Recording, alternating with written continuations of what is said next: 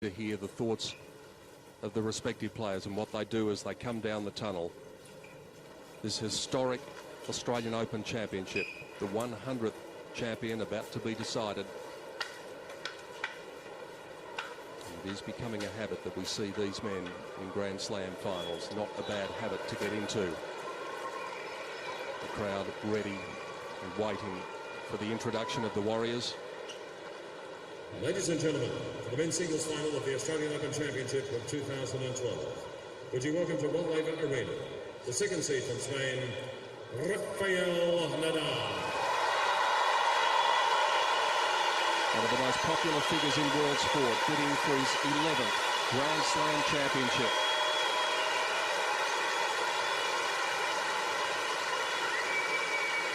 His opponent from Serbia, the top seed is Novak Djokovic.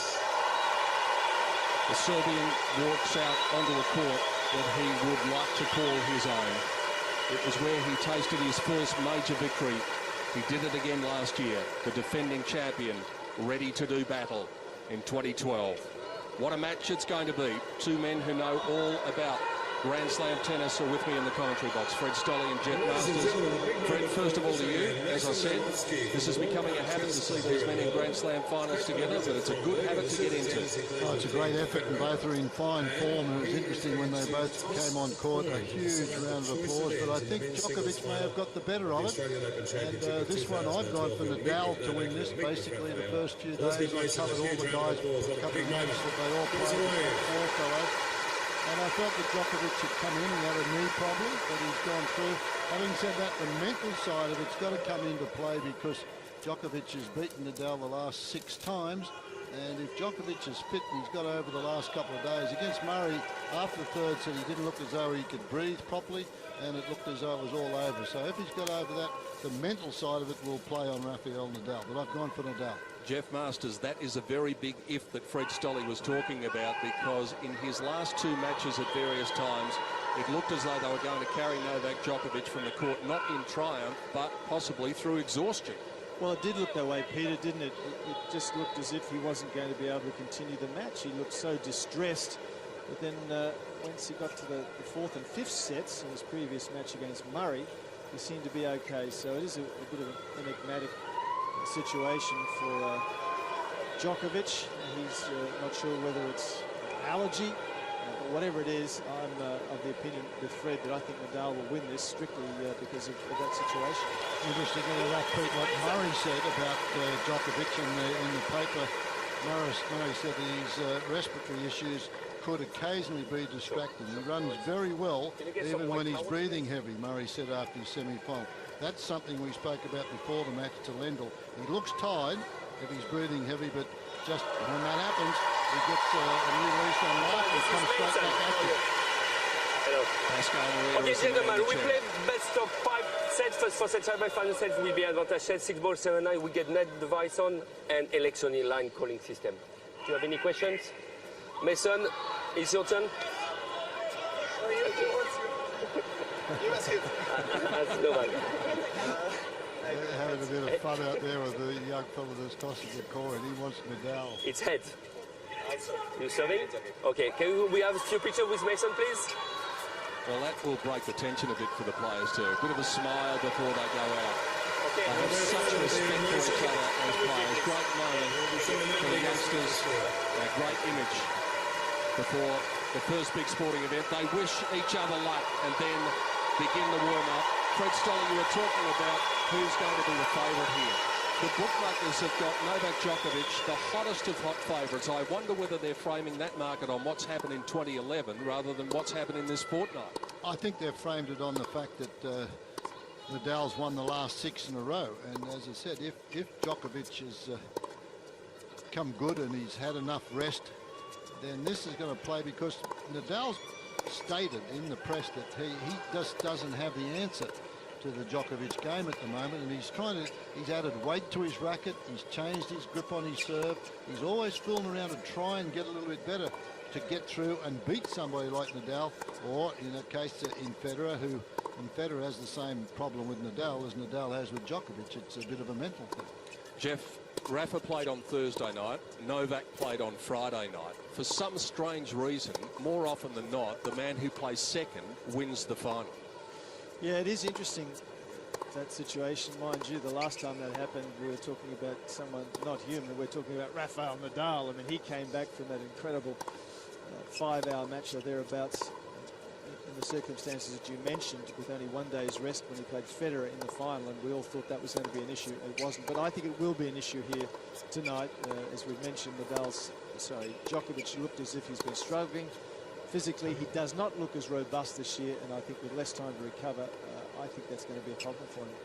The third straight Grand Slam final between this pair, as we mentioned. At Wimbledon, Djokovic won in 4 sets. At the US Open, Djokovic won in 4 sets.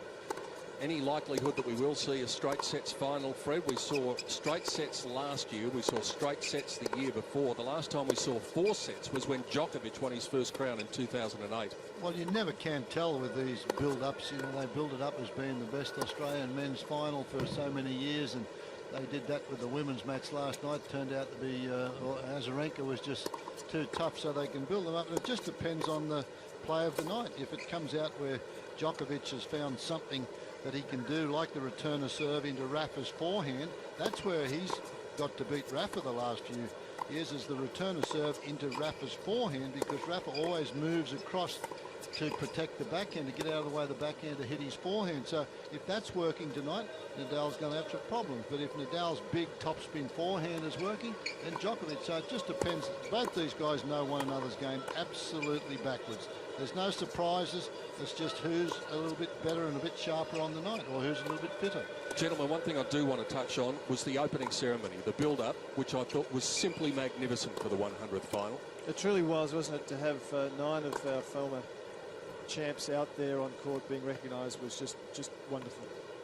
So then, let's have a look at these great athletes, these great warriors. 25 years of age, Rafael Nadal. He's won $45 million in his career. 7.6 million came last year when he won Monte Carlo, defeated Ferrer, Barcelona defeated Ferrer, and of course the French Open when he defeated Roger Federer. Also led Spain to the Davis Cup. He's won 46 career titles, and he's been the champion here in 2009, French Open champion 05, 06, 07, 08, 10, 11, Wimbledon champion 2008 and 2010, the US Open champion of 2010. He's playing in his 31st Grand Slam, his 8th Australian Open.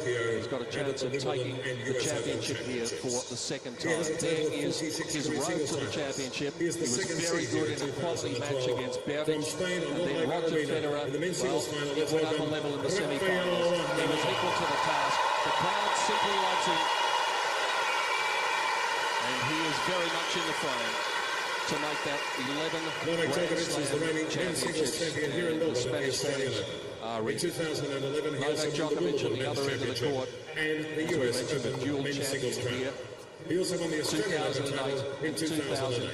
Then went on to enjoy that remarkable year last year. The Wimbledon champion, the US Open champion. He won 10 times from 11 finals last year, and 6 of those 10 were against Rafael Nadal. The first to win 10 in the season since Federer won 12 in 2006. He too, a popular figure in Melbourne. As Fred Stolle was saying before, Ladies and gentlemen, in the chair presenting our men's singles final of the championship for 2012 from Nice en France, we welcome Monsieur we had the top 4 go through to the semi-finals. We've got 1 versus 2 in the final. That's the way we like it. Just notice Djokovic while he's practicing the serve there. You can see that tape on his left quad there at the back, and it goes up into his athletic shorts that he's got down over that. But so he has that 1 minute. left thigh or left quad tape. It'll be interesting to see how that plays out if there is a problem with his fitness. But that's, you can see the tape down there as he's going into his service motion. Just trying to remember, Jeff, whether it was his left hamstring or his right hamstring that he clutched at the other night down at the far end of the court. But as Fred said, that's something to be perhaps a little bit concerned about, but not too concerned. The one good thing is that the roof is open now. Temperature's still very high. We're going to get a storm in Melbourne, no question about that. But there was a sprinkling of rain this afternoon, Jeff, in the match that you did, the mixed doubles final. But hopefully we'll get the roof open and we'll get all the way through to the end. Well, that's what we want to see. It's an open tournament, and that's how it's been the whole fortnight. So we don't want either player to have to get an advantage one way or the other with the roof closed. So terrific atmosphere, and as you mentioned a while ago, just that opening ceremony, I think, just put everybody's hair on the back of their necks on end. So it's just heightened the electric atmosphere here. Everyone is so excited about the beginning of this match. It should be a curler. There is the head-to-head. Their 30th meeting. Djokovic won the last one. In fact, he's won the last 6. All of them were finals. He's won 9 of the past 11. The last time Nadal beat Djokovic was at the World Tour Finals in 2010. So is that going to count for anything tonight when the first ball is served? Probably not, because they are both at the top of their game. The 2 best players in the world. Not a seat spare anywhere. Maybe just 1 or 2, but they'll be occupied by the time this match gets underway.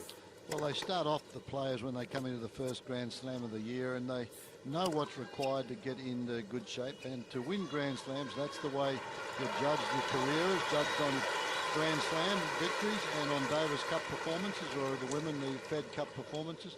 And so they've timed their run to be in peak form towards the end of the second week. And the top 4 boys have done that. We have the top 4 guys in the semi-finals. And we've had some tremendous tennis matches. If you go back a few matches with Nadal against Thomas Berdych, if Thomas Berdych hadn't missed a backhand volley, who knows? He would have been down 2 sets to love. But ifs and buts are candies and nuts. So tonight we're all ready to go for another exciting encounter here. The Norman Brooks Challenge Cup is awaiting $2.3 million Australian dollars to the winner. But this is about the glory. This is about putting a name on the honour roll again. Will it be Nadal for a second time in Melbourne, or will it be Djokovic for a third? Their 3rd straight Grand Slam final. The Australian Open of 2012. Djokovic and Nadal.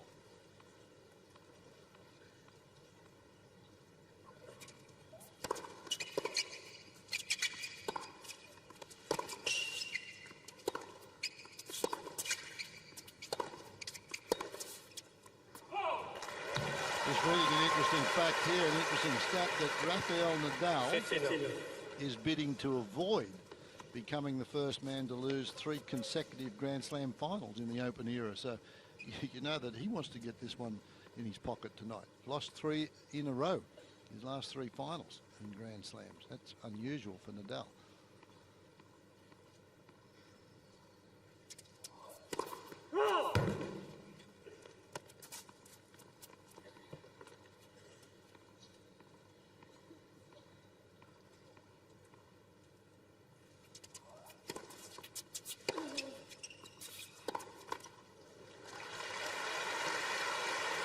And if he does avoid that, Fred, he'll become the 5th man to reach multiple finals at all the Grand Slams in the Open era. The other 4 pretty handy players: Agassi, Federer, Lendl and Rosewall.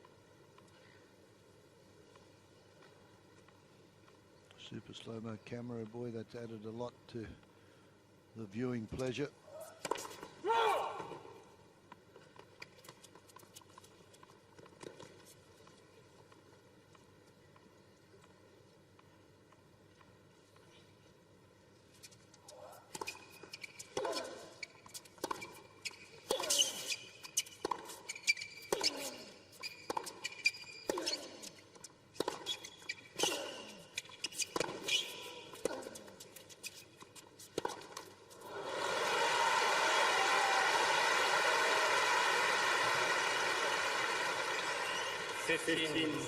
Fred, I'm going to be interested here tonight to see if Nadal, in fact, plays a little closer to the baseline. He's made comments about that in the last few days, that he felt that Djokovic has had the better of him the last few times because Djokovic, has taken a lot of time away from Nadal. So he wants to give back some of that same sort of philosophy. But early stages, we'll keep a close look on whether that transpires or not.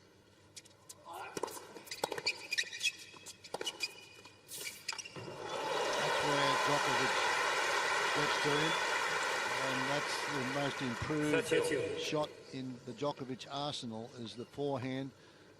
3 years ago it was shot that made unforced errors, but this one, Nadal's not looking for that pace of shot that he can create into that forehand corner.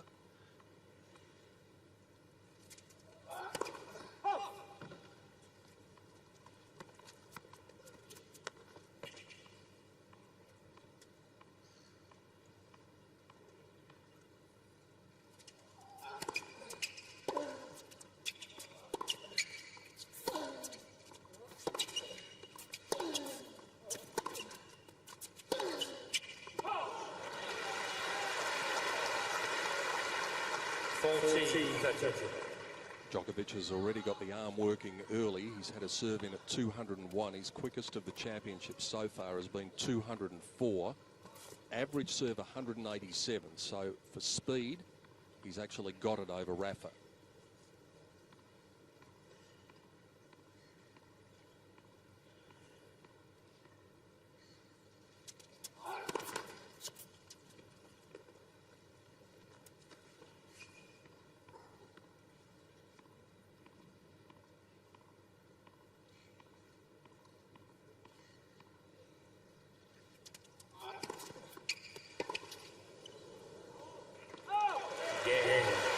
Second serve, you could see Nadal move, looking for that backhand serve, and Djokovic with a good kicker surprised him.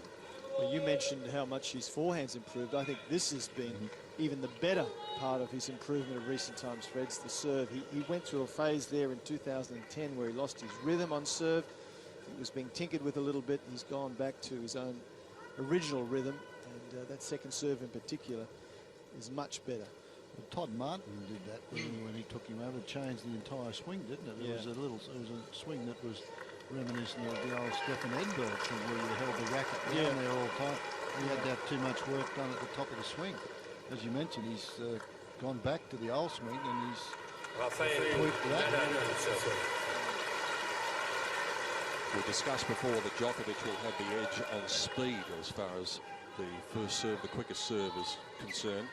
One thing where Nadal will be looking for an edge will be first serve percentage. His average first serve percentage throughout these championships, 74 compared to 60 for Djokovic.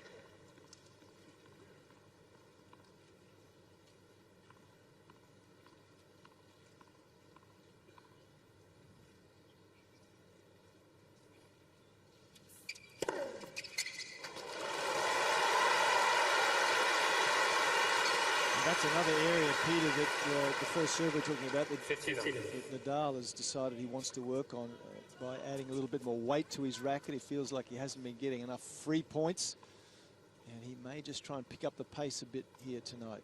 Doesn't want to have to work as hard as he has in the past.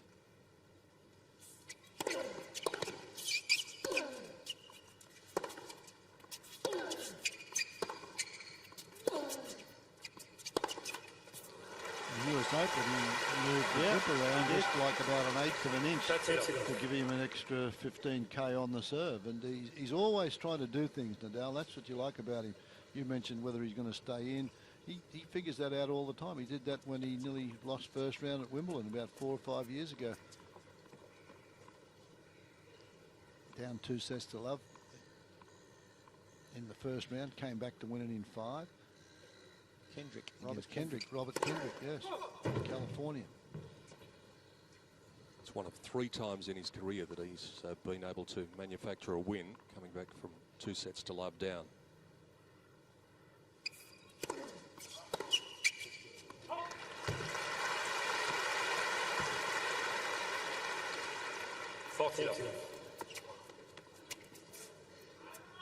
He hasn't done it since 2007, come from 2 sets to love down, as we look at the man whose house we're in tonight, Rocket Rod Laver.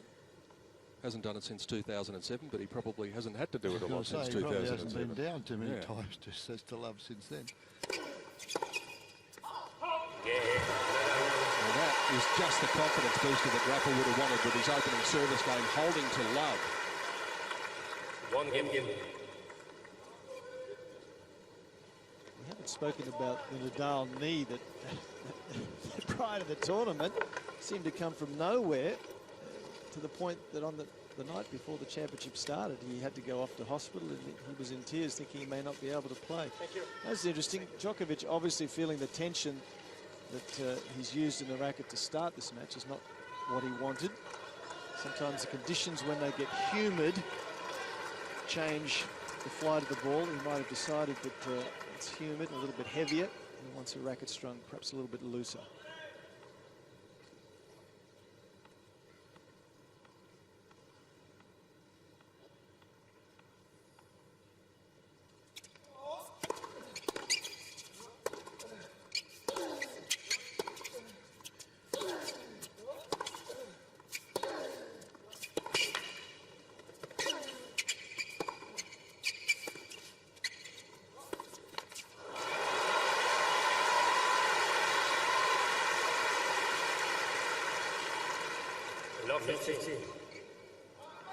Just struggling with his timing a little early, Novak Djokovic. 5 unforced errors on the board already.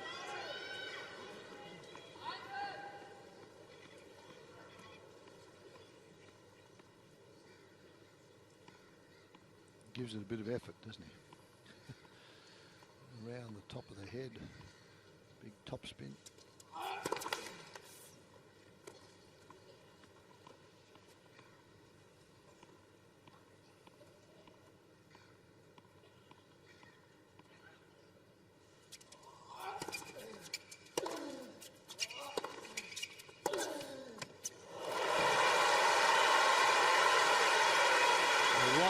Djokovic a little ginger on that leg, chasing that one. Did not move for it. See if he can pick it up here.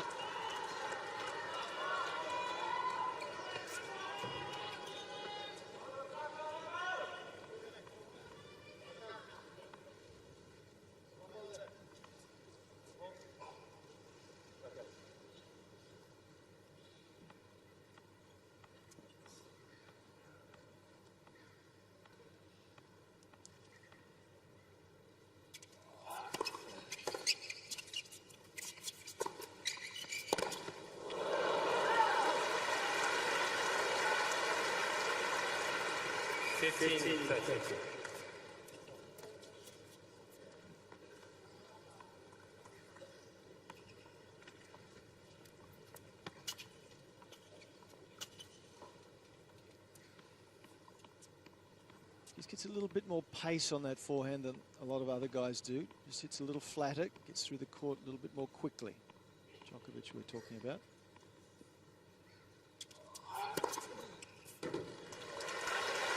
The Djokovic players box. Gonna have a look at it.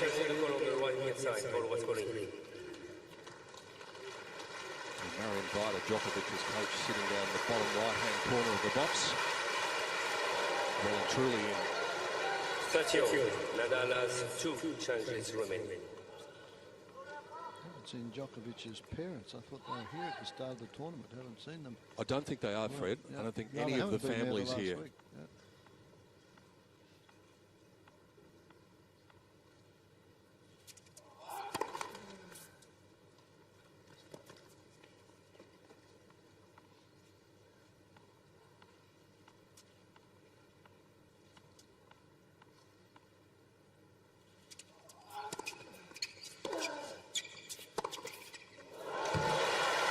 Shot.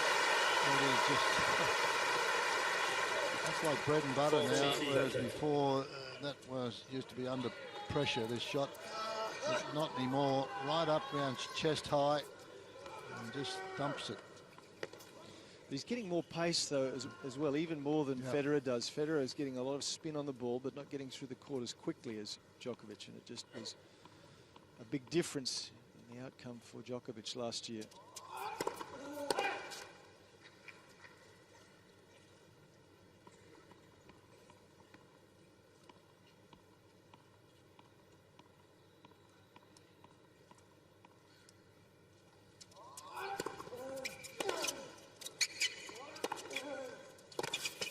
There's that speed again. It's that same shot again into the forehand though.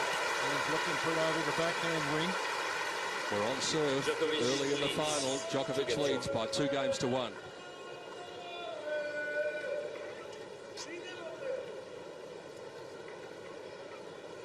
times he hits that forehand, Djokovic, into the Nadal forehand, a little bit like Hewitt. He flattens it, it's sort of moving away from inside the body, out. inside out, a little bit of inside out, and it's moving further away. So that means that Nadal's got to go another half metre to get around it to play it. Well, plus the grip that Nadal uses, that heavy Western grip, it's a much more comfortable ball to hit in tight to the body. With the grip that he uses, it's very difficult to hit around the outside of the ball. So again, another reason to go hard into that forehand corner. But easy to say, tough to do.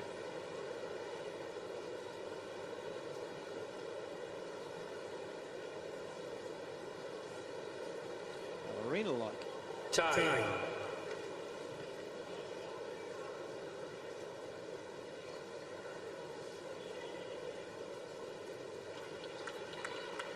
Yesterday we learned a valuable lesson. Don't make too many decisions about how the way a Grand Slam final is going to go after the first 3 games, because you may find yourself wrong.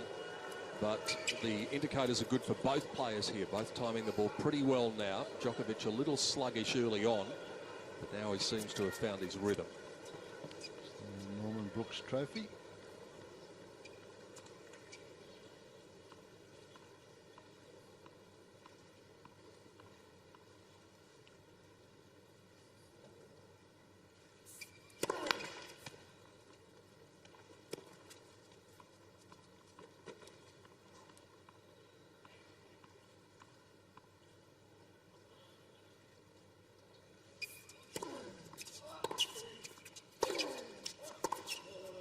Djokovic challenged the call on the right baseline. Ball was calling. I think this is long, unless it's a lot of topspin. You never can tell with the strings that Nadal uses. He gets a lot of dip on the shot. It's long. Well, good judge, Fred, because that margin is 2 millimetres. Love 15. Oh, he's had a good eye, didn't he? Well, apparently he's got 2 good eyes. No, I've always been one-eyed.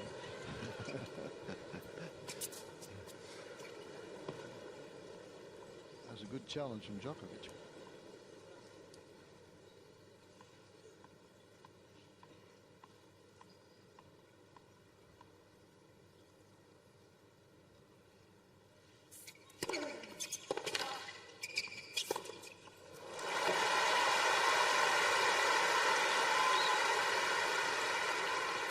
It's the reason that Nadal's got such a terrific record at staving off break points. He's a lefty. The big points are so regularly into the second court. He's down break point. He puts in that wicked sliding serve, and you're under big pressure. He's one of the best in the world as far as getting out of break points.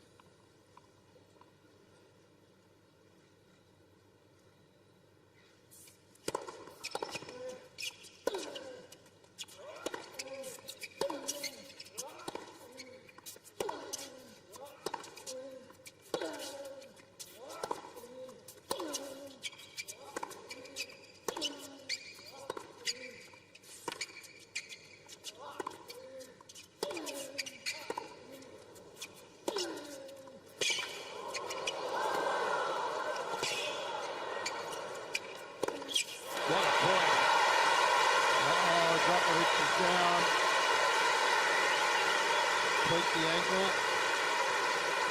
He'll walk it off though. 13-15.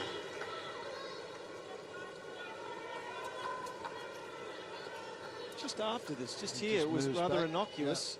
Yeah. Oops. Just there, the right ankle rolled just a little.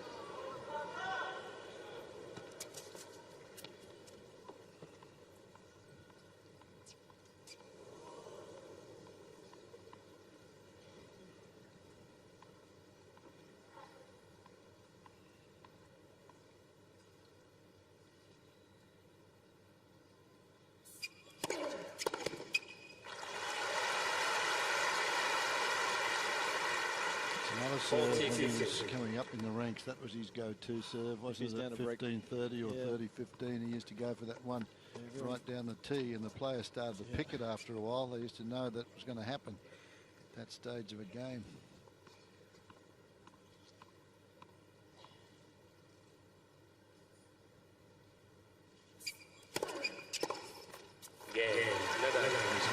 serve very convincingly at present. Rafael Nadal has just dropped the 1 point. 2 games off.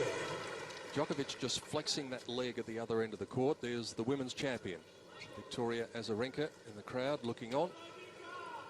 And it's one of those ones where you roll an ankle. Gentlemen, you know it. You've probably done it many times out there on the court. When you do it immediately, there's a bit of shock about it. And you think, I hope I haven't done it badly. Doesn't appear to be the case with Djokovic, but he's got it in his head now. Yeah, I think he's going to be okay. He's just loosening it up. It would be more noticeable by now if he'd done some serious injury. He's had to put the weight on that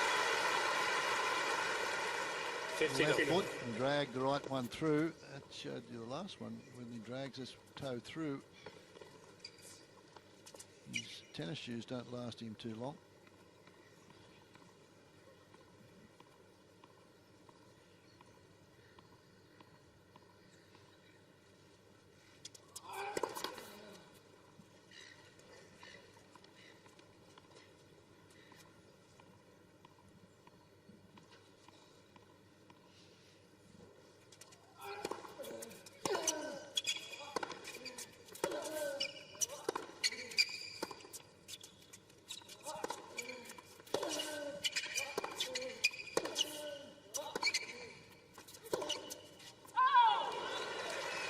Speaking of those tennis shoes, Fred, it would be interesting to know what the surface of Novak Djokovic's shoes are like, because without question, he has got the loudest pair of shoes in the men's game. It's like a symphony of sparrows as he makes his way around the court. I think they're the hard court shoes. They don't. The Wimbledon, they have the pimples on the bottom of them. Their Uncle Tony wasn't too happy with that one, and neither was Dad. That's his dad next to Uncle Tony. Out.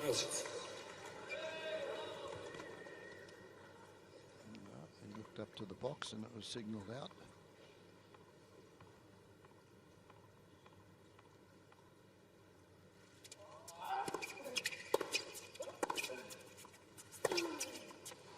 Changed his return to serve position there, Nadal. That was the first time he'd been up tight on the baseline. 30-15. Most of the other occasions he'd let the ball drop. See where he stands here, on and inside the baseline. That's a surprise tactic and a good tactic, even if he just does that from time to time. Mix it up. It worked for him.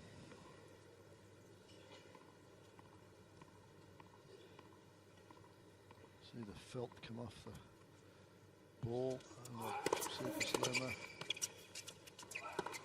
Whoops. Pretty tentative backhand there from 30. Djokovic, having to put the weight on that front foot. Well, it was a lack of footwork, wasn't it? He just didn't move as he should have done. We didn't hear the squeaking. He's falling backwards as he hits that.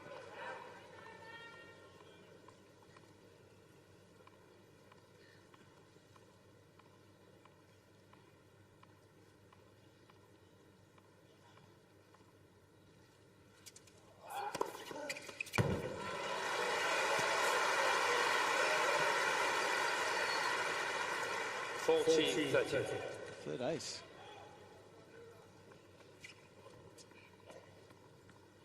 What a turnaround that serve has been in 2011. It was a liability in 2010.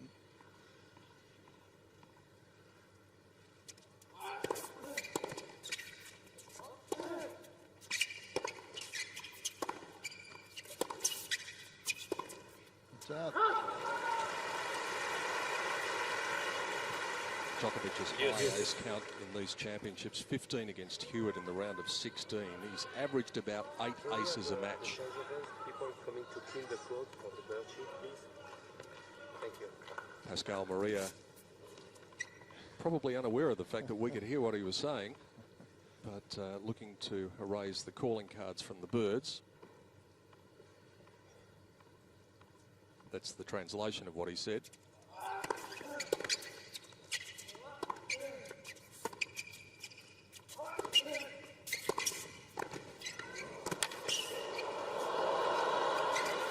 Remarkable. Not that shot, the one before. He does it time and time and time again.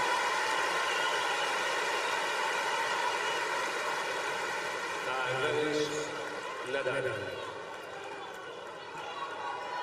had no business getting that one, and it turned out quite difficult. And when he's got a target, look out.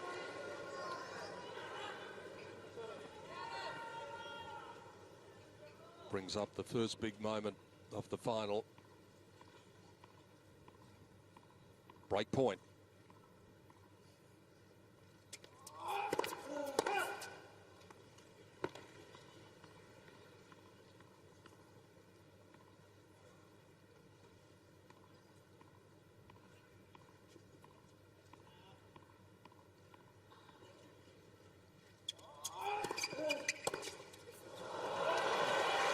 That was a tight return, very much rushed into that one. How eager both these men are to get an early break. Goes after it though, Fred, doesn't Yep, he? Look he where he does. is. He started to attack it, but as you said, he didn't really commit to it.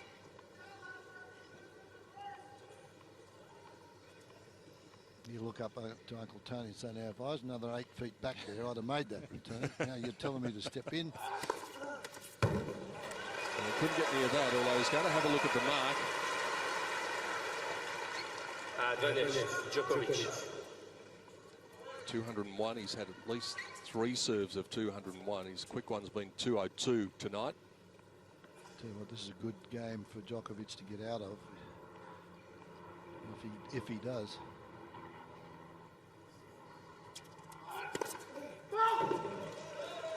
Djokovic channel call on the left face. Ball was called out.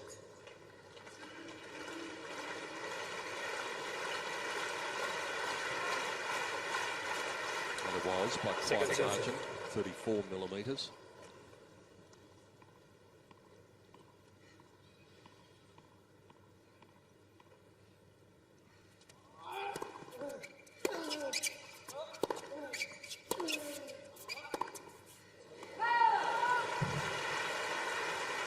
Yes, Djokovic has 2 chances Then on that remaining. backhand side, when he's got to put weight onto that right foot.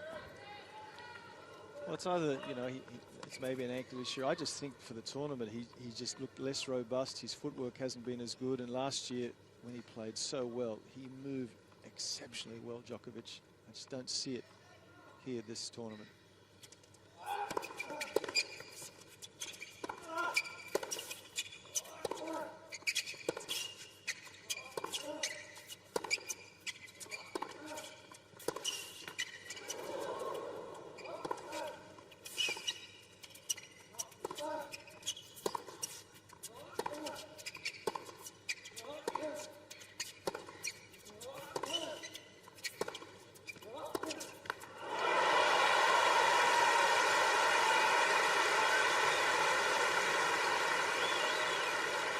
Advantage, Nadal.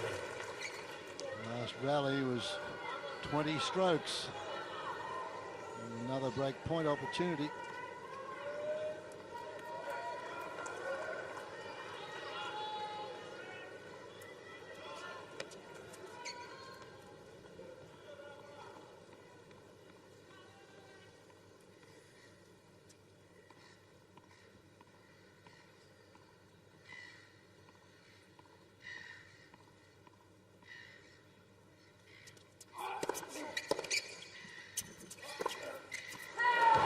So Nadal making Djokovic dance to the beat of his drum early. The first break comes. It goes the way of the Spaniard, and he leads 3-2 in the first set of the final.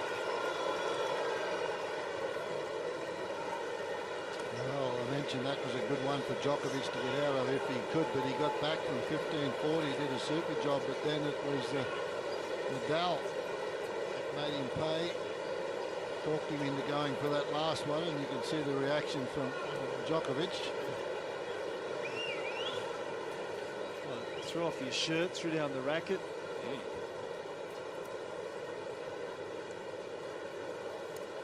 Well, that is an amazing sign of frustration early on. I wonder if there's something else behind that. Well, there has to be, hasn't there? I think it's just frustration at the way he's been feeling.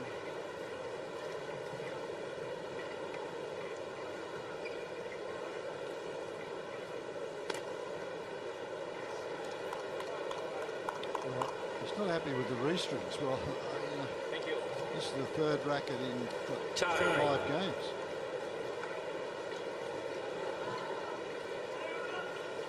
All sorts of changing going on for Novak Djokovic. He was very frustrated as he went to his chair. He's changed his shirt. He's changed his racket again. And he's seen Nadal jog out, which is a wonderful psychological ploy from Nadal. It's 91 degrees and he's put on a black shirt. That is curious. Especially for a man who's looked the way he has in his last 2 matches. And this look that he's got going at the moment has proven to be the onset of that flat patch that he goes through.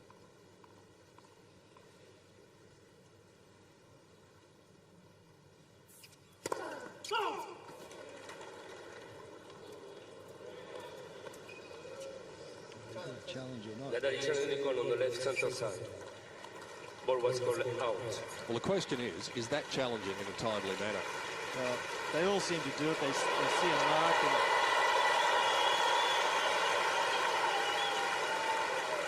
I think it's better than looking at your support box and asking them though. Well, it's pretty much up to the chair umpire to determine that, isn't it? Whether it's made in a timely fashion. He's picked up a couple of the players for coaching also, Pascal Maria, throughout the 2 weeks of the event.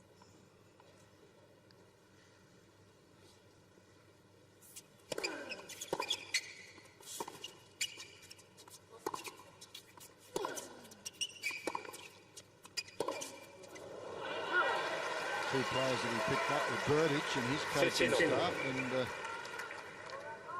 first round against Tomic when Tomic played Verdasco. Both players questioned him. He said they're speaking, but I can't understand what they're saying, but the sentences are too long. So they have to be coaching. It can't be just vamos or come on.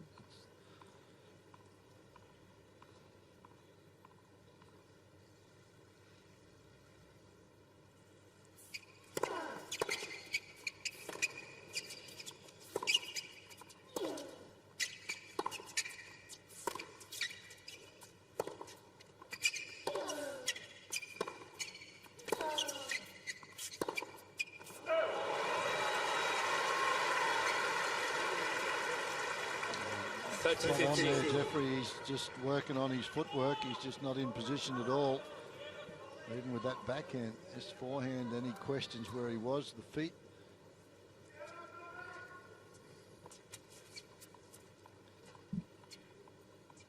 Look at the intensity on Nadal, boy.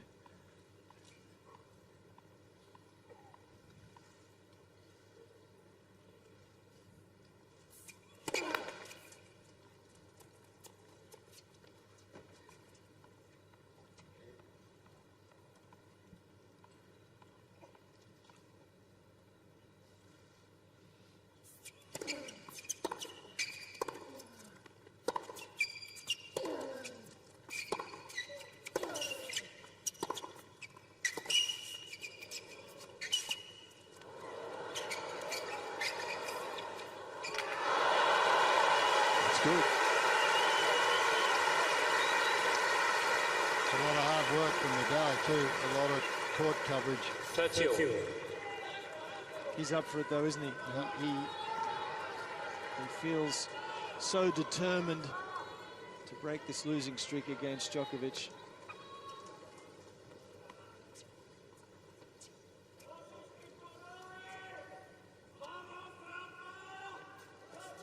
Thank you.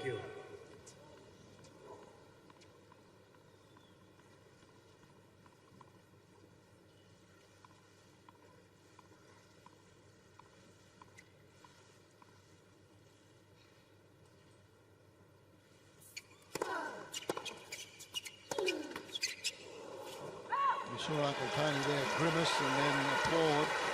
One thing you must say for him, he loves his tennis, and he really applauds good shots, whether they're against Nadal's opponents or whether they're his man. He just loves the sport. He's robbed on that one. That gives Djokovic an opportunity to get the break straight back. That's the ideal time to do it.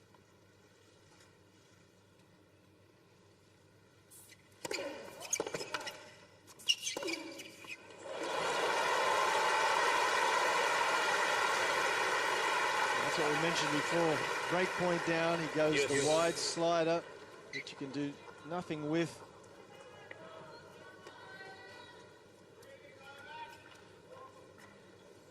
Pretty effective forehand there.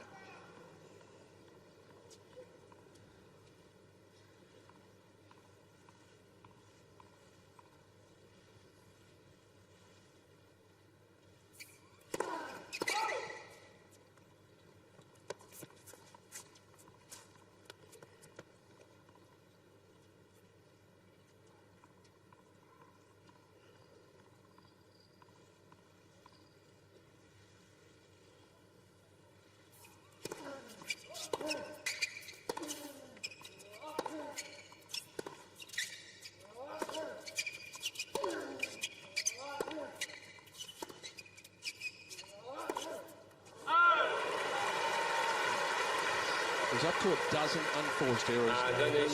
Nadal. That is a very high count for 6 games.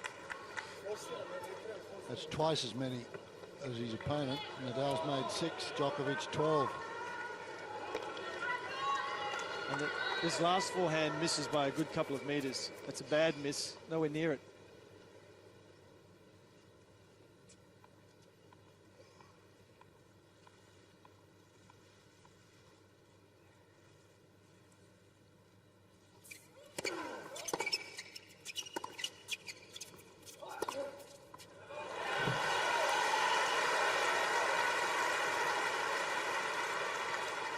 Yes.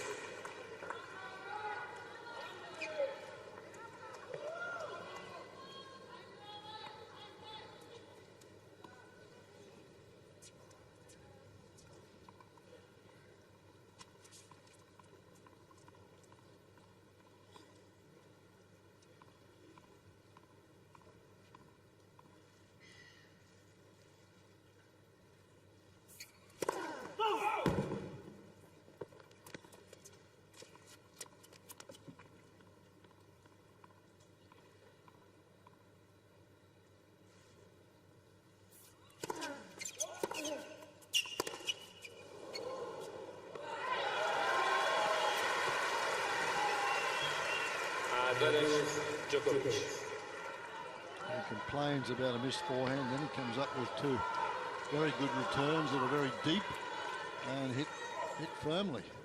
This is a good return. Best returner on the tour in 2011, won 39% of all return service games.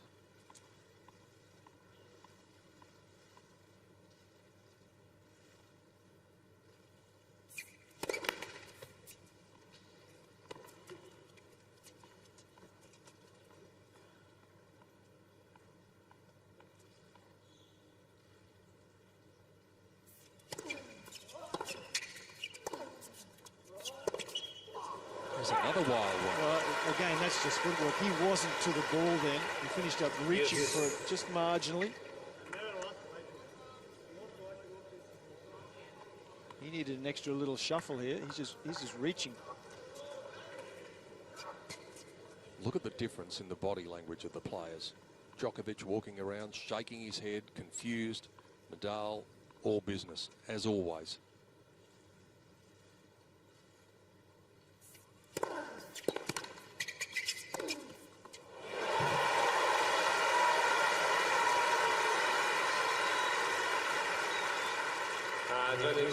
Nadal.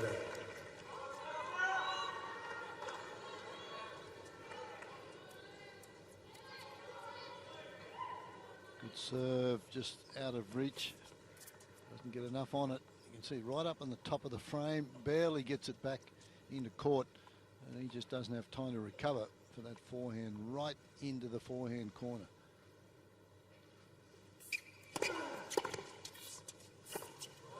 And the longer it goes, the more significant this 6th game is becoming. 4 deuces now. Djokovic has had 2 break points. 9 minutes in duration. It's becoming pivotal.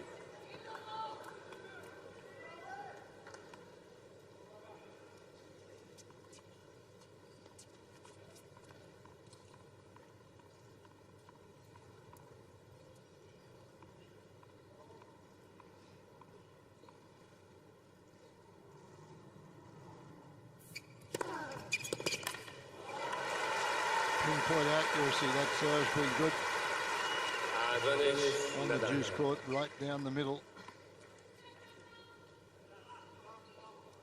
Again, this one moving away, just out of reach once more.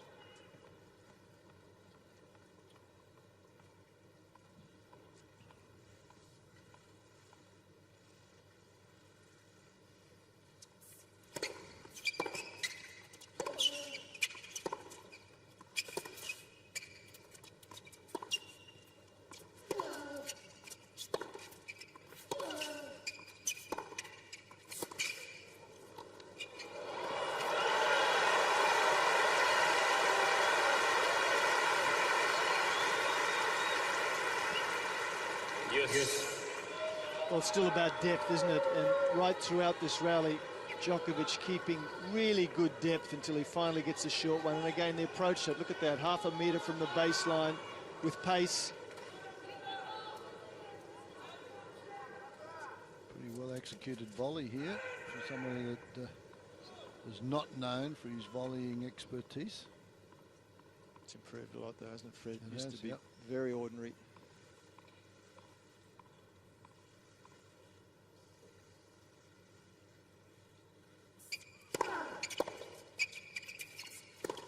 Jammed him with the body serve, and that was it.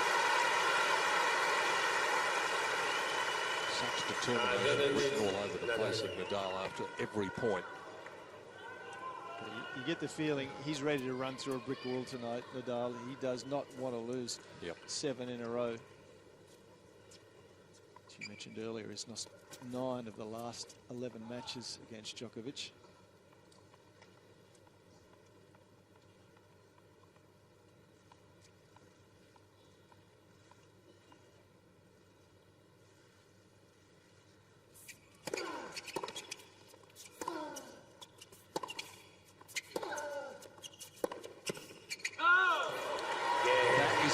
Big hold from Rafael Nadal. Djokovic will be kicking himself. He had a couple of opportunities but didn't take advantage of them. That might be significant when we talk about the story of this match. The crowd in Garden Square packed out there, and also at Grand Slam Oval, just to be here to enjoy the atmosphere of the first big worldwide sporting event of 2012. The Eureka Tower standing like a beacon above Melbourne's skyline. Ball boy, the ball, On a please. cloudy and perhaps, and hopefully later on, stormy night. Pretty nice sunset, or it appears to be.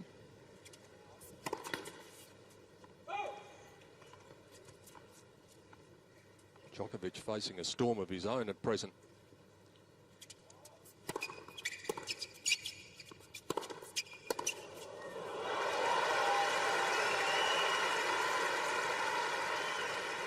More of frustration, that forehand.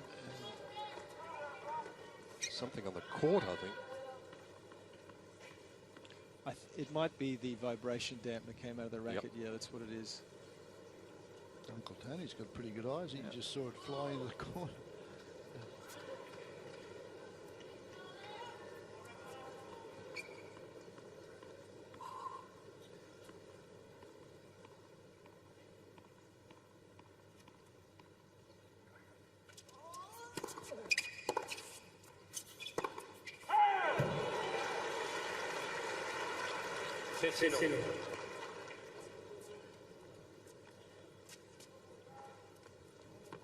The defending champion needing to be very vigilant here. Otherwise, the first set could be gone before he knows it.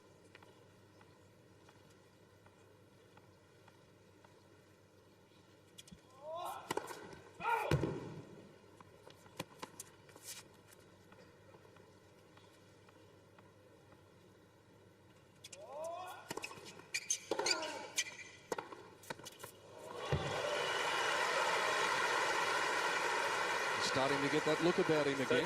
Starting to get that flat look. Didn't even follow that ball in. He's been stand and deliver these first 3 points. Yeah. Wants to finish the points quickly. If this is any indication, the first 3 points here.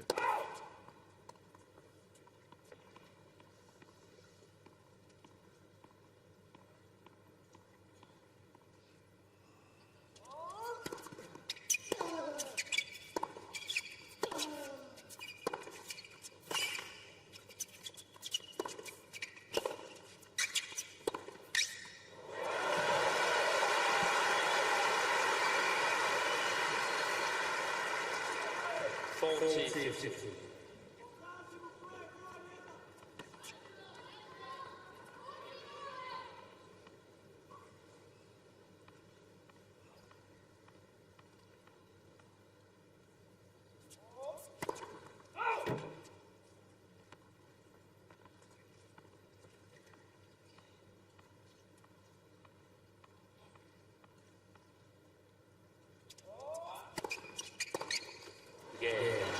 Djokovic holds, but perhaps the sign's just a little worrisome. He's down a break. Nadal has it 4-3 first set.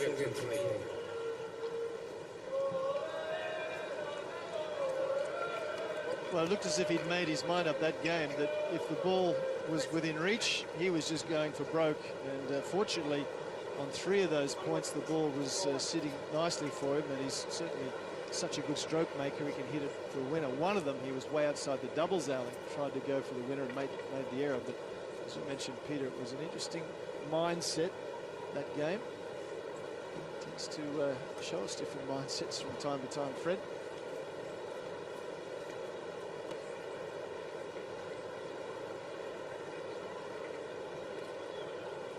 Good look at the intensity of the Nadal serve. It's not a huge serve. His fastest one today has been 204k.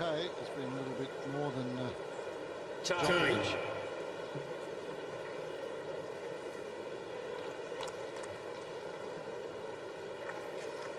There's that sunset that Fred Stolle was talking about, looking towards the west beyond Eureka Tower, the tall building in the Melbourne Central Business District, less than a kilometre away from this great tennis centre. It's a venue to which a lot of the players, spectators, officials can have a leisurely walk near the Yarra River to come down here. And that's what makes it their favourite Grand Slam of the year. New balls, Nadal with the break, serving at 4-3.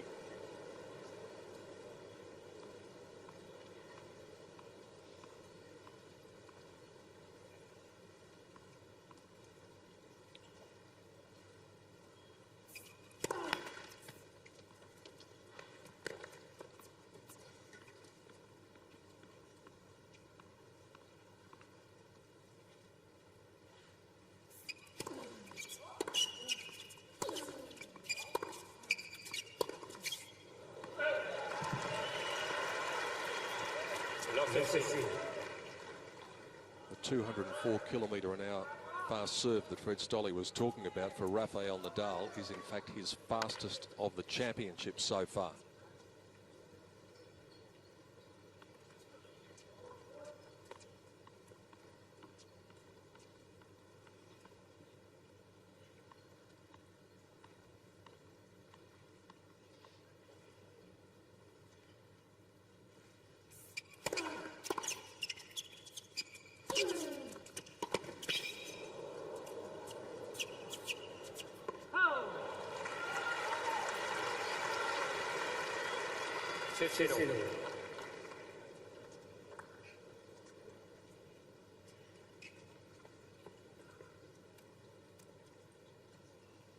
Creates his own pace of shot there. Nadal was just blocked back. That one could bring rain if it gets up any higher.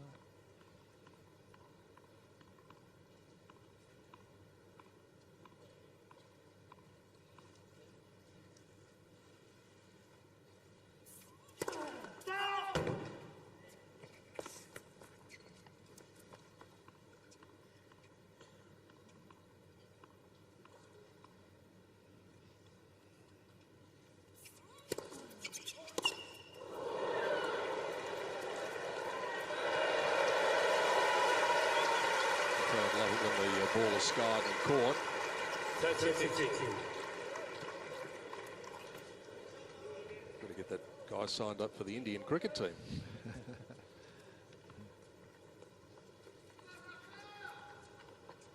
think I'd rather be signed up to be the Indian cricket coach. And look at what his salary apparently is.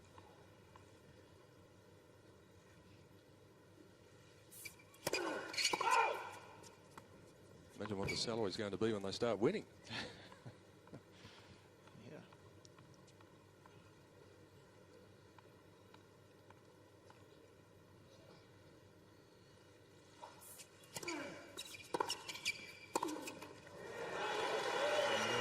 point on that one.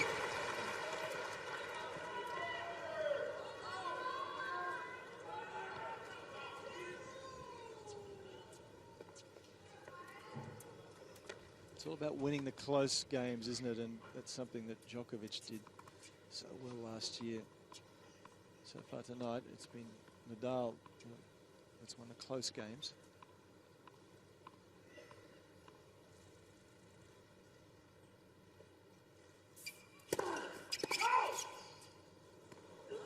Qué buena. Nadal is standing in the corner on the right service line. Ball was called out. Okay, bueno, what's that mean? It could be good. First service. Could be good. That's what it is. It could be good. So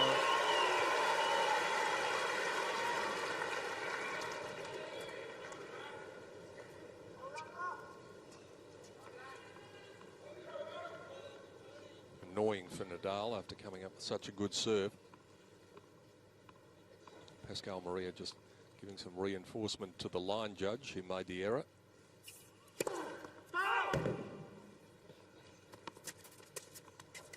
Don't realise what a hard job they've got until you sit at the side of the court and see the speed that the ball is moving.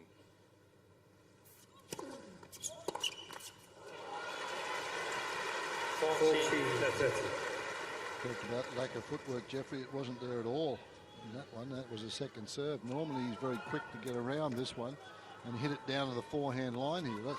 Look how he moves. His cramps, see how tight the elbow is into the side. The ball chased him and he didn't move.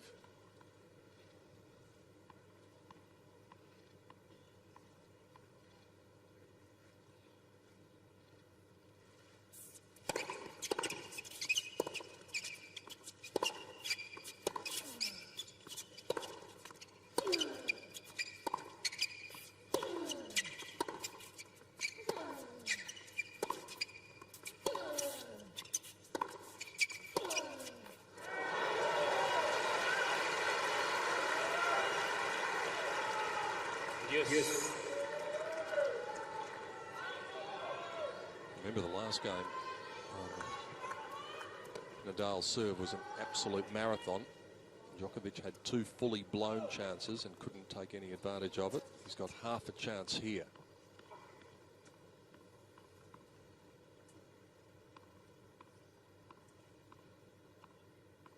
Running out of time to take his chances in the first set.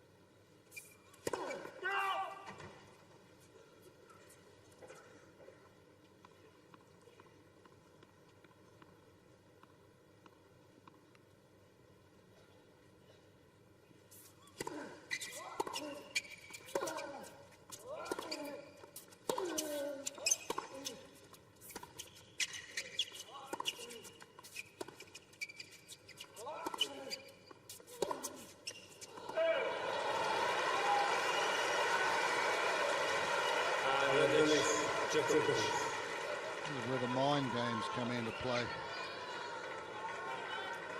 Nadal looking good here. Looks as though he should go on and win this set. He knows in the back of his mind that he struggles against Djokovic, and he has played a pretty poor game for Nadal by his standards in this game so far. He's not out of it, just down a break point.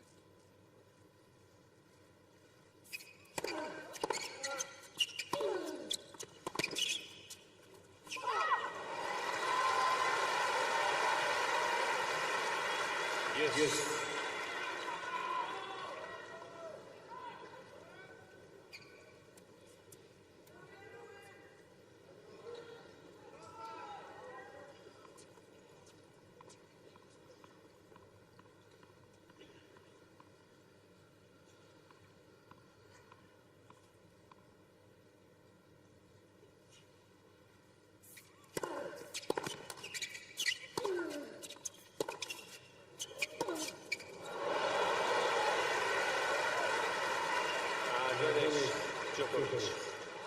Ladies and gentlemen, please remind to be quiet during the point. Thank you.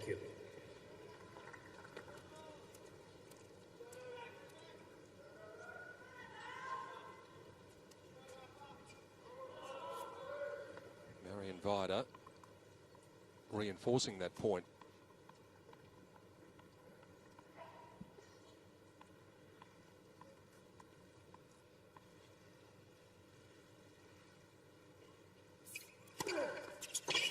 That's a good serve again. That's the one Jeff Masters is talking about. Not a lot of pace on it, 177, but boy, halfway up the service line there and just spinning away. Djokovic has to take one hand off the racket. Can't play that with two hands. Look at that full stretch out there. Can't control it.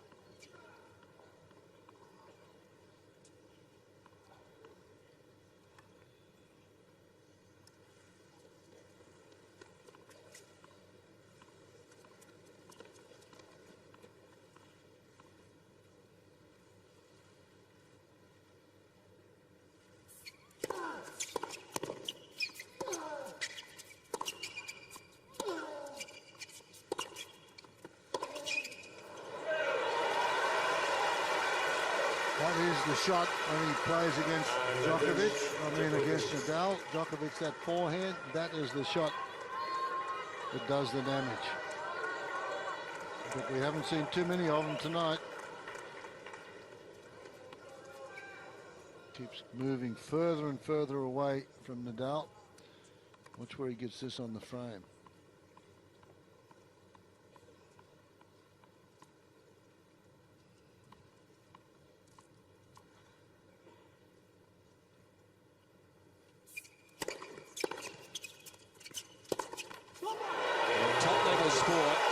Certain number of chances, and finally Djokovic has taken one. It's taken him 5 break points to get the break back, but that's exactly what he's done.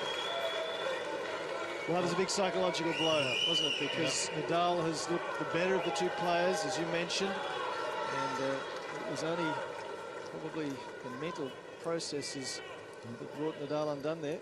Not a good game at all. So, back to square one. There's the very expensive watch that he's got, Nadal, and a good look at the ball bounce. And the serve, he gets all that motion, jumps up in here.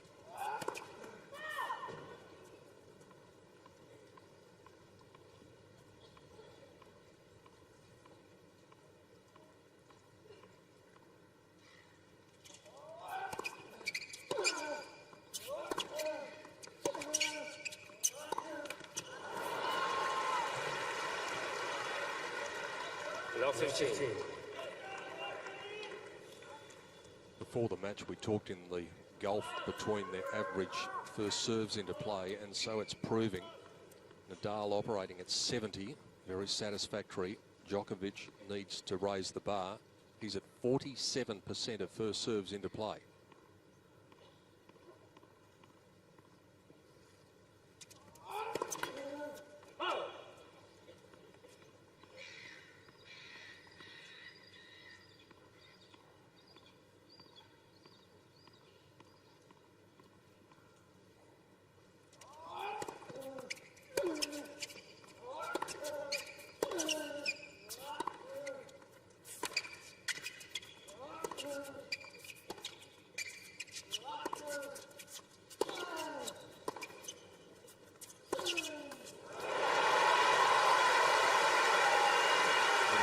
Looked a little tentative in his footwork.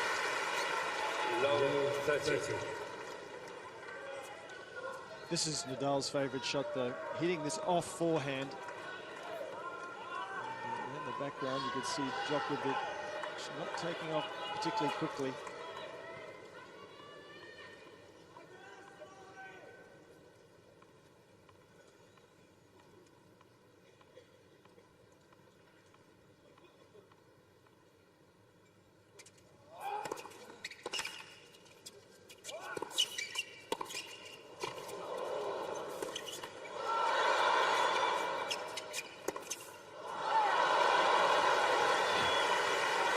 A jail-free card there from Djokovic. 15-30. This next one was past him. It was a cold winner. And the net cord goes against Nadal.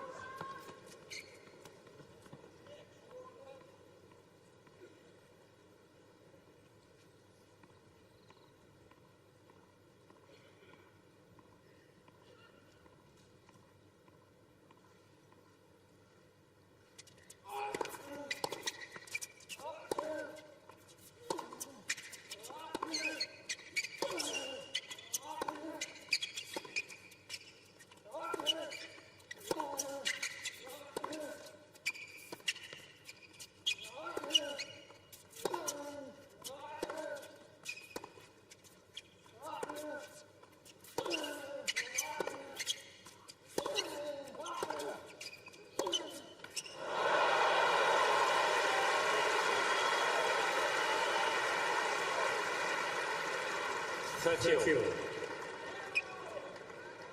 It's the ability of Djokovic to absorb the big forehand. This one here of Nadal jumping up at you, and Djokovic takes it on the rise and thumps it back as hard. That's something that one-handed players can't do. People like Federer struggle with that shot. He runs into trouble with Nadal, isn't it? Exactly the same.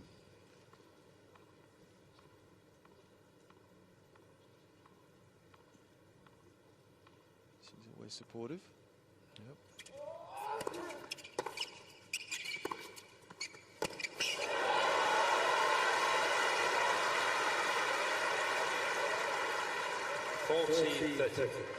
Whereas he looks as though he's out of it for a couple of games, and then suddenly gets a break of serve, and he's like a new man. Well, as we mentioned, that 2-4 game, he just was stand and deliver without really too much thought about what was going on. Now he's very mindful. Djokovic we're talking about.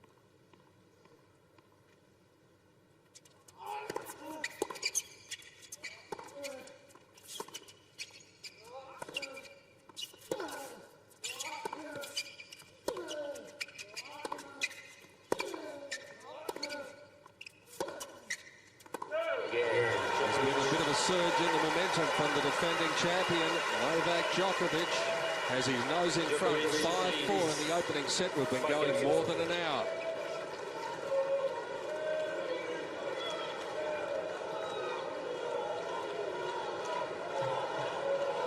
And the cheers of Nole, which is Djokovic's nickname. But at 4-2, you wouldn't have given a Zach for his chances in the first set, would you? He certainly was making far too many errors. At one stage there we commented on the fact that he'd made 12 unforced errors to Nadal's 6. Certainly that's improved. He's now made 17 to Nadal's 14. Nadal sort of presented him with that game at 4-2 though, that 4-3 game. To get to 4-all, it was a very poor game with lots of unforced errors and a little bit of not believing in oneself with Nadal.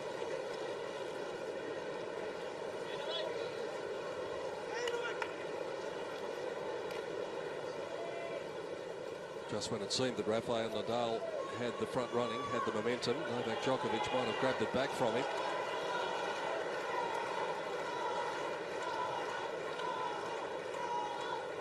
Five games to 4 in the opening set of the 2012 final. Serbian fans, Spanish fans, plenty of those abounding, and the neutral fans are just here to enjoy the occasion. They've certainly done that. Roof open, a little sprinkle of rain earlier on during the mixed doubles final, but weather-wise it has been the most perfect fortnight here in Melbourne. That's the reason that the record for these Australian Open Championships attendance-wise has already been broken before anyone came through the gates tonight.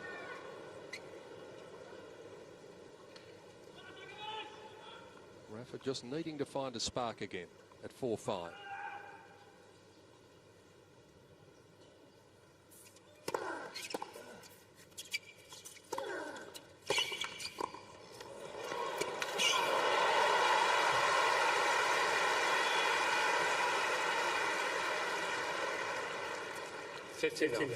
Hit the serve at the body well so far tonight, Nadal, and that's a good tactic against the man who is the best returner of serve on tour. Don't give him room to swing.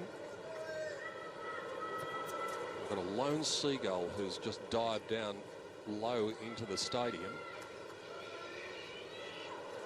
And about 100 others have followed. He's just said, follow me, folks. By the look of it, they're going to depart reasonably quickly, although we've still got 3 or 4 up high, but no real hold up.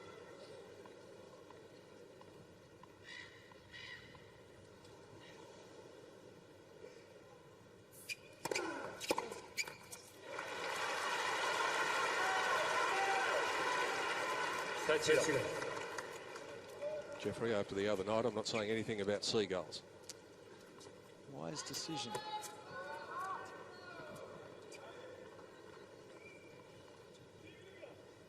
that ball to David Attenborough, I think. Well, the feathers, you can see the feathers floating down onto the court now.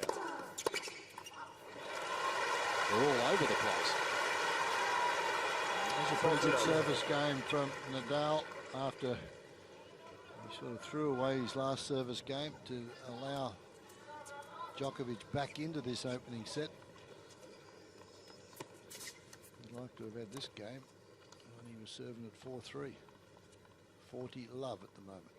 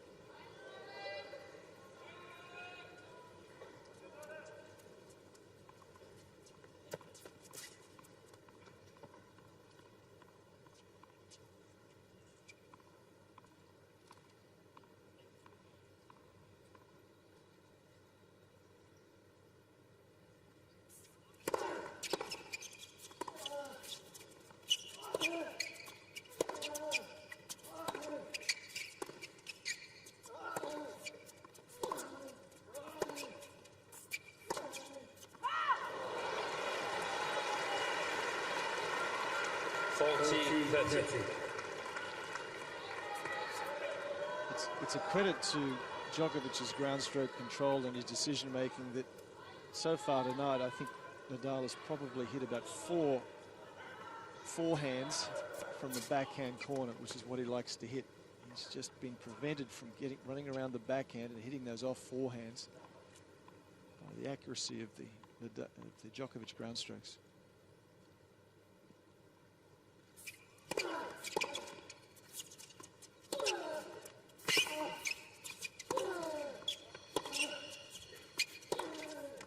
That's what he wants to do. Called it, Jeffrey. It turned into a tough hold of serve. 5 games. But a good one in a vital time in the first set as this set rolls on. It's not going to be a quick match, even if we have straight sets tonight. We've been going an hour and 7 minutes already.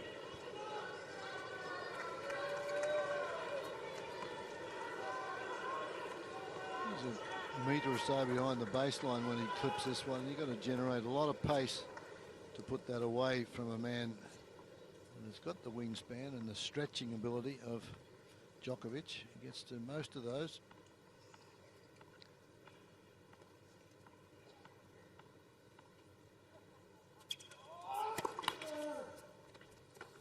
5-all, heading towards tiebreak.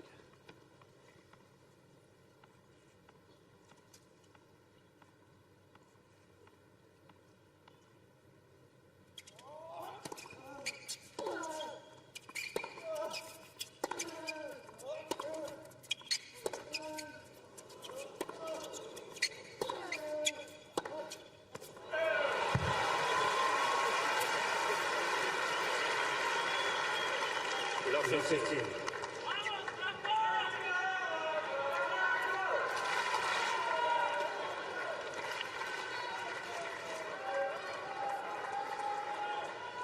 Again, Djokovic actually blaming the restring for this.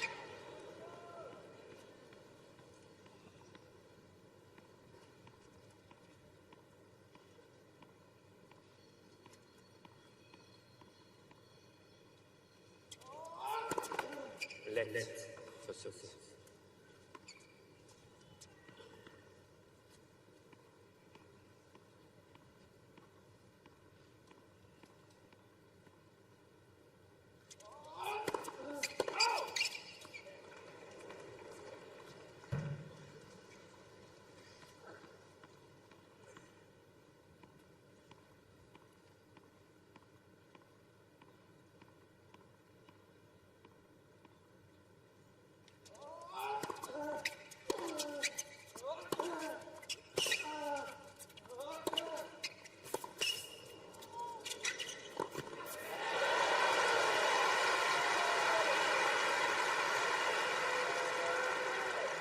15.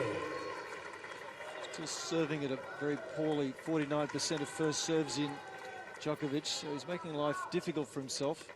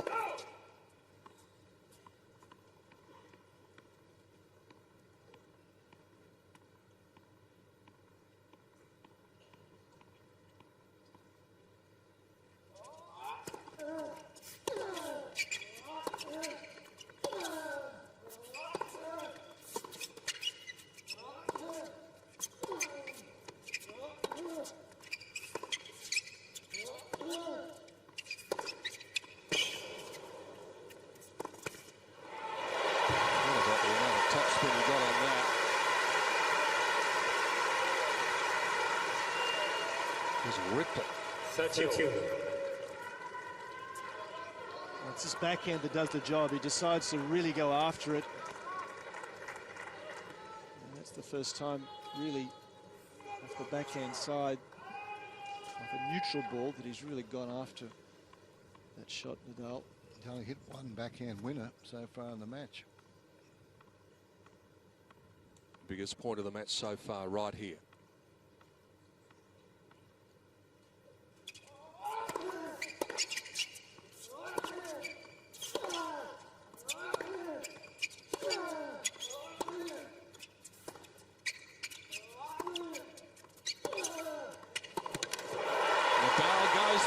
Sees the half opening, and the half opening just got bigger.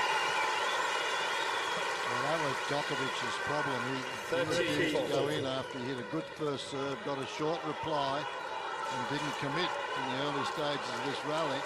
Then he comes back to this spot, and Nadal burns him with the forehand.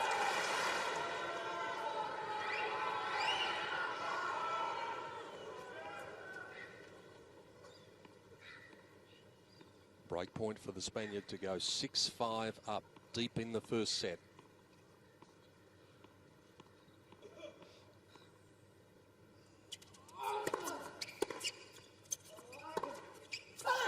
And the break comes at the worst possible moment for Novak Djokovic. Rafael Nadal in a moment will be serving for a 1-set-to-love lead in the final.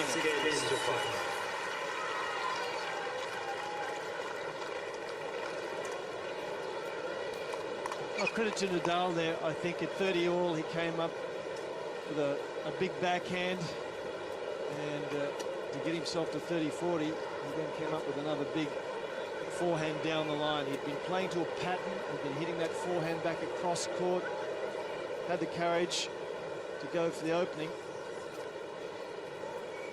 So we may well see what we thought we were going to see earlier, Fred, and that is a first set to Nadal. Yep.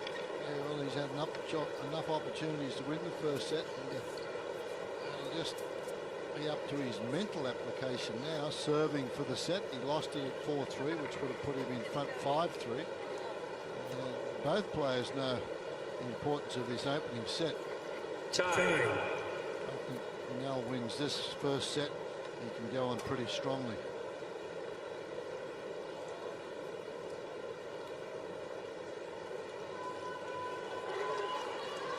Plenty of stars on that bag already of Rafael Nadal. Is he about to add another one, an 11th? This would be the first step towards that. Yesterday, the women's final went 1 hour and 22 minutes in total. The first set in the men's final goes 1 hour and 14 minutes, and it still ain't over. It might be in a moment, though, if Rafa can come up with a solid service game in the 12th game. Otherwise, we're off to the breaker.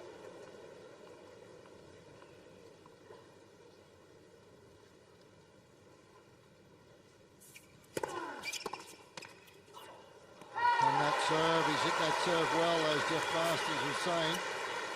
Yeah, for an hour and 22 minutes yesterday, $2.3 million to Azarenka, and she deserved it. But the winner of the men's singles probably be out there for maybe 3 or 4 times as long. It's the same money, $2.3 million.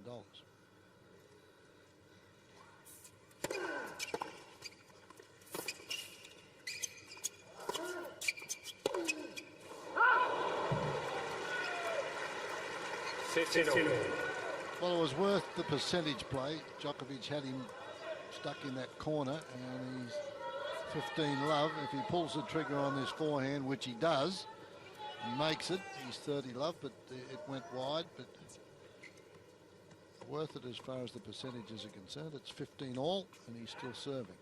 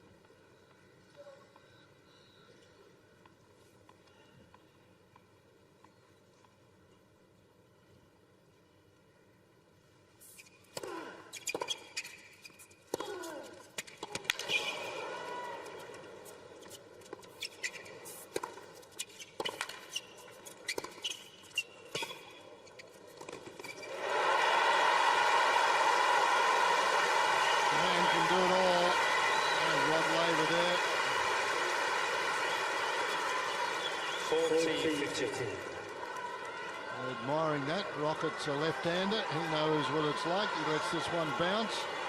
Doesn't overplay it. And moves in behind the next one. Plays the little sliding volley and plays the angle to take him to set points. Beautifully executed. Moving forward.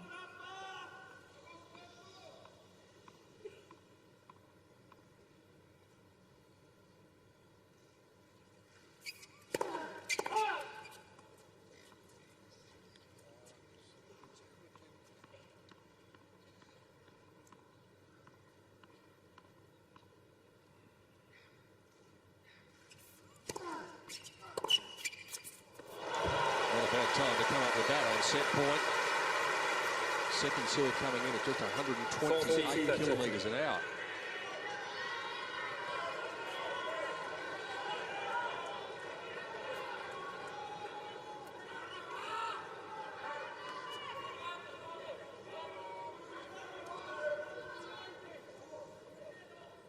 One set point remaining though for Nadal.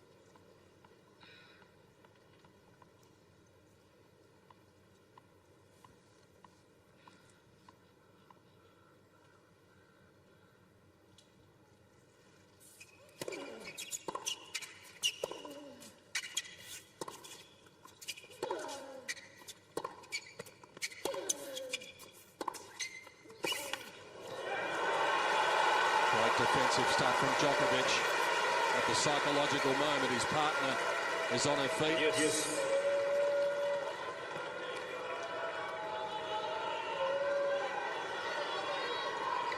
Irrespective of what happens here in this particular match, Djokovic still remains #1 in the world because by way of his performances last year.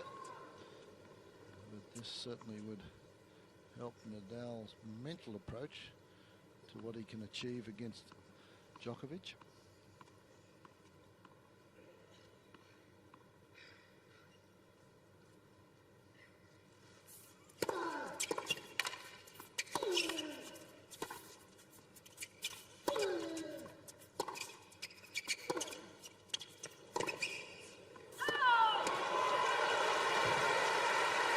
mentioning number 2 and number 1, Fred, it's interesting to note that when we're mentioning Grand Slam finals in the modern era, the number 2 seed has a more positive record than the number 1 seed.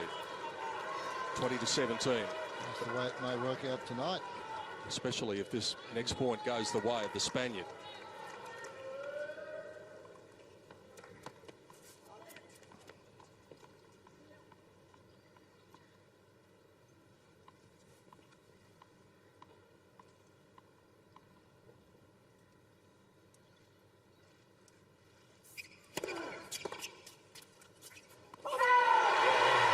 For much of the set, he looked the man more likely, and so it proves. Rafael Nadal takes the first step in the final in 2012 after 1 hour and 20 minutes. 7 games to 5 is the Spaniard on his way.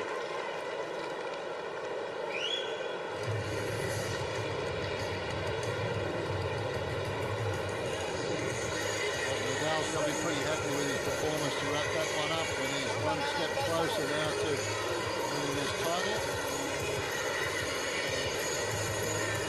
That will take, in my opinion, take a fair bit of the wind out of the Djokovic sails, and performances on the serve. Djokovic not too good. Nadal very good. The unforced winners pretty even. Unforced errors rather even. But it is 49 points to 43. But the net points won rather even. But Nadal has been able to do the job on the break points, and Djokovic has had 5 of them and only converted 1. And that was the downfall in this first set. Let's have a look at some of the highlights. Well, he served, well, it was almost a low light there, but he seemed to recover okay, Djokovic. Just didn't serve well enough, Djokovic, either. First serve percentage, 51%, that's not quite good enough. The last part of the set, I think both players playing pretty close to their best. Wasn't the case at the outset. Djokovic seemed to be not moving as well as he needed to be, and you can see Nadal he's desperate to win tonight, absolutely desperate, more so than ever, if that is possible.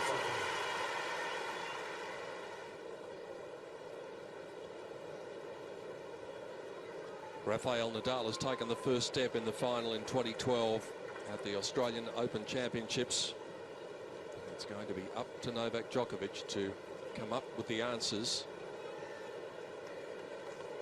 It looked as though he might have been going through that flat spot at one stage in the first set, but not the same signs that we saw in his last 2 matches against David Ferrer and Andy Murray. But he's got a fight on his hands now. He's going to have to take it to at least 4 sets to win the championship for the 2nd consecutive year and the 3rd time. 15. 1 hour 22 minutes the time on the clock. As we said, exactly the same time that the women's final took to complete yesterday.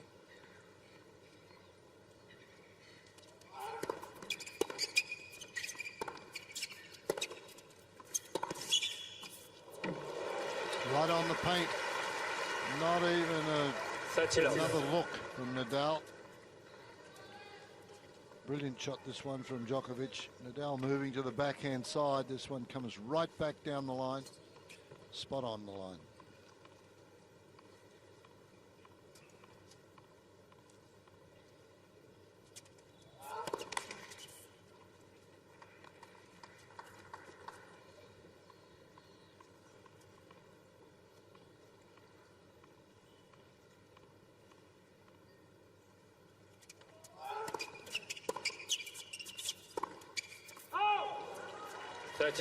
Incidentally, Fred, after your comment about Victoria Azarenka earning $2.3 million, I got my long division skills from school going again and worked out that it's round about $28,000 a minute that she earned yesterday.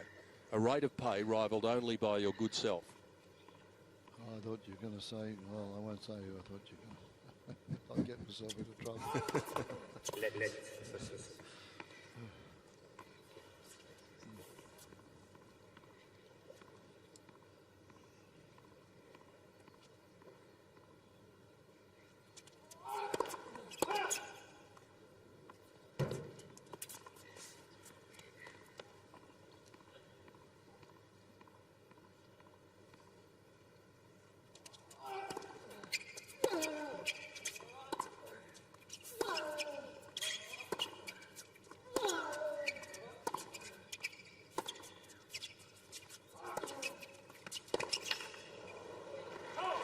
for one, but he hasn't had enough opportunities to do it tonight. He's probably played about 4 or 5 of those, and that's been about it.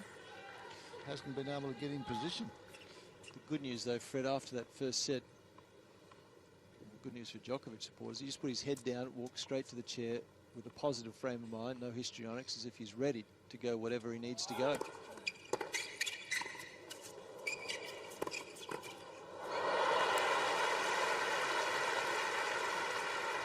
I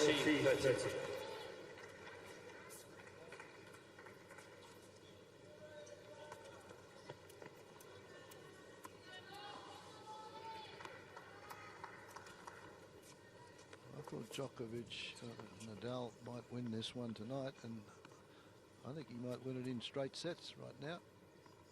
We'll see. Bit early to go sticking your neck out like that, but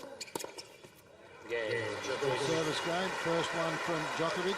First game. Trying something different there as well. His first serve and volley point for the match. Now, let's take a look, first of all, at Rafael Nadal and the rally hit points in yellow, the winners in red. Okay.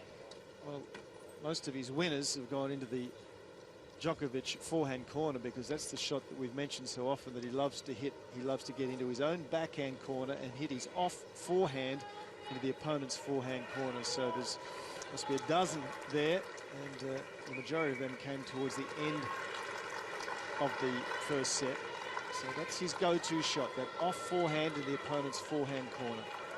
He's ready, Nadal, though. Look, he's jogging back out there on court. No sit down after the first game of any set these days.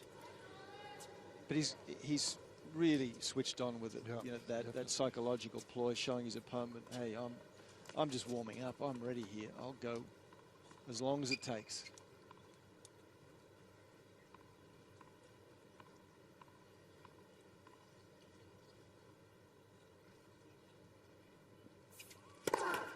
Interestingly enough, it was reported when they had saw it on the news, when they had their warm-ups earlier in the day, Djokovic was closed to the public, and Nadal let folks in to watch his warm-up. Second serve.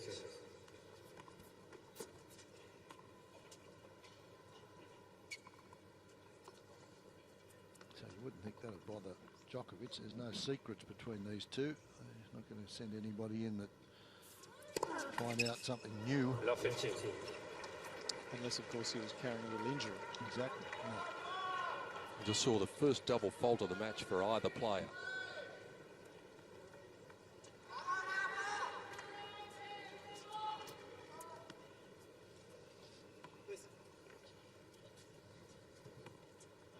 The most double faults Nadal has served in any match of the championship so far this year has been 2. He served 8 in total before tonight.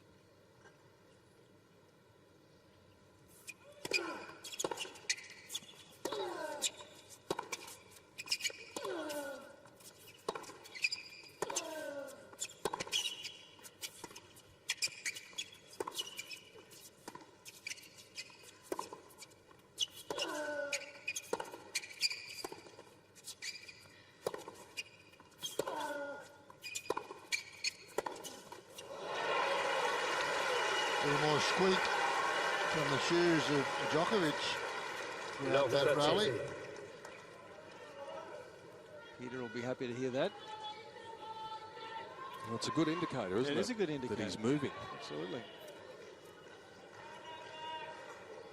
I'm just trying to determine whether he's taken that piece of tape, because I can't see that piece of tape on his left thigh, whether he's taken that off.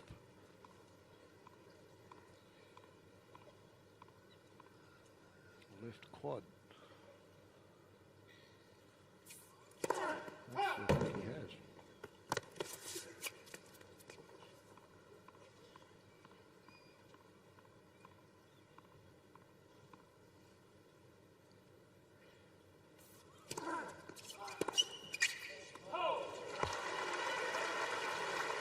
Fifteen.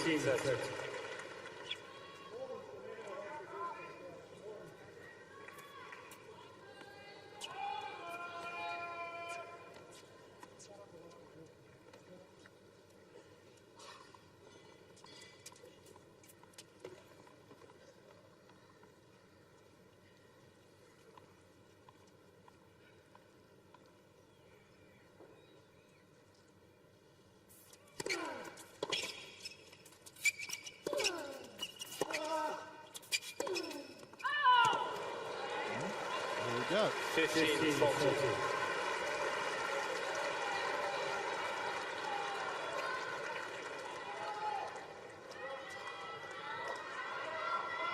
Well, here's an area for the most part that Novak Djokovic was just unable to capitalise upon in that first set.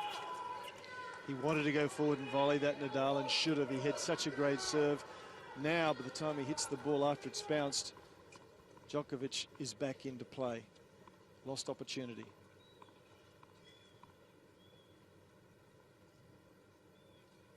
.28 seconds between points with that one, with Nadal. Getting pretty close to the limit.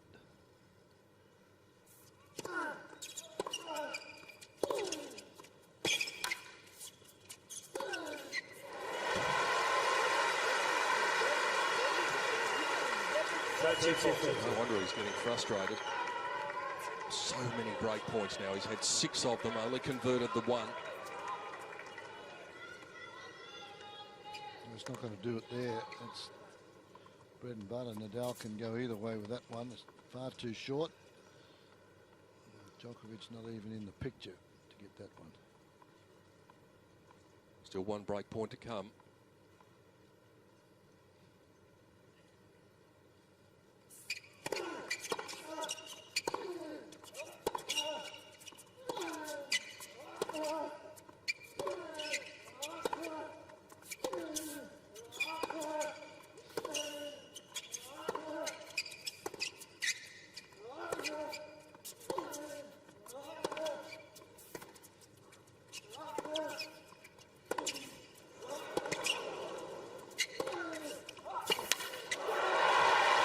Just manufactured one there. He found himself in the wrong position and was still able to conjure one up. 21 straight rally. Yes.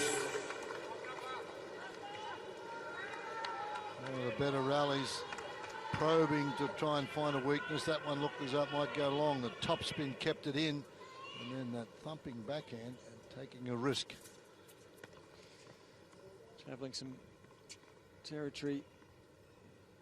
He'll have about 200 60-metre sprints before the night is out.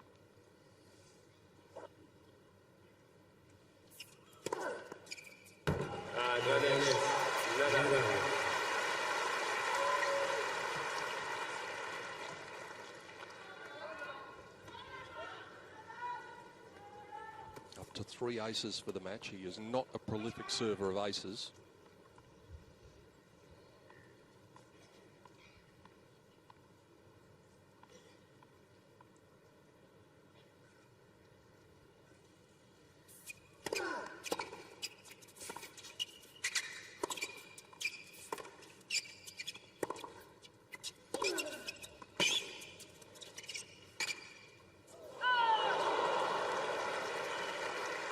Didn't change his mind there. I thought he was going to play a drop shot, and looked as though Nadal Djokovic anticipated the drop shot. He was on his way forward, and he slices this one way wide.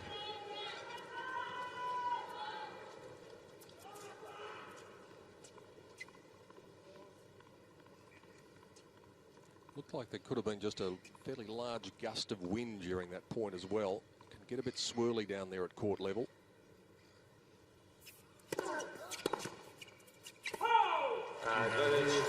That's been good for him tonight. Interesting to see how many times he's gone there on the first serve on that juice court, Nadal. Well, he's just hit enough at the body as well to keep Djokovic from leaning that way early.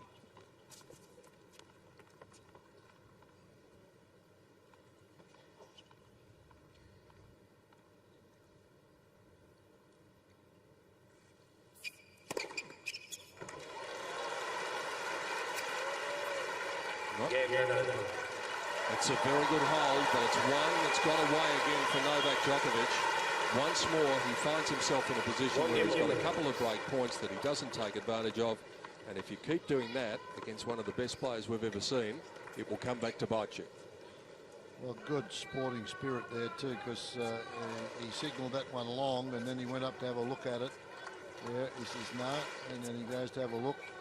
As soon as he saw the mark, just turned around and walked. A lot of respect for one another, these boys.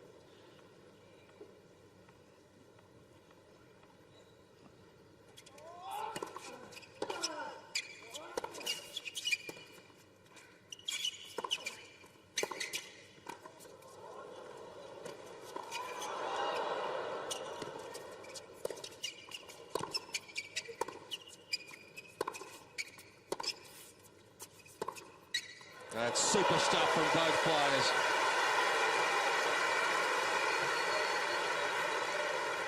$15.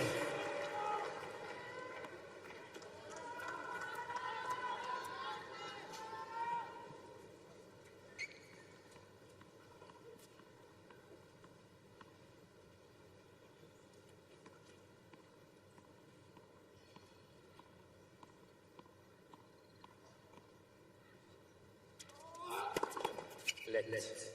First service.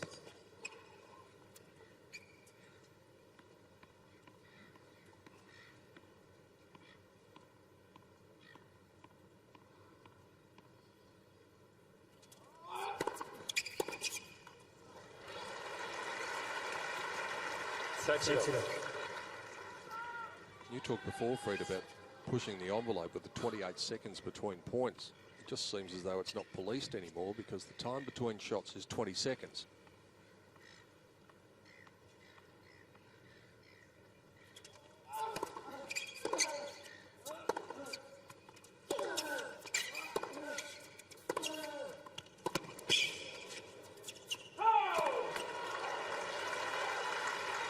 The great Bjorn Borg used to take precisely between 12 and 14 seconds between every point. He used to play very quickly. On the other side of the coin, and it was a 30-second deal, Ivan Lendl used to take 28. There it is. Going tonight. Lendl used to take, when it was allowed to be 30 seconds, used to 28, 29, by the time he got rid of the sawdust and wiped the grip.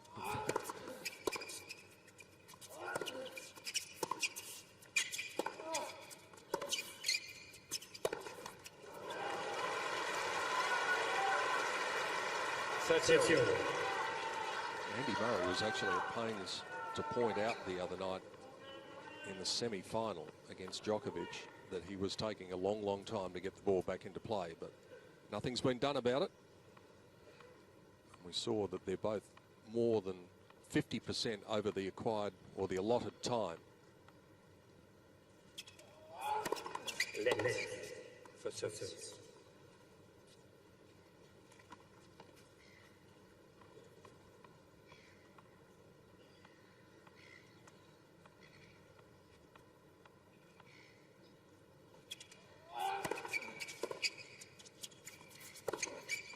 Well, that's a good shot.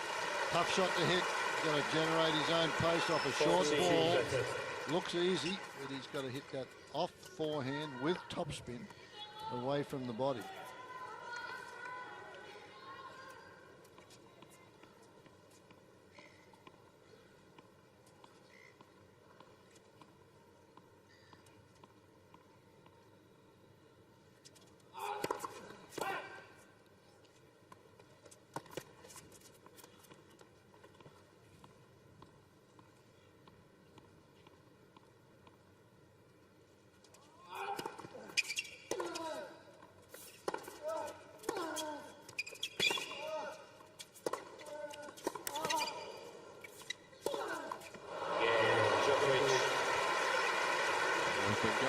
We've been going 19 minutes now in this second set, and we are on serve. Djokovic leading 2-1.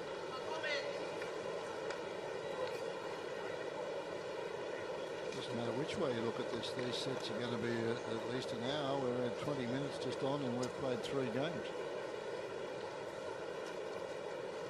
Yeah, it is becoming an issue. Both of these players take a long time between points. Djokovic bouncing the ball far too many times. It's been a habit of his throughout his career, and Nadal, well, he doesn't play a point until he's absolutely ready. He's getting an issue. It is taking too long.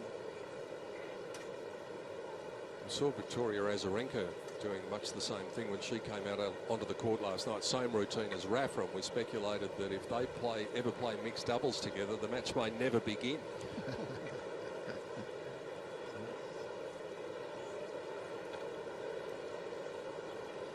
Time.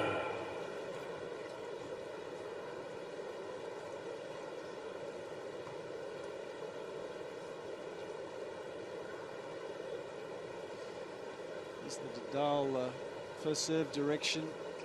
And, you can see he's gone down the centre tee to the first court regularly, 53%. He's had great success there. And just a few to the other corners to just keep Djokovic off balance. And that's the key to success. You've got a pattern of play that you like and where you're going to win, but you've got to hit just enough in the other spots to stop your opponent leaning there in advance. Thank you. Take your seat, please. Thank you. We've had 15 games completed, and we are now up to the 100th minute, or just beyond, of this final in 2012. So we're looking at between 6 and 7 minutes average per game, including the change of ends, of course. Let. First service.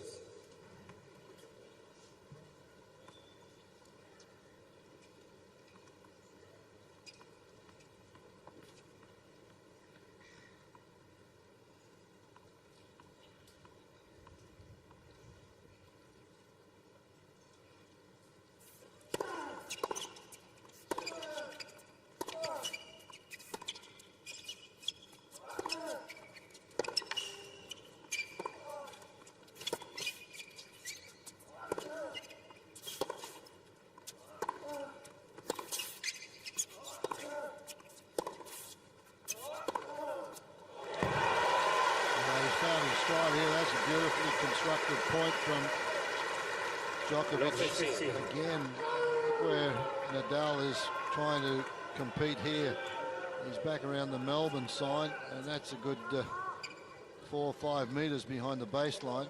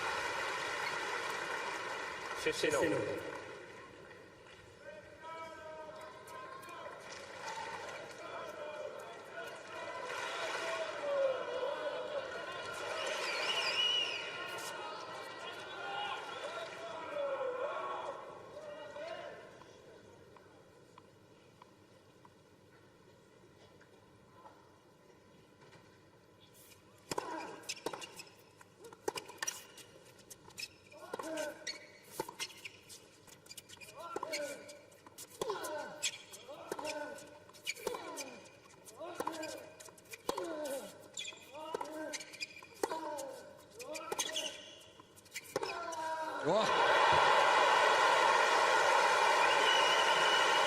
He knew that one was on its way.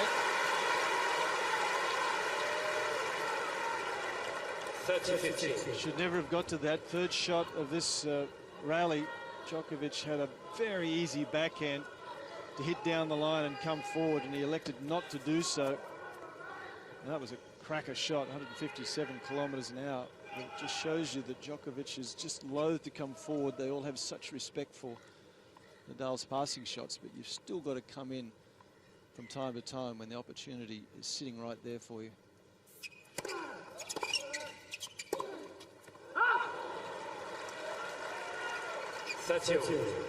Because what happens if you don't, the opponent just stops stressing too much about hitting depth. You've got to continually make them feel they have to hit the ball deep. Otherwise the pressure just doesn't build enough.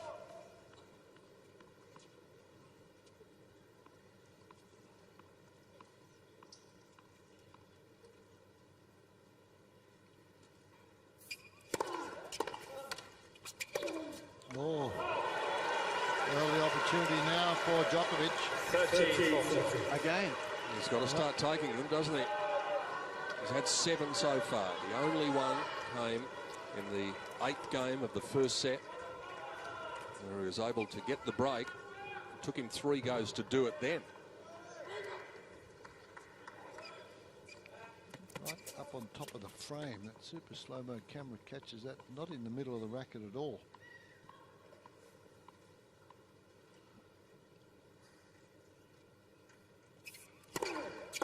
Out.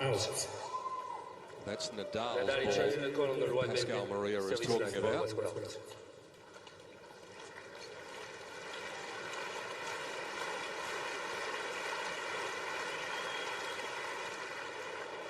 Second set. Good call from the chair.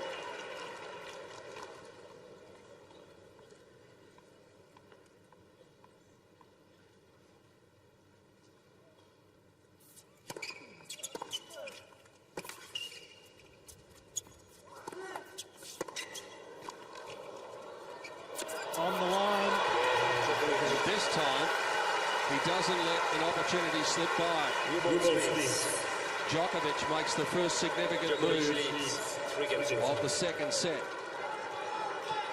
Quite a remarkable volley there from Djokovic, because Nadal hit the passing shot. This one keeps it very low, but the volley gets down, keeps the head of the racket up and right on the line. Nadal's looking for this one to crack a passing shot, tracking it down, hits the line and zips away. So it got behind him, he couldn't even make a shot at the finish. So much for my predictions. 3-1, Djokovic. It's not in the book yet, No. Fred. Well, you put yourself out there, though. You Yeah. have the courage. I just see that tape. He's still got that blue tape on there, I think. New balls here for Djokovic. Love 15.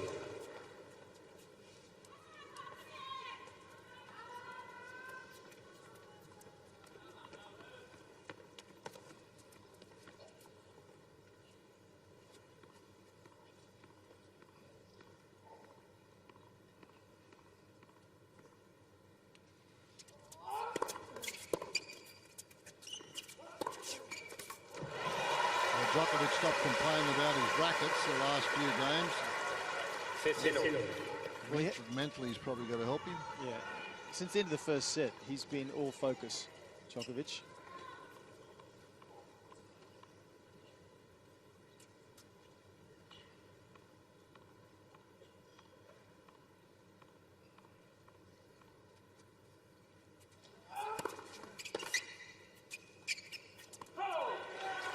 And as well as his focus, Jeff, no real sign of that malaise that we've seen in evidence in the Ferrer and Murray matches. Yeah, absolutely. Save for perhaps the first 2 or 3 games, he was a little leaden-footed, perhaps, but certainly the facial expressions haven't displayed any exhaustion.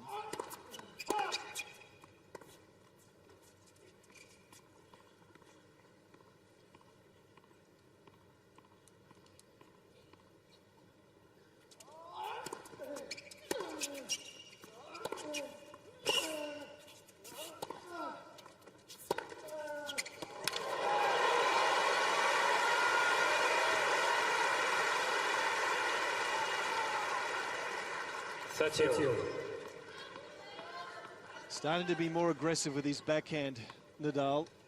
He'd only hit 1 winner 3 games ago off the backhand. He's now up to 3.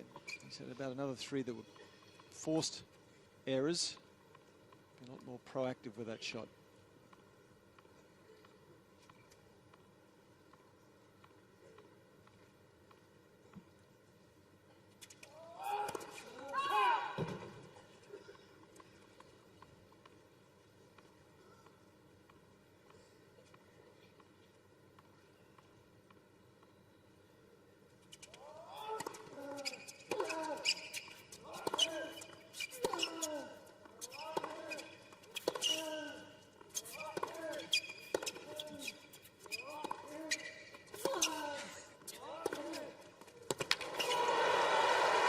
Both players really starting to crack these ground strokes. The final is lifting.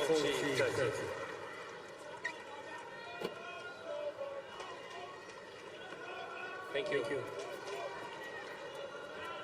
Djokovic continuing to play on or very close to the baseline, taking these heavily topspin balls on the rise, and with it taking time away from Nadal.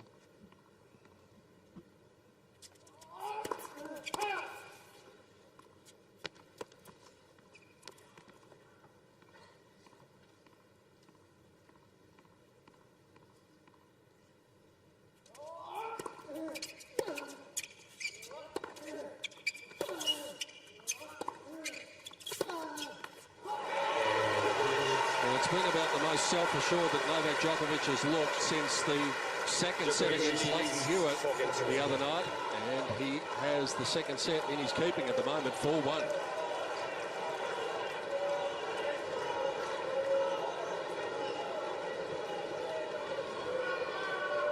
Well, this has been a lot better set from Djokovic. He's up 4-1, and he's had breakpoint opportunity on the only game that Nadal did win.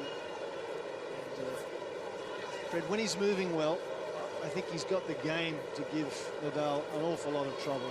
He's got that ability to hit hard into that forehand corner. Yeah. It's just a case of if the footwork is good enough, and it's better than it was in the opening stages, and whether he can keep that footwork going for the duration. He seems to have just woken up now to the footwork, and he was very concerned, I think, and he knew that the feet weren't moving in the early stages. But when he gets that forehand into the corner, there's not a lot that Nadal can do. Time. Only the one service break though, so Nadal's not out of this one yet in warm conditions. The centre of Melbourne, the centre of the sporting world tonight, Rod Laver Arena for the 2012 Australian Open final. Looking down from Eureka Tower in the city to the packed house, 15,000 people in watching Rafael Nadal and Novak Djokovic throw their best punches at each other. Just at present, it's this man who's winning the battle in the second set, having dropped the first. Nadal taking it 7-5 in 1 hour and 20 minutes. An absorbing contest so far. Djokovic in the box seat to level it up. What's going to happen next in the final? You can see the wind just starting to get up in the stadium as well. I wonder if that is an indicator that there might be a change in the weather coming.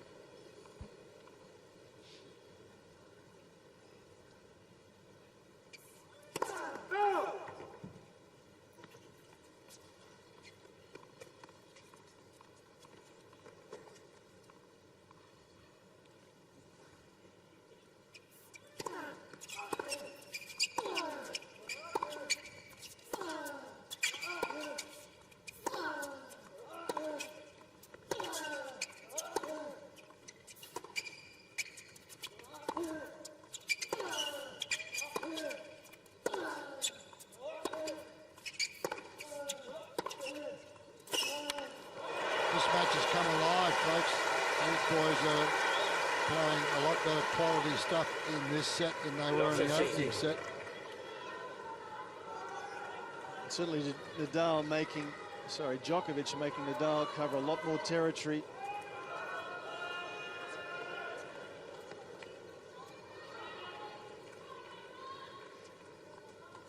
Temperature is still 31 degrees in Melbourne. No real sign of any troublesome weather on the radar at present.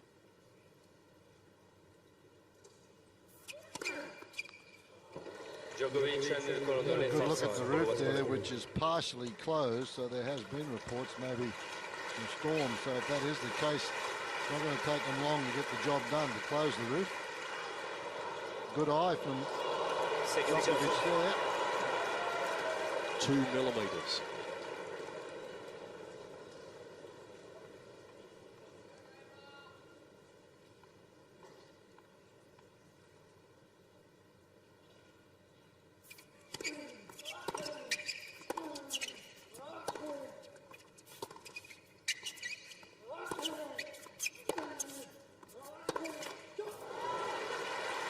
Just thinking it took the boys from Hawkeye 2 or 3 years to really get their job done, and they went around trying to sell it to the Grand Slams and couldn't do it. And then they got one court here and one court there, and boy, what an innovation it's been. Now it's at all the majors. It's on 3 courts here.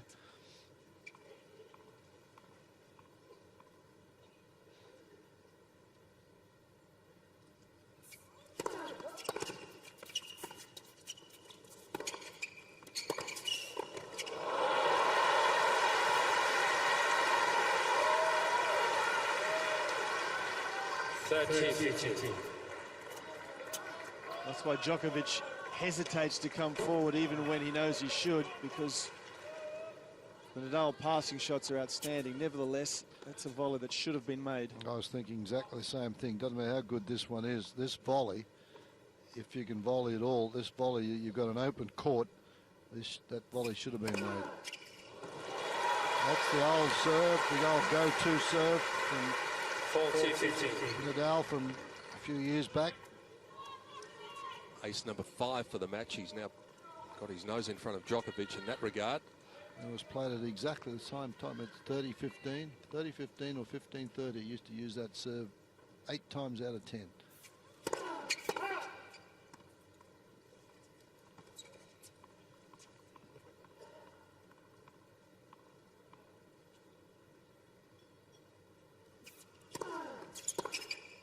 A bit of a wild one for Djokovic.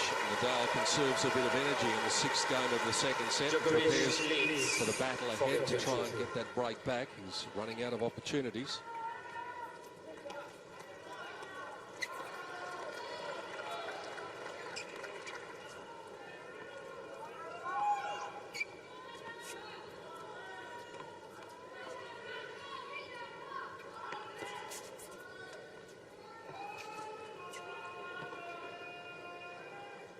Whose name will be added by night's end?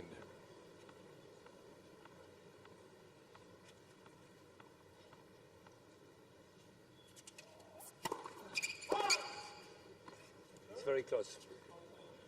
Djokovic ended the court on the right service line. Ball was caught out. When the chair umpire says very close, that's sort of a code to say that it could be in. There you go. That's the code.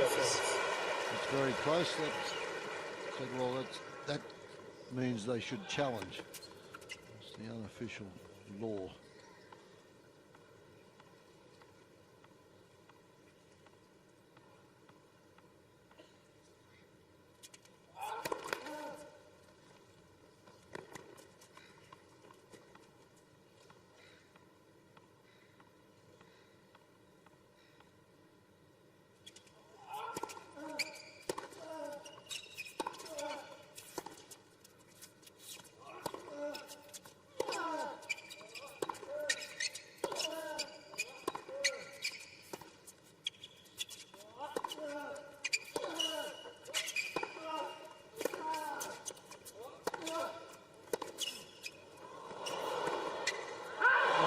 Just wide.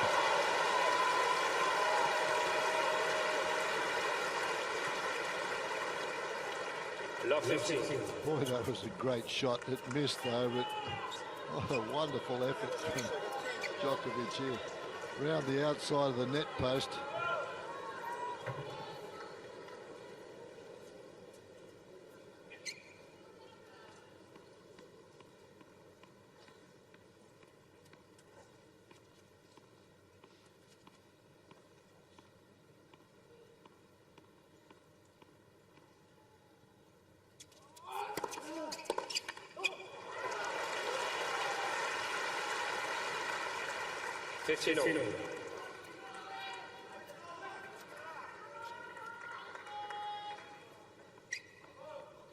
His quickest official serve of the night is 202. That was 195 for the wide one, so that wasn't far short of the fastest ball he served.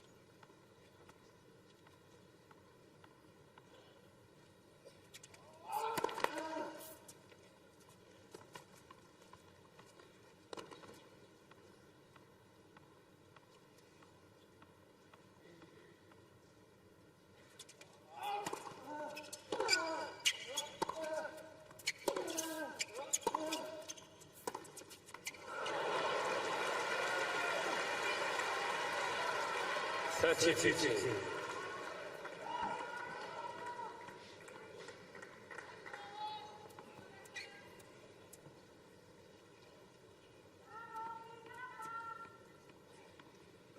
Can't do it, you hurt your knuckles if you go. Do it with the other hand.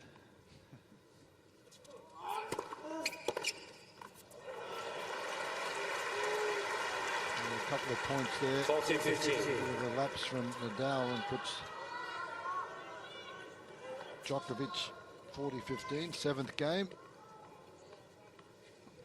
It's got the feeling of a match at the moment that Djokovic has right where he wants it in this second set.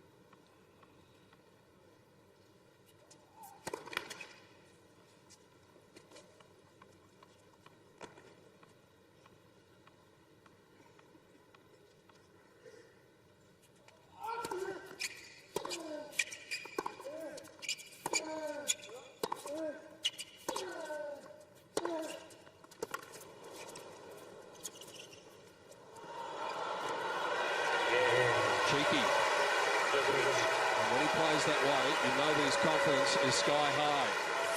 5-2. Djokovic getting closer to leveling the match. 5 games in total.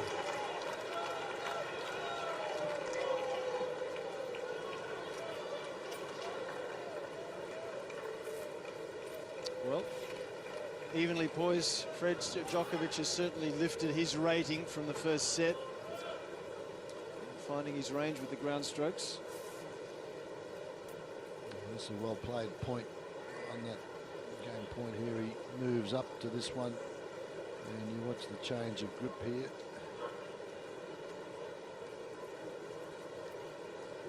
Does he? No, doesn't change the grip.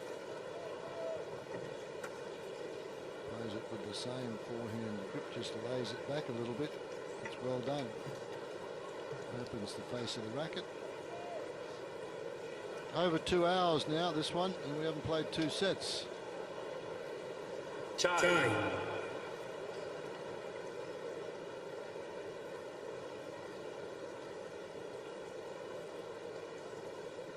Stringers going through their work. There's been a few sent off to the stringers, especially from Novak Djokovic early in this match.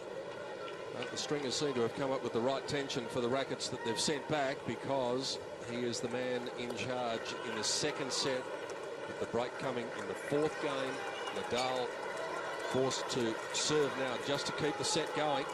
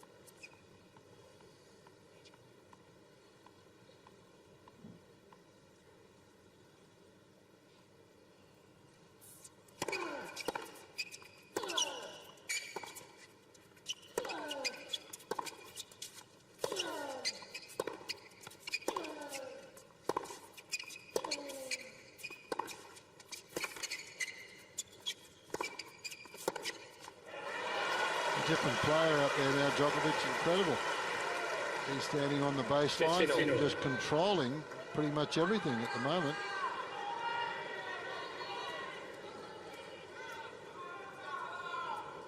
They've now played 138 points in the match, and they've won 69 apiece.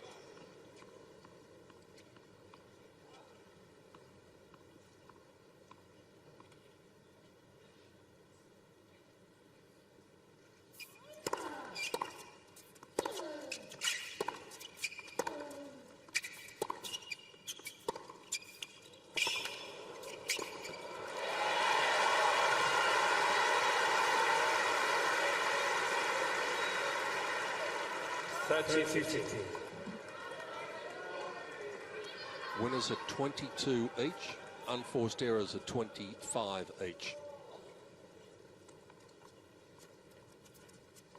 So it's pretty clear cut then. Just toss a coin, and that's the only way. Looks like we're going to be level shortly.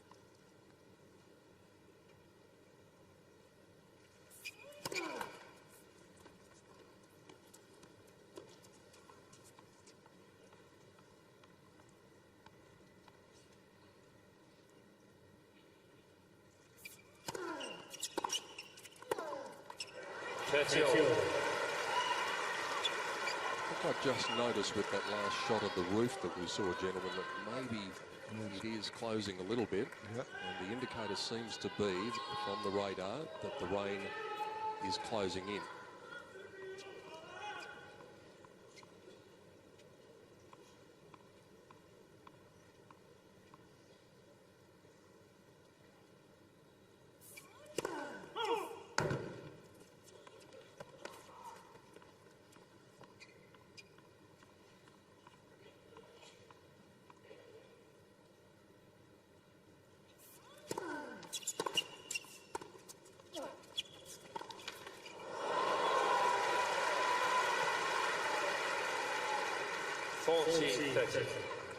Slightly ungainly.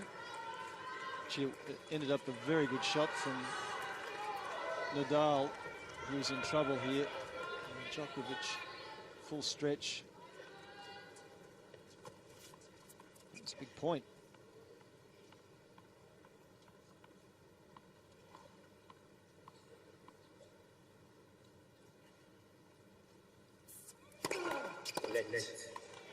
Touch service.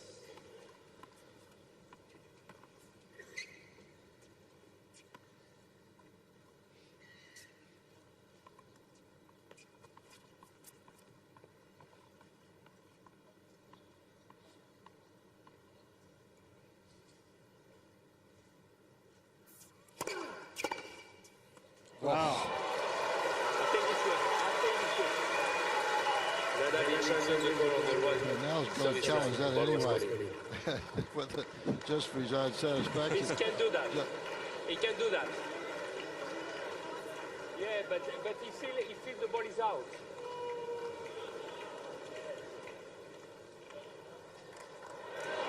He feels the ball is Well, out. that's Yes. Nadal has one challenge remaining.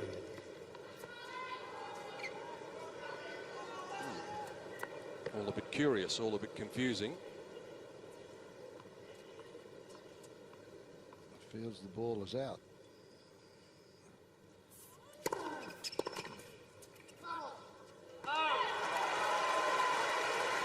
Advantage. Nadal.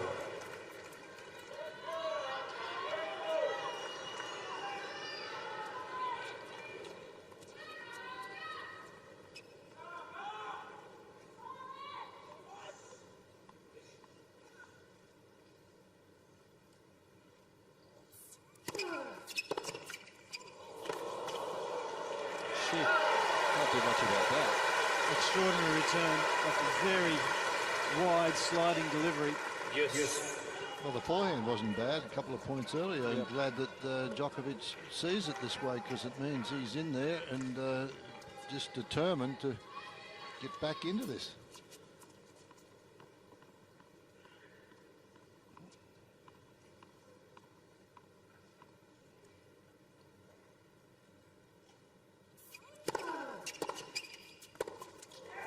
Another terrific return of serve. His reactions, his footwork, everything has become more heightened in this set. First set, he was just blocking the return back. Now he's reacting more quickly and hitting it back. He's struggled to convert break points. It would be a good time to change that here. Set point to level the match.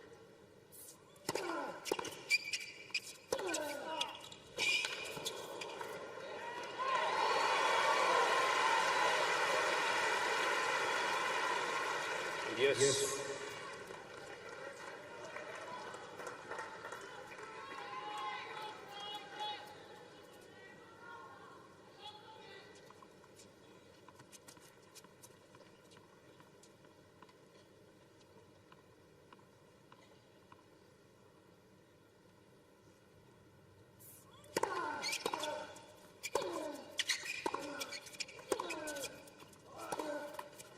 certainly employed that tactic of the body serve a few times tonight. Advantage Nadal.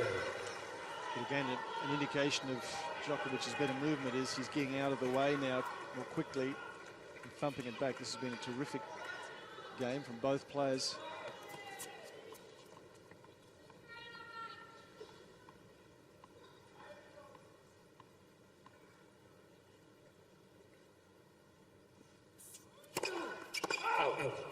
Boy, look at that return again.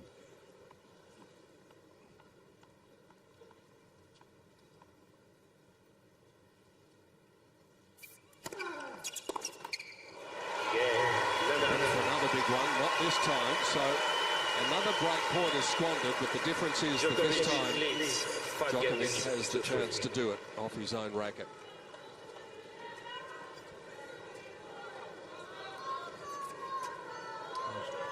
So at every match, when you get tight like this, you get close. It's tough to wrap it up, serve for the set. So a bit of pressure here for Djokovic to get this all even.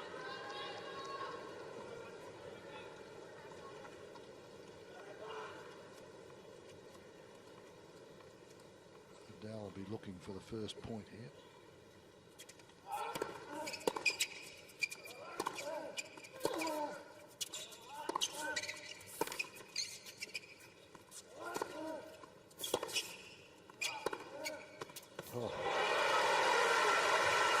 Starting to look like the player who won 10 titles last year. 15 off.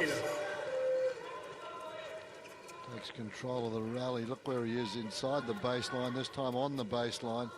Finds the angle deep into that forehand corner. Great camera work once more. Beautiful follow through.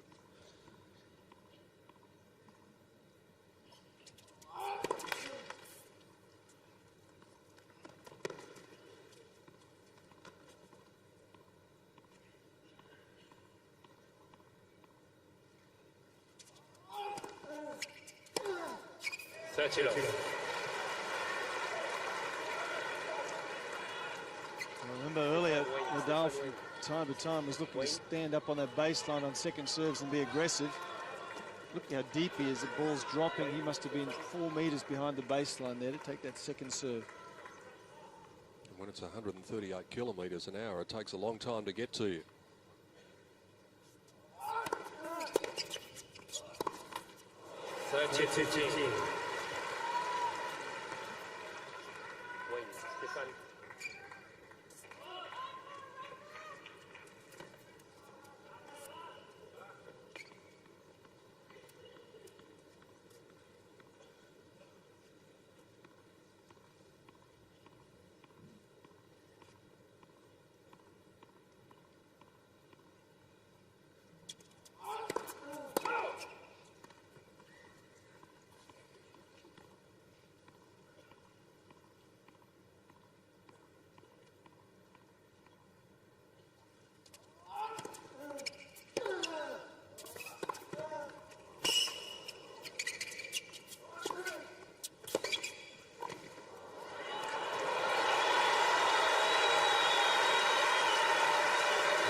The fist from Novak Djokovic in the case. Just the self-assuredness that he seems to have inherited again in the second set.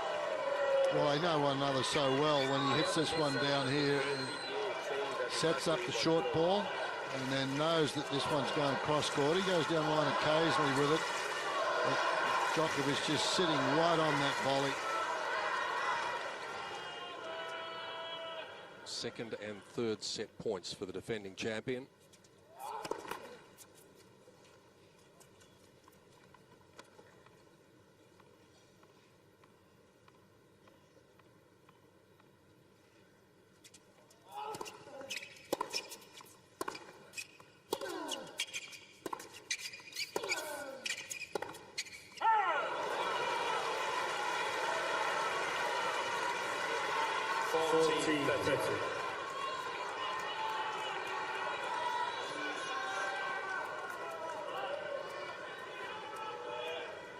Uncle Tony's seen it all before.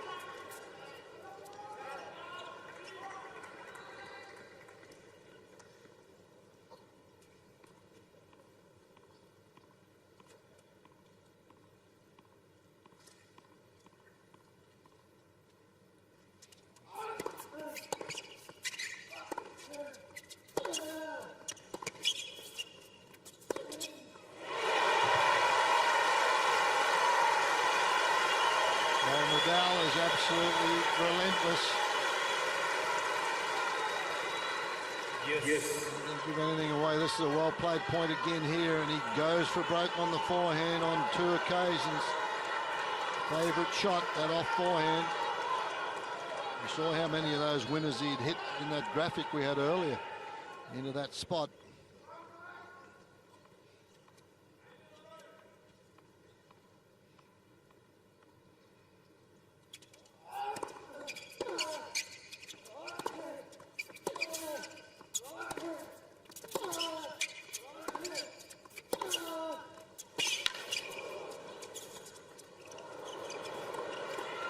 Can you believe it?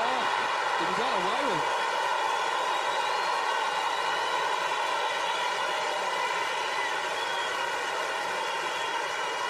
Well, this game is enormous. Terrible drop shot. Djokovic could have hit it anywhere. Nadal's picked it. Well, this would be massive. Save, a couple of set points, Nadal. And now with the execution of the volley as a break point.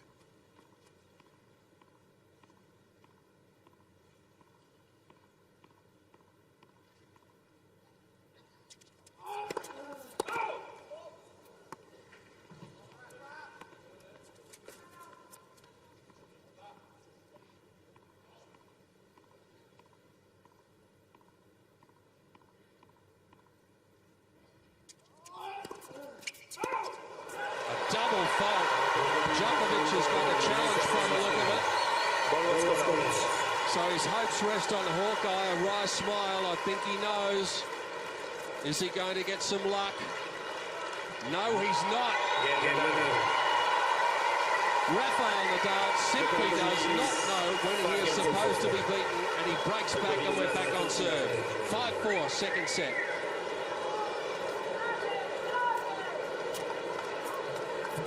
I'm glad we're getting Peter all excited about this match. Well, that was a game changer, though, wasn't it? I mean, that was potentially the ability to turn the momentum on its head.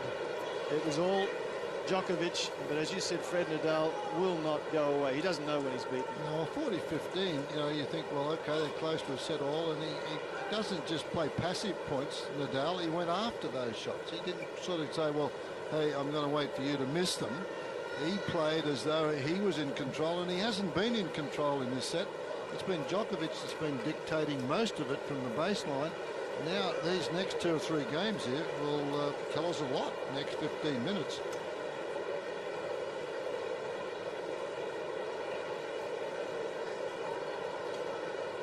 All kids are doing a pretty good job with the seagulls down there.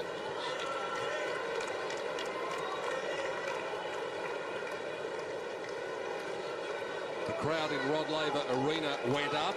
The crowd in Garden Square went up as well, as Rafael Nadal was able to get the unlikely break back. It is turning into a match of lost opportunities for Novak Djokovic. And should he go down 2 sets to love, which seemed absolutely unthinkable for most of this second set, he will be kicking himself. 3 set points have gone begging. We're back on serve. Nadal serving to level it up at 5 games all in the final in Melbourne in 2012. And we have now been going 2 hours and 19 minutes. We haven't played 2 sets. It could be a long one.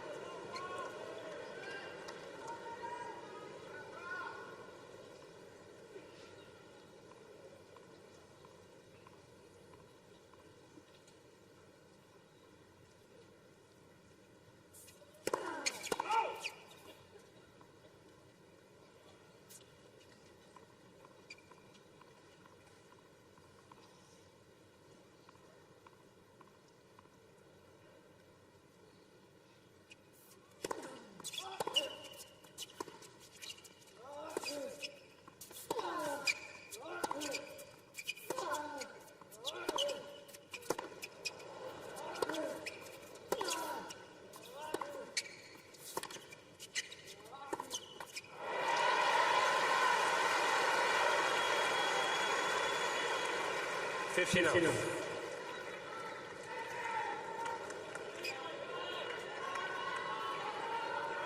That was a rather tired-looking stroke, something we haven't seen from him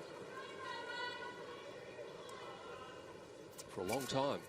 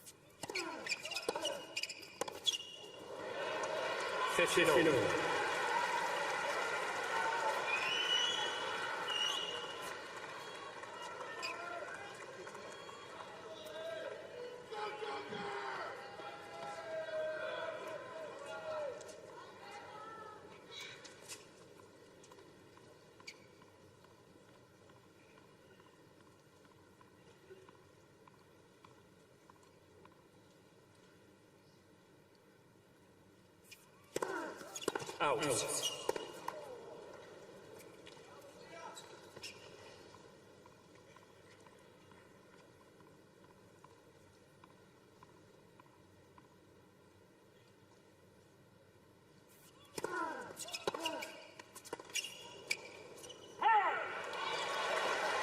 there another turn in the tail? 15.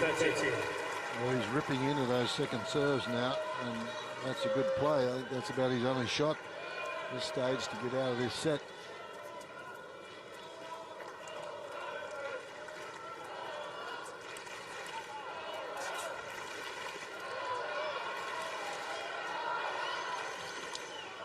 Nadal's first serve percentage in the second set not as strong as the first. That's what happens when you can land one. 32. And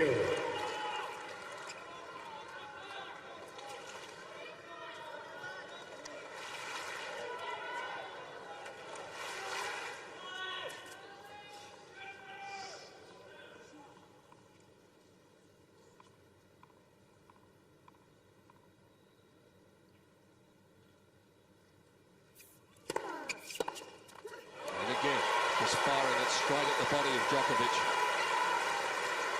40.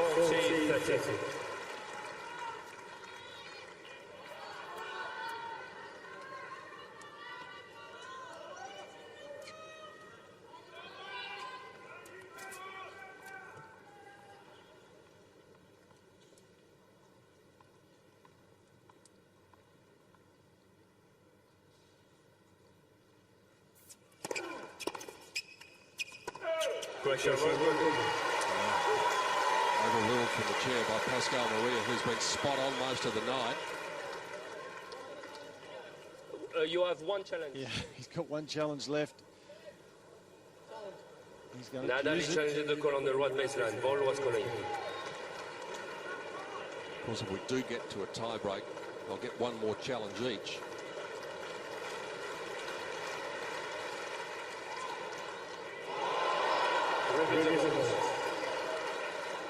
Nadal has no challenges remaining.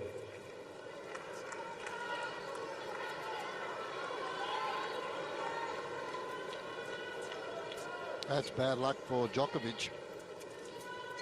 Yeah, the point was his. The point was his, and they replay the point now.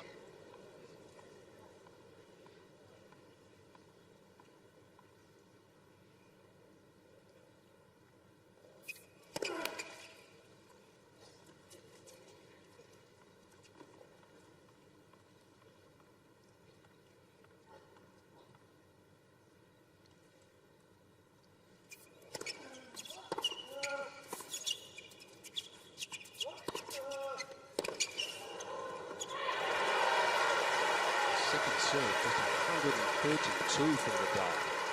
Yes. Well, the 3 points that he's won here, Djokovic has been on second serves. This one was a good reply, but there's the forehand. This is the one that does the damage all the time. It gets Nadal way back behind the baseline. But at this stage of the match, it hasn't happened enough for him.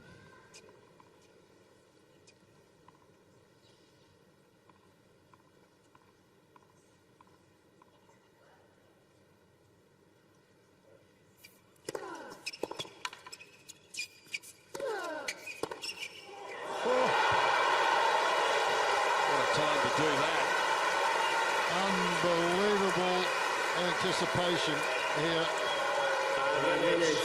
Djokovic. Most of the time as that shot from Nadal goes back the other way, Djokovic is just there, beautifully set. Nadal can't believe it. 142 kilometres an hour. He's got another set point. This will be number 4. You have to take your chances.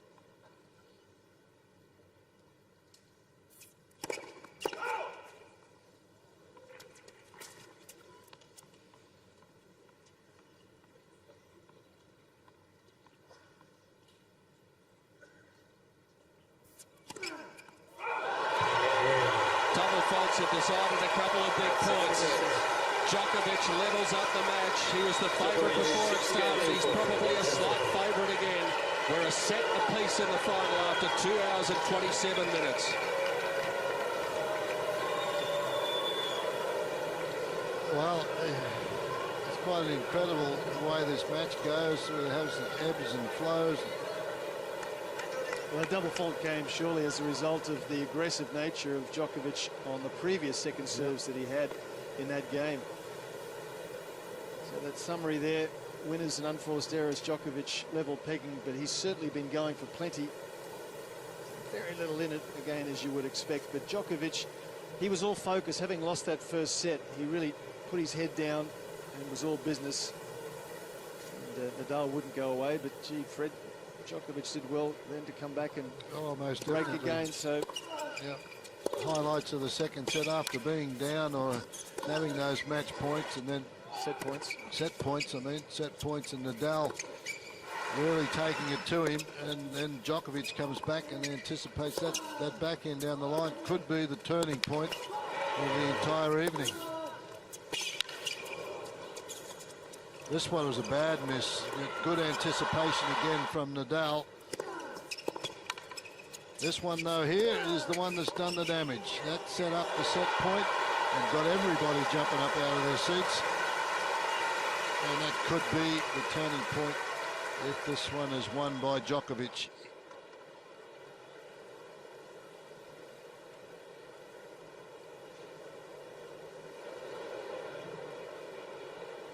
Serbian supporters on Garden Square are now the ones cheering. But all that's happened so far is that the match is levelled up. Unquestionably, though, after Novak Djokovic was the favourite going into the match, just by virtue of the fact that he's the one who's taken the second set, he's got the momentum on his side, and he's probably a slight favourite now. But one thing you know for sure is that Rafael Nadal will give it absolutely everything he's got. Jeff Masters, he's had that look in his eye ever since he walked on court tonight. Yeah, he has. He's mentioned that his goal this year is to be more passionate, if that's possible. He felt he lost a little bit of passion in 2011, and he certainly lost to Djokovic regularly in 2011. So those are his 2 goals in 2012, and he's certainly got the look in his eye. I know it's a long match. I spoke to Rafa to watch out the time, please. Thank you. Right, so there you go. It's finally been said by Pascal Maria that they have to watch the time between points. They've both pushed the envelope to a degree where they've been transgressing. He did mention that he's spoken to Rafa, and so he just didn't tell Djokovic that he was the culprit. Both players have taken their time. Very warm conditions, though, so they give him a little bit of leeway. 30 seconds for Djokovic, 34 for Nadal. A reminder that the time that they are supposed to adhere to is 20 seconds. Oh! 15.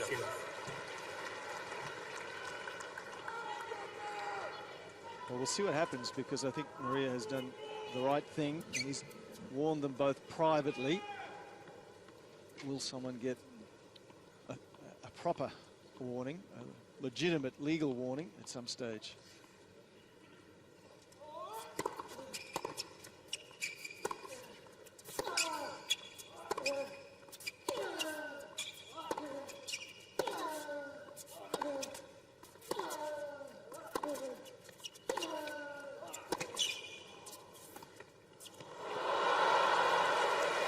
I really think this is a terrific effort from this man here, Novak Djokovic, because he's played some pretty long matches, a long one the other day, and this has been going over for what, 2 hours and 2.5 hours. So the physical efforts from both players, or the physical condition from both players, certainly has to come into play in the next 2 hours, one would think, because it'll take 2 hours for the next 2 sets unless something drastic happens. Going into this match, Djokovic had been on court 2 minutes shy of 15 hours, and Nadal had been out there even longer, courtesy of the 4 hours 16 against Berdych and 3:42 against Federer. He'd been 16.5 hours, so about an hour and a half longer than Djokovic.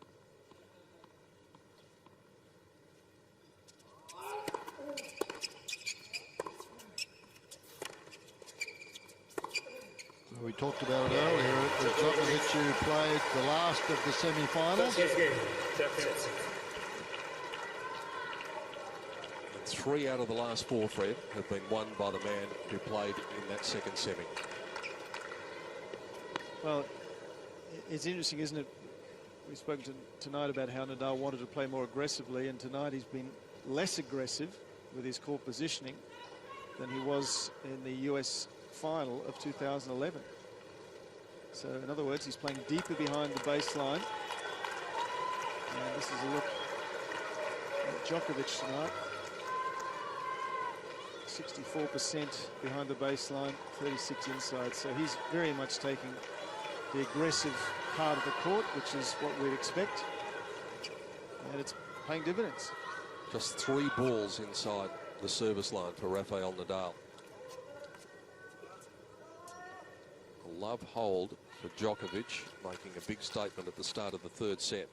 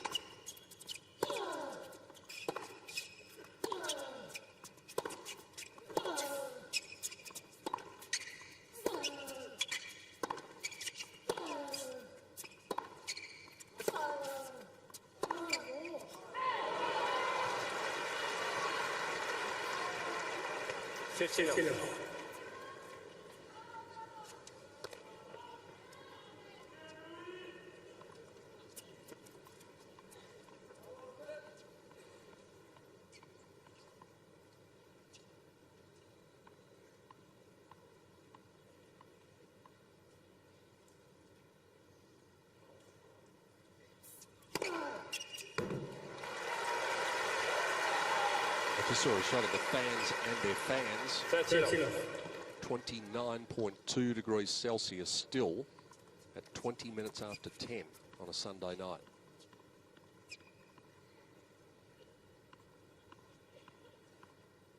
Making this even more grueling physically.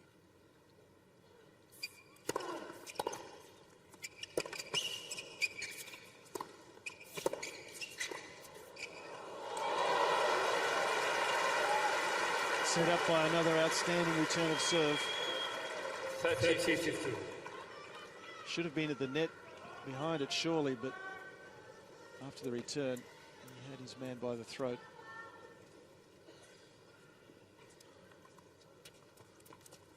Wasn't exactly the volley that he wished he had. That was pretty close, wasn't it? He didn't mean it to be that close.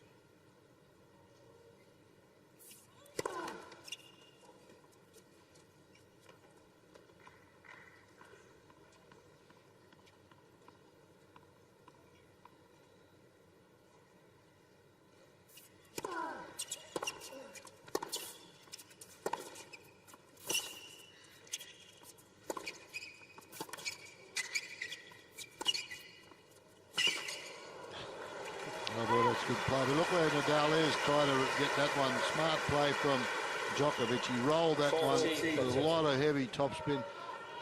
Comes inside. That's the deep one. Now, Nadal retreats. He gets this one. It bounces on the service line there. And look where Nadal is. He's 5 meters behind, trying to track that down.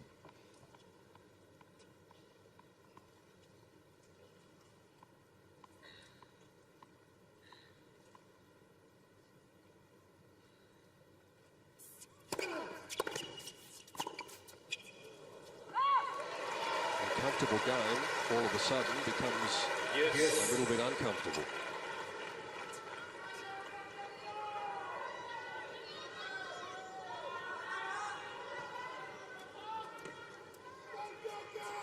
Again, he's just showing us here why he had the best return of serves statistics last year. It's been phenomenal returning the last set, early in this third set.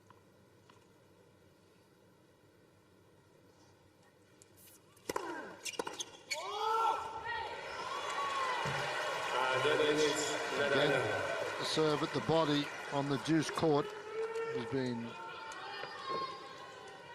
a major factor of Nadal staying in a lot of these games.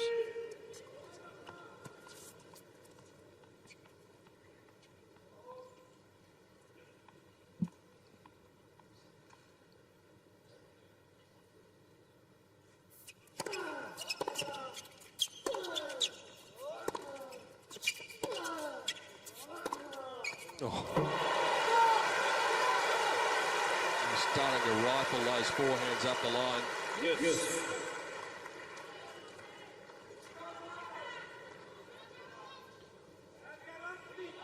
Well, the ball from Nadal too short, and if your opponent's standing on the baseline and you present him with a short ball, you're giving him an opportunity to punish it.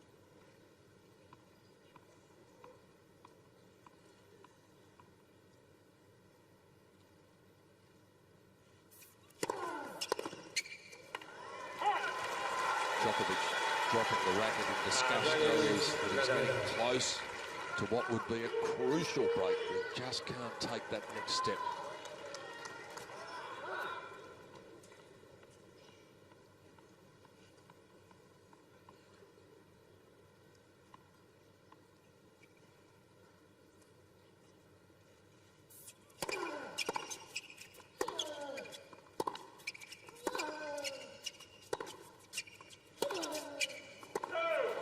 Yes.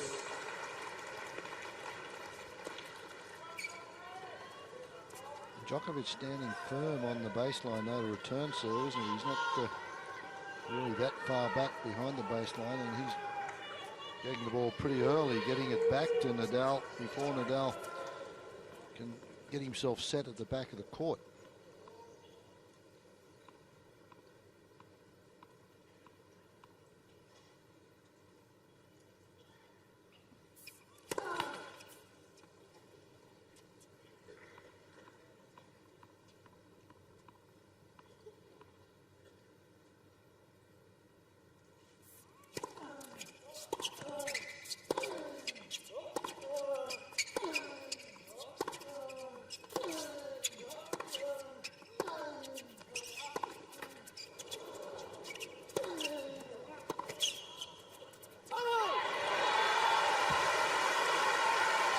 Contrast in the opening service games in this third set. Djokovic, of course, holding to love.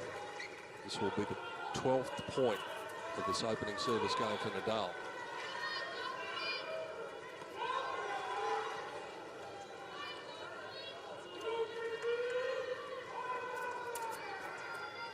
Vamos, says Rafa. Vamos, says Uncle Tony.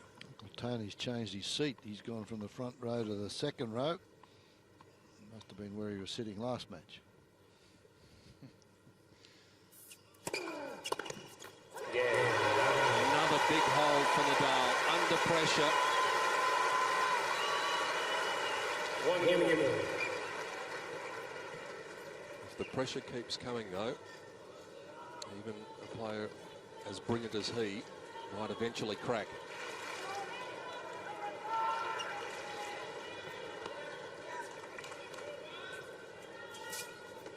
Well, the crowd were here to see an epic, and I think we're on our way. 2 hours and 41 minutes with just over 2 sets of tennis played. A bit better value this evening.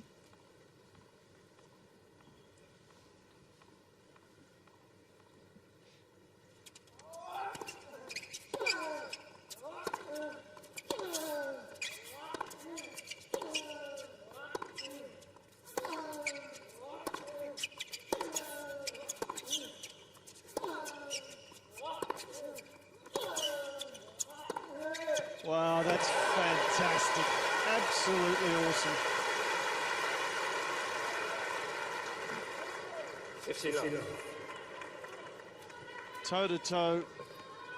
And look at this, top of the bounce. Half a metre from each line.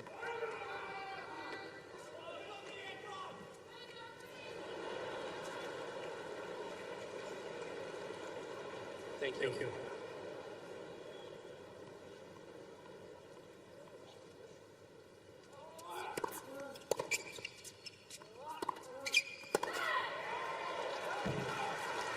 Just to give you some idea of how slow this match is, comparing it to the Querrey-Tomic match earlier in the championships, they played 2 hours and 13 minutes, 4 sets, 237 points. This match has been going half an hour longer, and they've played 55 points less.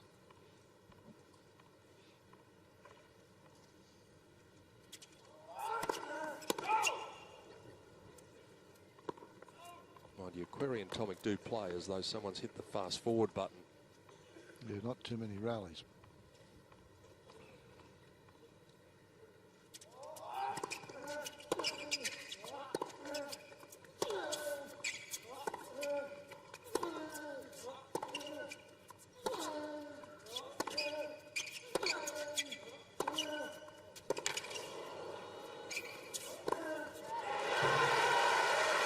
Interesting to see the average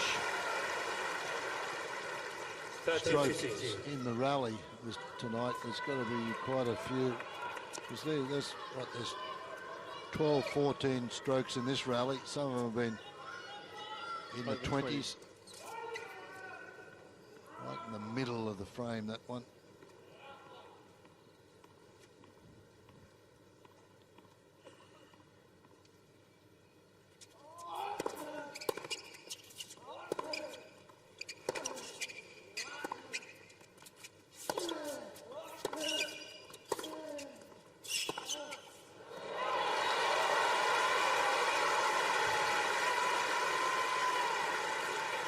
Thank you.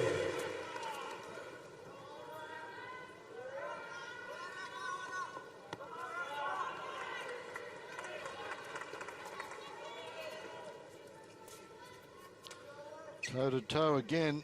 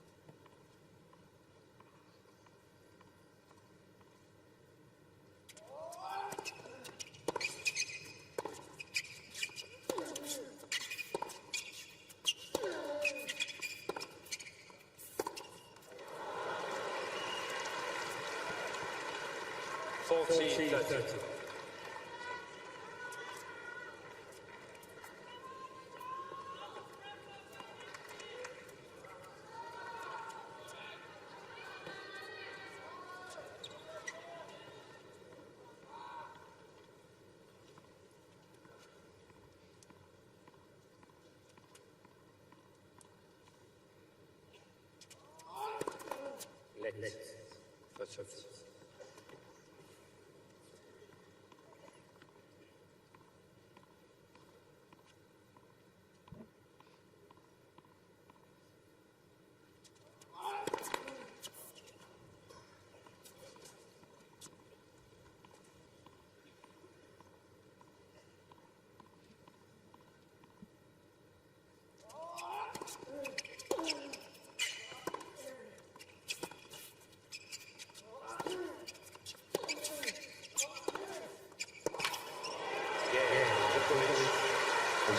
serve early in the third set. The arm wrestle continues in the final. It's Djokovic, 2 games to 1. Djokovic leads 2 games to 1.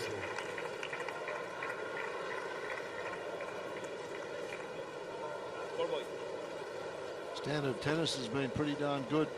Pretty shaky start the first set though, but towards the end of the first set, now this is very intriguing stuff. It's almost like it's a battle of wills at the moment. Yeah. Fred, they're both just giving it their best shot, everything they've got, and both making a mental statement to the other, saying, I'm not going anywhere.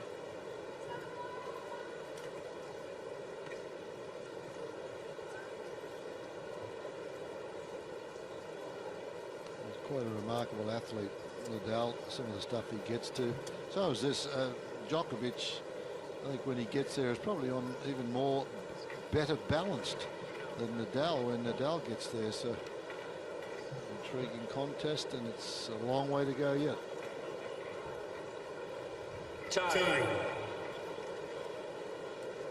The last match of the Australian Open Championships of 2012. 665,000 people plus had been through the gates before the first one entered today. And we are seeing a fitting conclusion to what has been a magnificent fortnight in Melbourne. And it's still no clearer who's going to take the men's championship and have his name inscribed on the Norman Brooks Challenge Cup.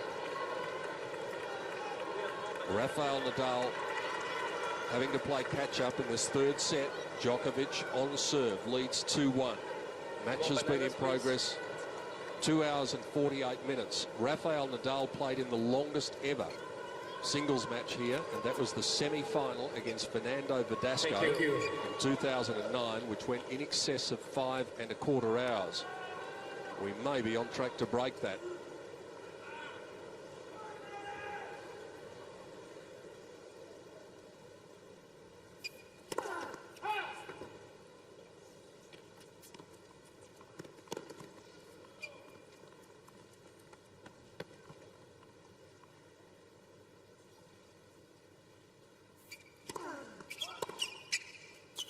So, Pete, you're saying 665,000 before today. Yep, and So they'd we've already got broken the record.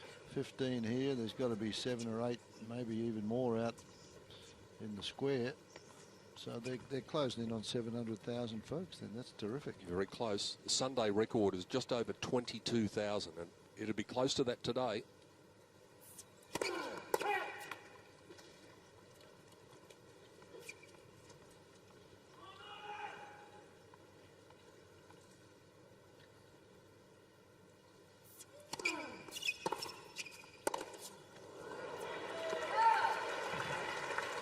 Previous record here at Melbourne Park was set in 2010 when 654,000, just a little under, had come in.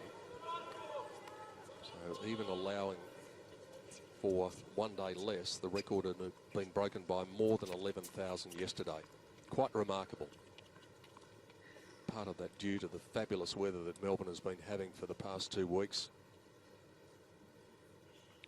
A lot of it due to Leighton Hewitt and Bernard Tomic, our 2 Australians that got through to the second week. Assured packed houses in the evenings. Uncle Tony looks a bit edgy.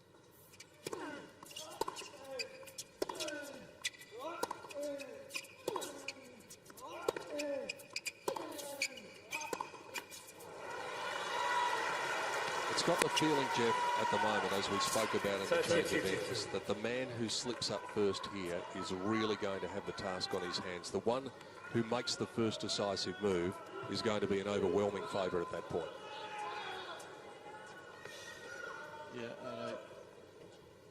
I don't think Nadal is going to slip. Djokovic is going to have to play the highest quality all the way to the end tonight.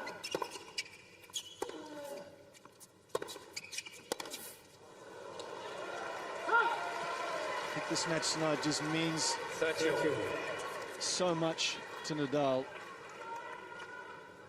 And sometimes it's hard to compare, but Djokovic, he's done so much in 2011, is the intensity, the hunger, the absolute desire that of a man who didn't have a good 2011, has lost to this man here tonight 6 times in a row.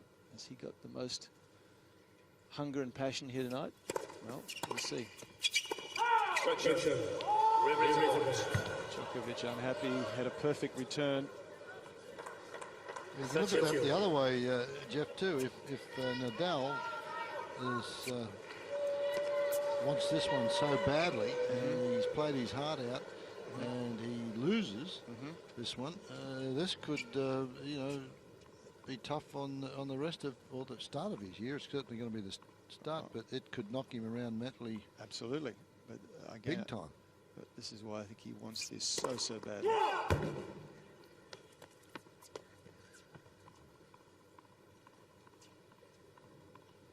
was a bad call, that last one. That ball was nearly inside the baseline.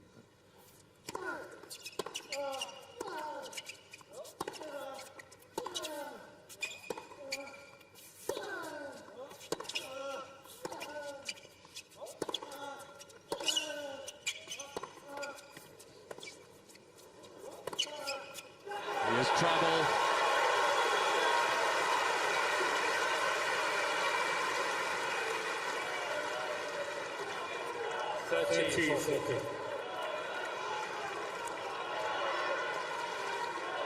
Boy, he was quick to jump onto that one. You talk about footwork. It was a bit sloppy in the first set, but as soon as that slice got short there, Djokovic, 5 or 6 very quick little steps, and there's the reaction. Break point number 11 for the match for Djokovic.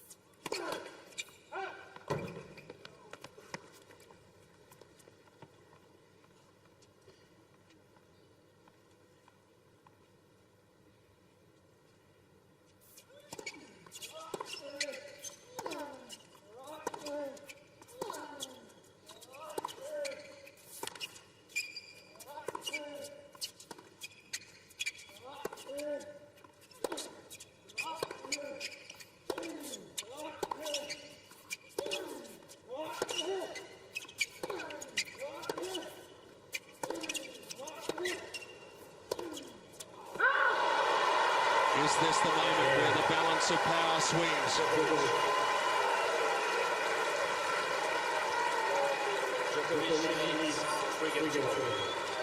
No question, the momentum in the second set switched marginally. Now it's gotten a little bit bigger. Yeah, this is just toe-to-toe. This is just unbelievable play from both ends of the court, going at it. 20 strokes in the rally. Serbian fans are dancing again out in Garden Square. That is not accounting for the fighting qualities of the man at the other end. He is going to have to display them all. Uncle Tony gives Rafa a nod, but it's Novak who looks confident. There's the average rally length, 5.4 shots. Now, it doesn't sound a lot, but that is quite a big number. The experts who know about these things will tell you that it's generally round about 3.5, 4 tops. I reckon in the last 3 or 4 games it's been more than that.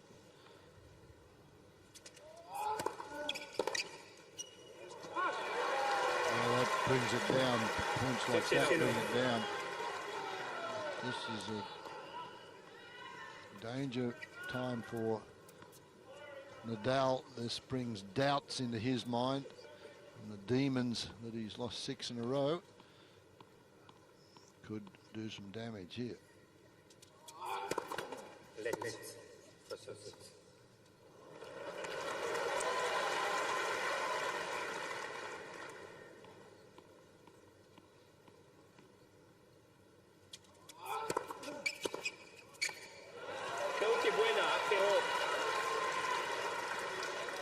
Nadal is challenging the call right service line. Ball was calling.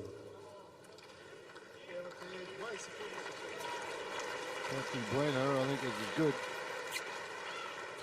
Yep. 30 love. Nadal has 2 chances. Hasn't been too good with the challenges tonight, Nadal. He's Missed a few pretty close ones.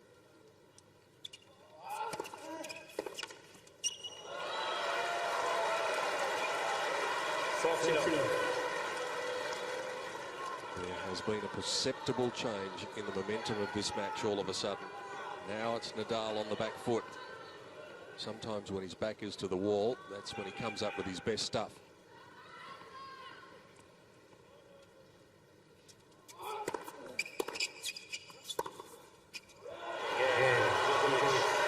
He is well and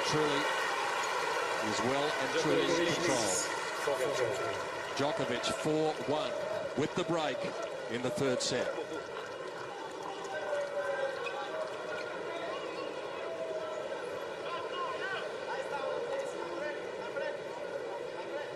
Well, it certainly is a momentum shift, and Big time. well, for all the talk that came from Nadal about heavier racket, wanted to get more free points, etc., he's gone back, Fred, to playing very deep behind the baseline. The first set, there were some signs that he was looking to turn that around. We saw him go inside the baseline to take some second serve returns. But dropped back to do what he's done all his career at the moment, and that is play deep. And that's... You can't do that with the Djokovic forehand when he's in the rally mode that he has been for the last set and a half. It's just been pretty competitive, pretty good stuff from him in the last set and a bit. He's very, very confident right now, and he should be.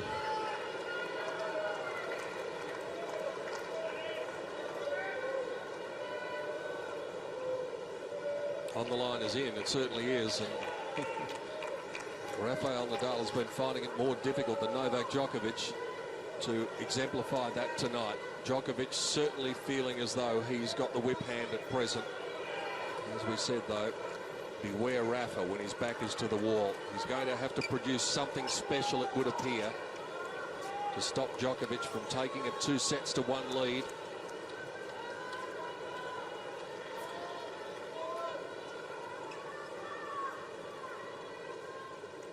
One 4. It looks more than one break of serve, but that's what it is.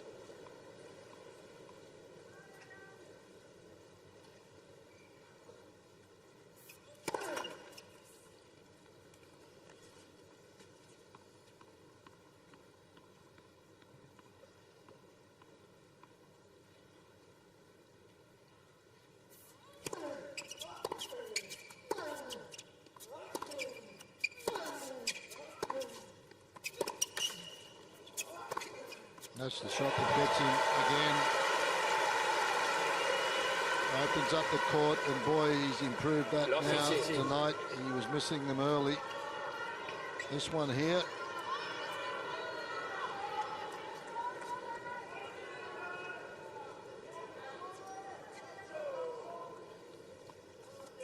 Depth and pace. If you can get them both together, you're in pretty good shape. 3 hours we've been out there.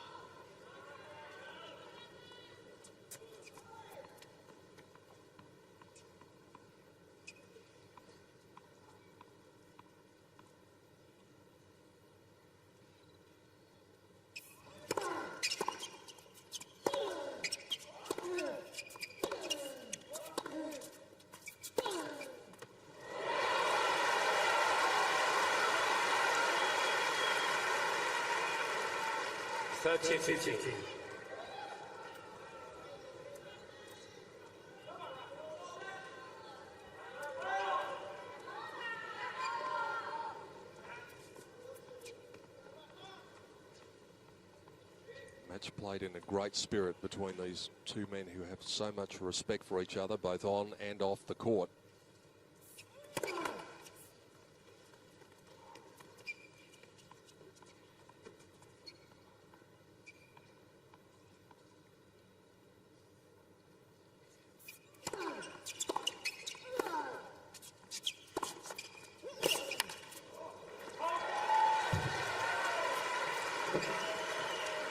30.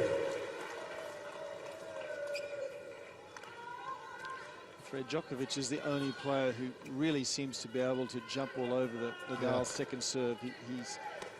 He's hurting him badly off the return of serve.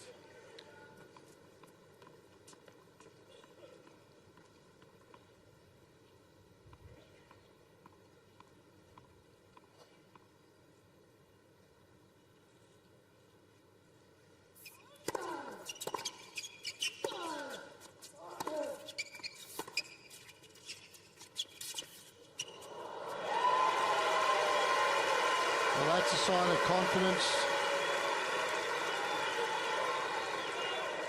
30-40. Well, again, it's off the return. Look at the return there. He's pushed Nadal back, and from there on, he's in control of the point. Great disguise with that drop shot. Nadal doesn't even blink. He's a metre behind the baseline. Well, 5 metres behind the baseline. He's behind the Melbourne sign.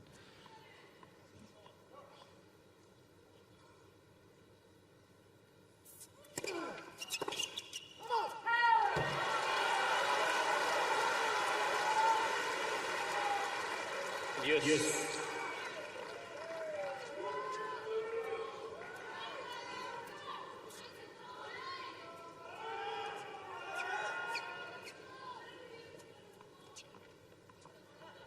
Body language from Djokovic at the moment, so much better than it has been in the quarterfinal and the semi-final. He's been up on his toes, he's been bouncing.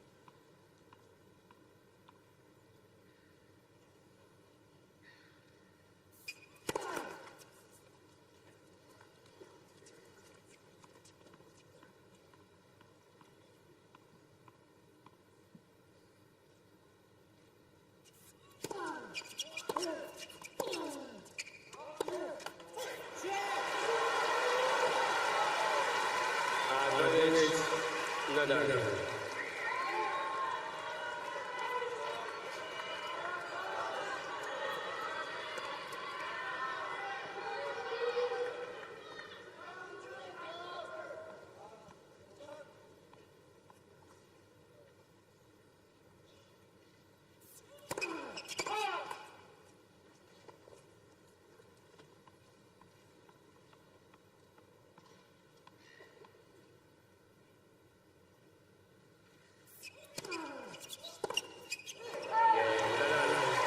Another break point goes begging.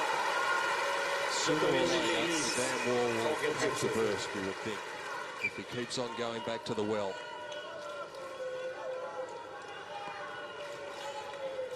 Well, an opportunity now is as small as it is for Nadal. He's just down that one service break. He survived a break point there. He could have been out of this third set at 5-2.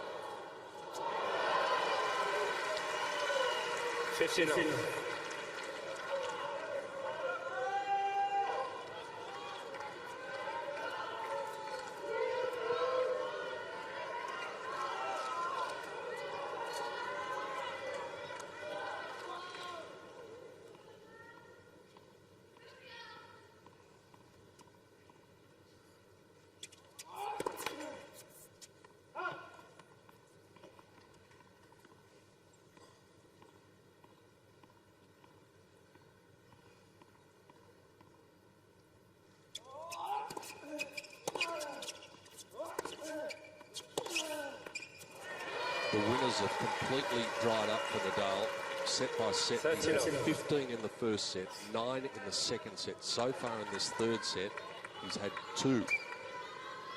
Well, he's just been counter-punching. It's been Djokovic doing all the attack.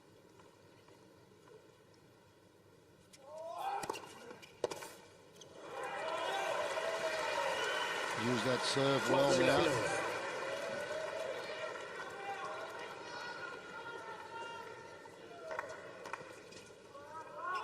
Look at that, from 55%. He's only winning from the back of the court, Nadal.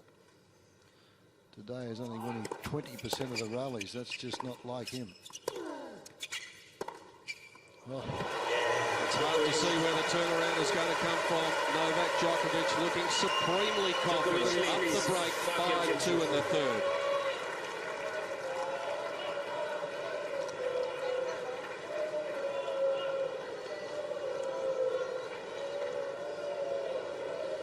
well, at this stage, Jeffrey's made a believer out of me. I thought he would be a little tired coming into this one tonight, and the first set, the footwork was not good. He appeared as though he was pretty lethargic. Yeah, I agree with you. His girlfriend or partner, Elena, comes back. He's now moving well, seeing the ball beautifully, and she's very happy with the situation by the looks of it, and as well she should be. He's just gradually turned things around, Djokovic.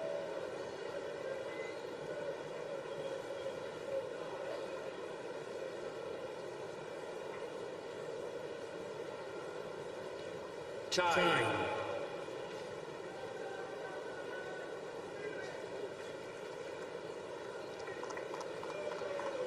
All of Novak Djokovic's support staff starting to show the confidence that he is showing. The final twist is going the way of the defending champion and the #1 seed, the man who won 10 times in 2011, the man who beat Rafael Nadal in 6 finals, well and truly on the way to adding to that list. A long way to go, but the signs, if you're a supporter of this man, are very encouraging. Nadal serving to keep this third set going. 3 hours and 8 minutes. All the Spaniards' fighting qualities are going to need to be called upon tonight.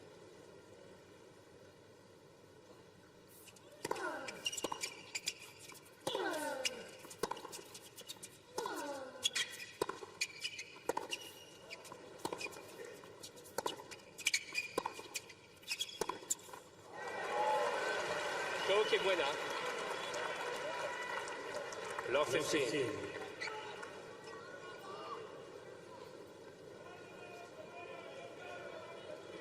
Koki Buena, he said that 3 times, and that's the only time Nadal hasn't challenged, so it must have been him again. Sorry? It's not frustration, that's a sign of, isn't it? It is, and he doesn't know where to go to from here. It's not something we see from him a lot.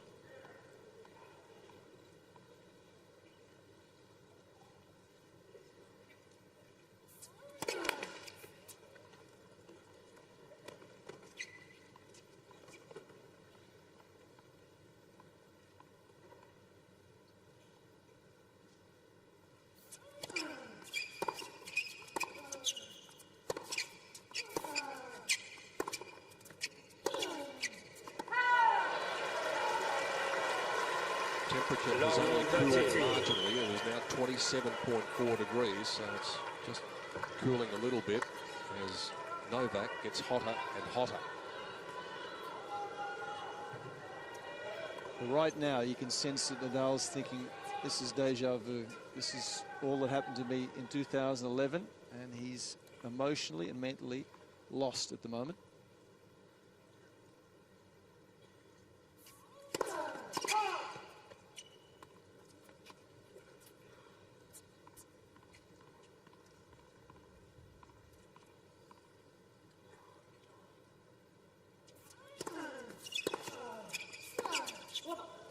Totally lost, doesn't know what to do.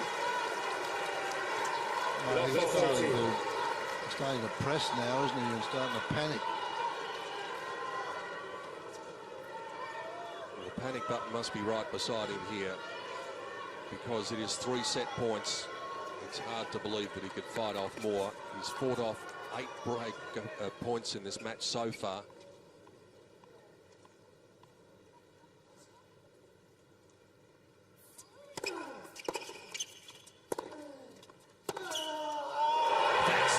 Looking at the moment, the roar goes goes up from Djokovic and his supporters, and seemingly he's on his way. 2 sets to 1 after 3 hours and 11 minutes.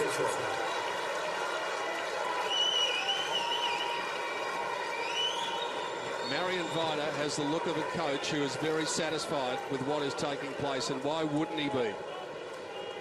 Well, he's also seeing it as a case of deja vu. He saw it all last year, and his man seems as if he's about to do it again. Look how much he's improved his first serve percentage as well, Djokovic. It was 49, 50% barely first set, raised it in the second, and he's elevated it even further in the third. And winners to unforced errors, 11-7. Look at Nadal, 2 winners only in that set, and plenty of errors coming very much towards the back end of that set. And as we've enunciated, he's just mentally lost at the moment. He doesn't know what sort of style he should be playing. Nearly twice as many points, 32-16, as we see some of the highlights. Nadal, very few winners in that set.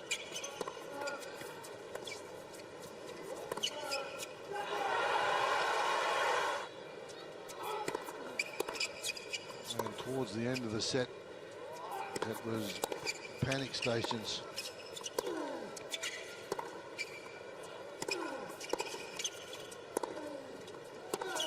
Time. Not a bad forehand to finish the set off with. It was ripped.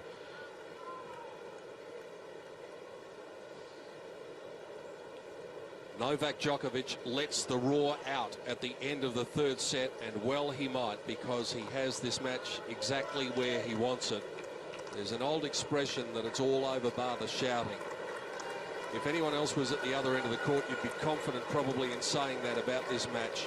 With Rafael Nadal, it still puts a bit of a question mark in your mind, but this man who has dominated Nadal in 2011 has the eye of the tiger. He's got that feeling that he had so many times in the previous 12 months. The crowd urging Nadal on. It is going to take a Herculean effort from the Spaniard to take it out to 5 sets. Thank you. All of the momentum with the defending champion as he looks for his 3rd crown in Melbourne.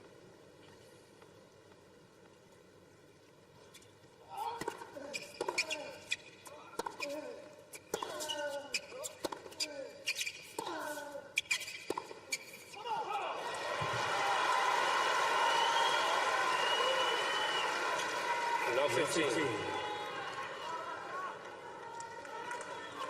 Well, that come on that came from Nadal is as much for his opponent as for himself, letting the opponent know, hey, I'm not going anywhere.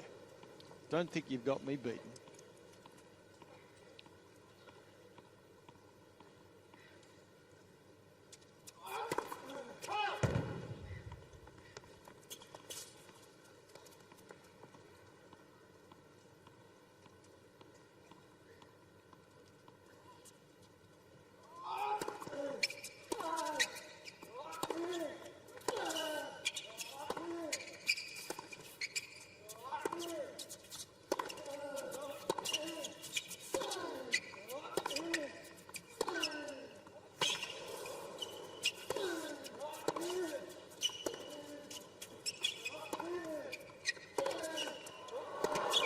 Oh,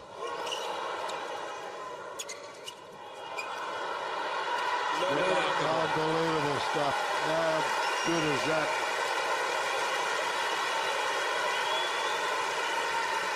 Both men won that point 3 times.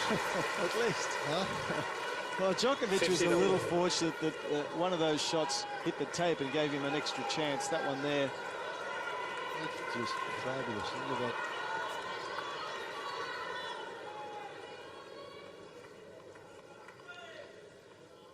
Every rally like this, that's the extra distance Nadal is running, an extra 10-15%, because he's playing deep behind the baseline, so he's covering more of the court.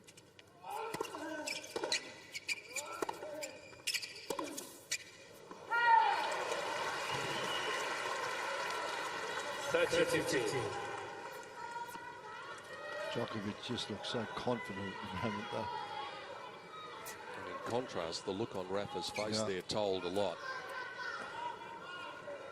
He's not letting Nadal get set at the moment.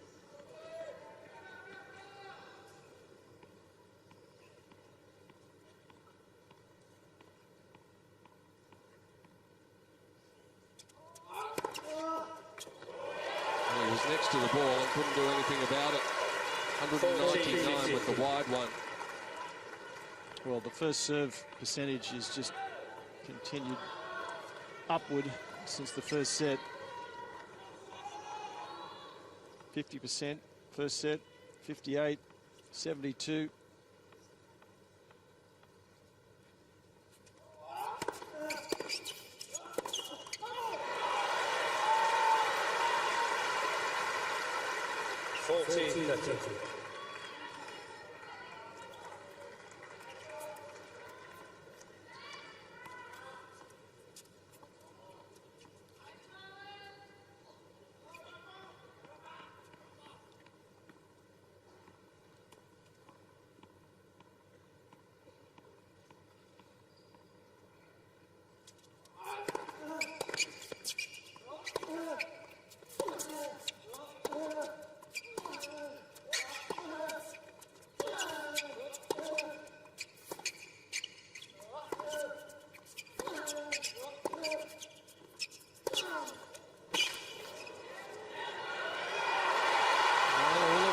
He's got it to juice. That rally he was around the baseline, Nadal. I was just thinking he doesn't really look that comfortable around the baseline, but that's where he has to play if he's to stay in the points.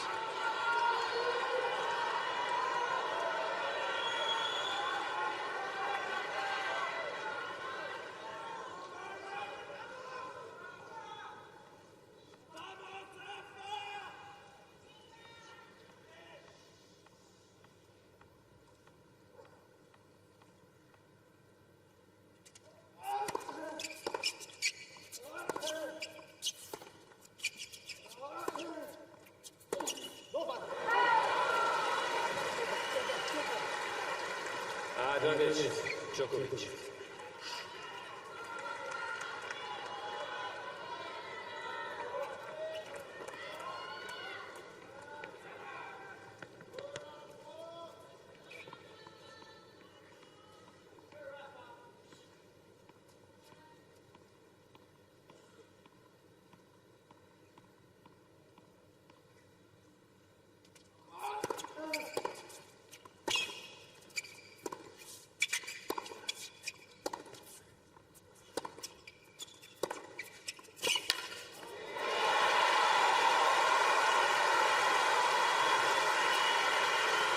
Trying to be a little bit more aggressive this game, Nadal.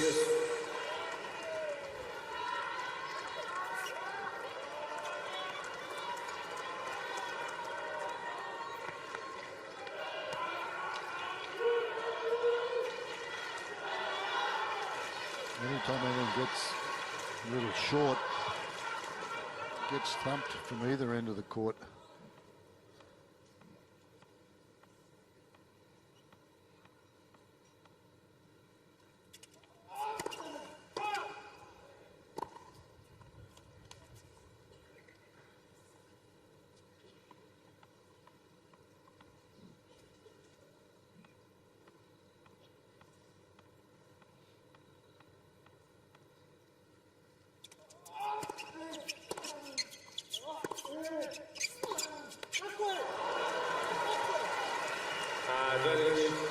You see how badly both players want this first game. Just to get a lead in the set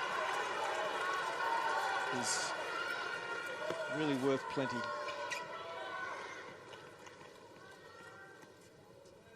Especially for Nadal if it comes with a break of serve.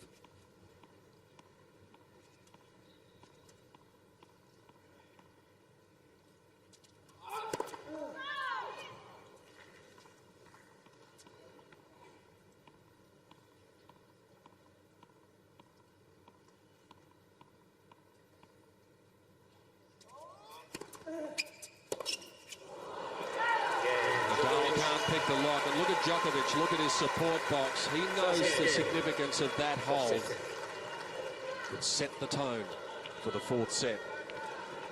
Again, that last serve, Jeff, he was way back in the back of the court. That last one just shows you where his return point is. On the second serve, he's even further back in the second serve than the first serve. Yeah. Very evident in that last point. And he shanked it from back there. There's only a couple there on the second serve, you can see way inside the baseline. That was in the first set. Djokovic, by comparison, look where he is. I mean, he's just behind the baseline for the first serve and way up inside the baseline for the second serve. So it's what we've seen. How about the ad court there where he's cut down the angle out there? See that one on the left of the screen where that's where he cuts down the angle with the serve that goes out with a two-fisted backhand. He's done a good job all around. Well, it's what we've seen before, but we were looking for a little bit of a change from Nadal tonight, weren't we? And we haven't seen it. We did for a few games in the first set. That's it.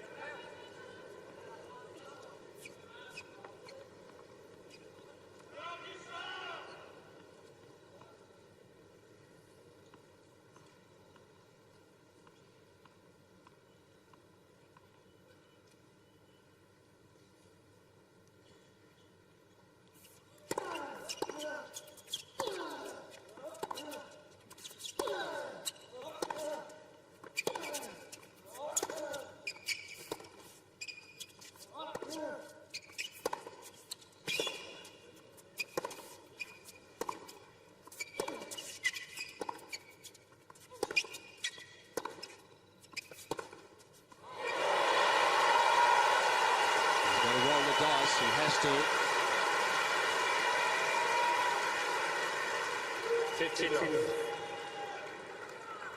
Yeah, he's definitely trying to play more aggressively, Nadal. It's not the game style that he likes, but he knows he's got no option but to attempt to do so.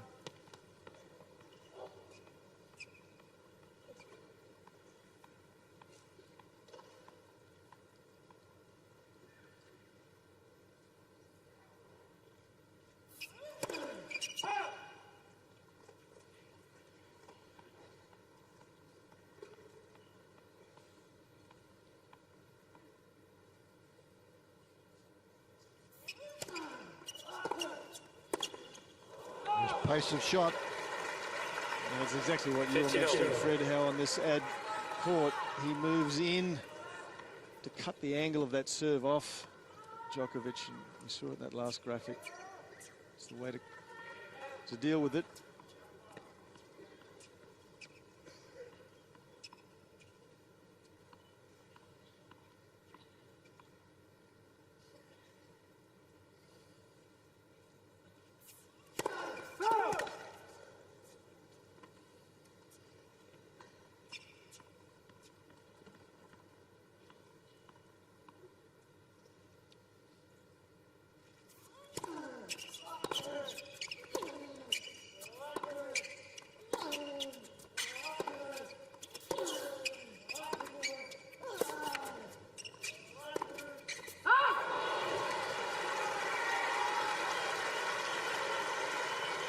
He lost the point, Djokovic, but he made a statement.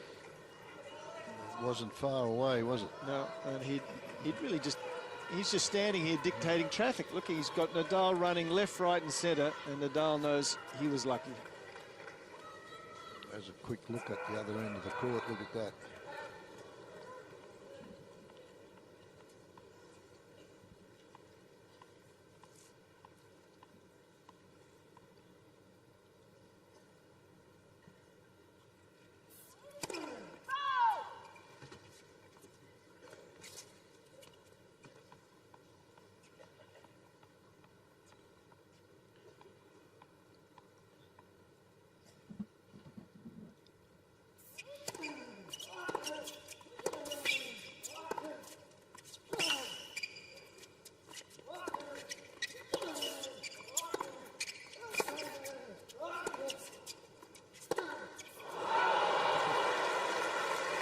There's another point that goes begging when the second delivery has been called upon. I saw a very interesting stat before. Second serve points won. Djokovic 66%, Nadal now 43. He went in with an average of 56, so he's being thumped in that regard. Nadal, they're having to go for a shot that he just doesn't want to have to do, but got no option. In that last rally, Djokovic wouldn't have moved more than 5 metres total. Djokovic must have run 15. You mean Nadal? Sorry, reverse. Yeah.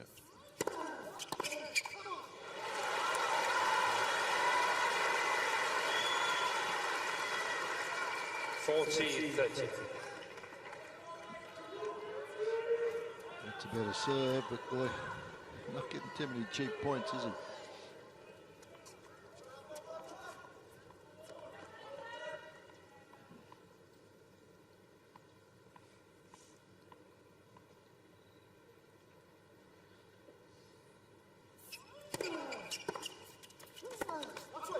Just unbelievable return of serve again. That one into the body.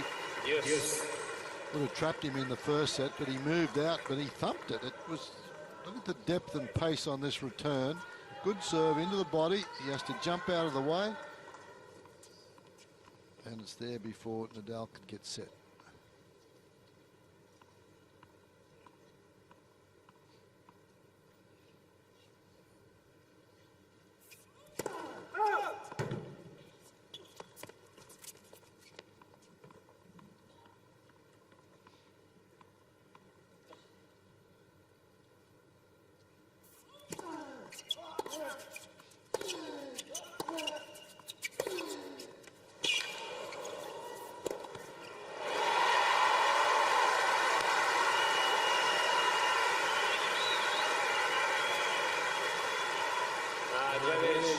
Nadal.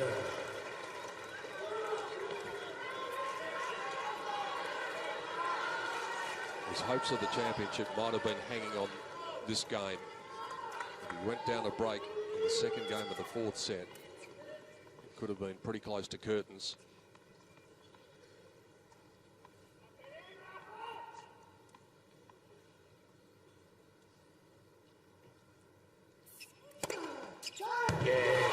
That is another fighting effort by the Spaniard. He simply refuses to acknowledge when he's beaten. He's certainly not beaten yet.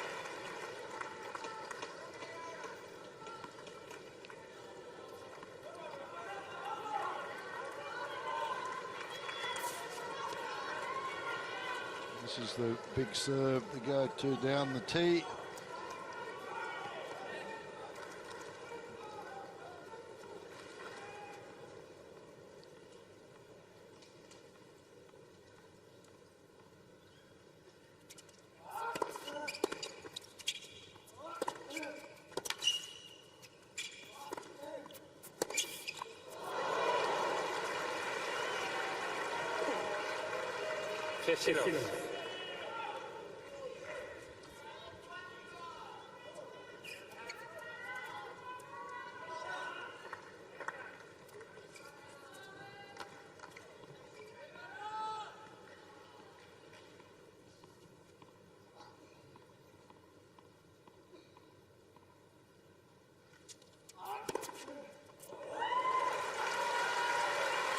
Half a dozen aces now for Djokovic.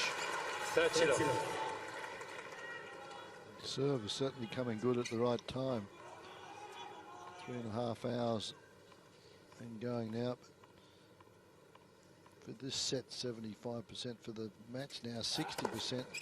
40. Well, it was down 40 something after the first set, just on 50%.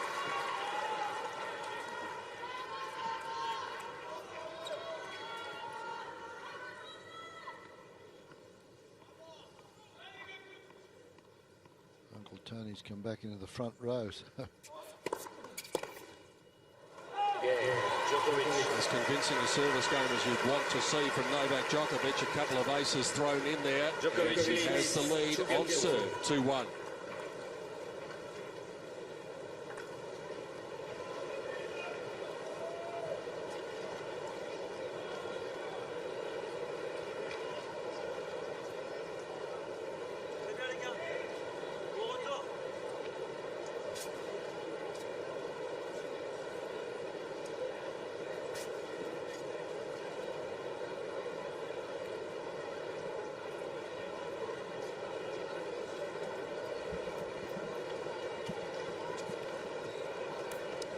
a great crowd, a respectful crowd tonight, watching these two great players going at it, the #1 and #2 players in the world, meeting in a Grand Slam final for the 3rd consecutive occasion after Wimbledon and the US Open. And it looks as though the result is going to go a similar way.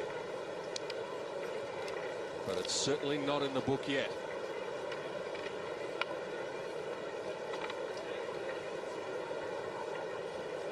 Okay. 686,006 people is the end attendance for the 2012 Australian Open Championships. Almost 21,000 through the gates on this day 14. And that breaks the record that was set a couple of years ago by a massive amount.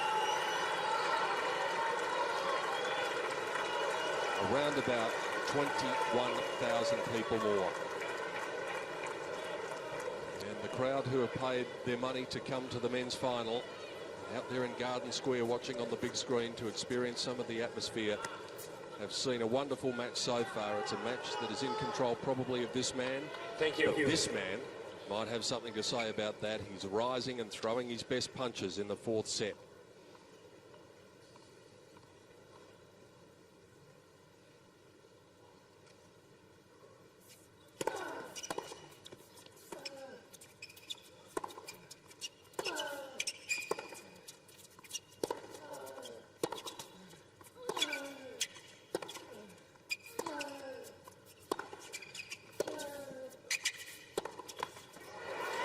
Garden Square is all grounds passes, aren't they? That's about 40 bucks a seat or something out there. That's the best ticket of the lot. It's like going on Henman Hill at Wimbledon. It's like a picnic atmosphere. Come on, Fred. It's now called Murray's Mound. Murray's Mound now. And the great thing about the ground pass too, Fred, in the first week is that it gets you admittance to all the other courts, the show courts, and you get to see the best in the world in action out there. It's the best value ticket in sport, I think.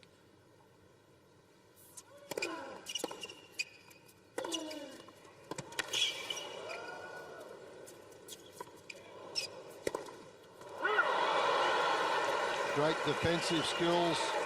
We've talked about 15. Djokovic, how quick he is. And, he's put up a couple of those very high lobs. Not easy to get behind those. Get underneath them.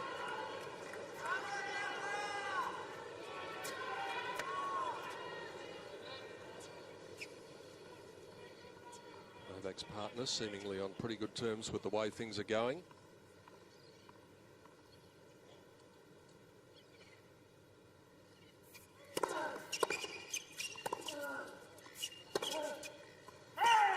There might be a challenge Djokovic, there. challenge in the corner on the right far side. Ball was gone out. Djokovic thinks he's got this one. He's pretty annoyed.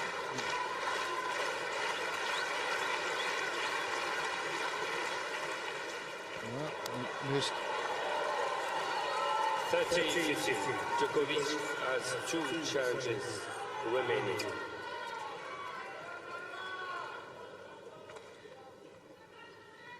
Line judge was correct on that occasion.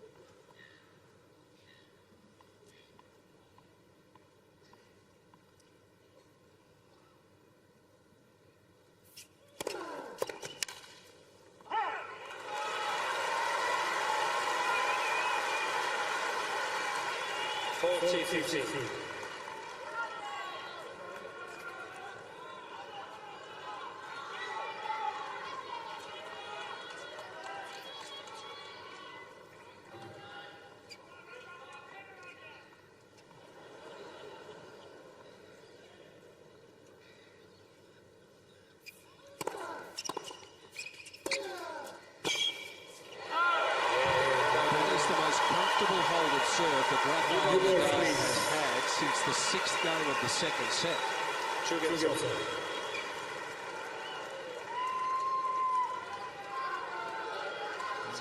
Nadal is as fit as any athlete out there, and I don't think he's going anywhere just yet. He's going to change rackets. Must be a change of balls coming. Yep, there is.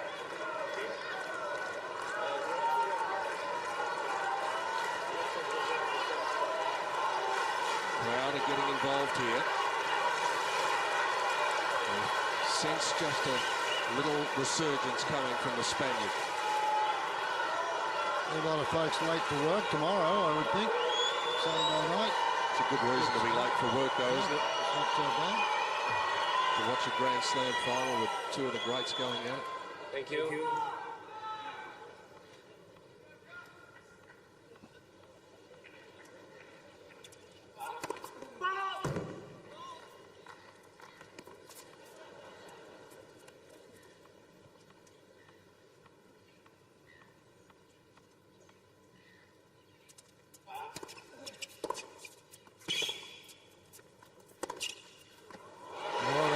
It wasn't in until it bounced. But how about the return, Freddie? He was on the baseline and went after it. I haven't seen that since the first set. Love 15. Just a bit of pep in his step at present, Rafa, the way he's moving around the court, a bit more energised. Well, he's now got a plan. He's trying to play more aggressively. At the end of the third set, he was lost. At least now he's got a plan. Let. First service.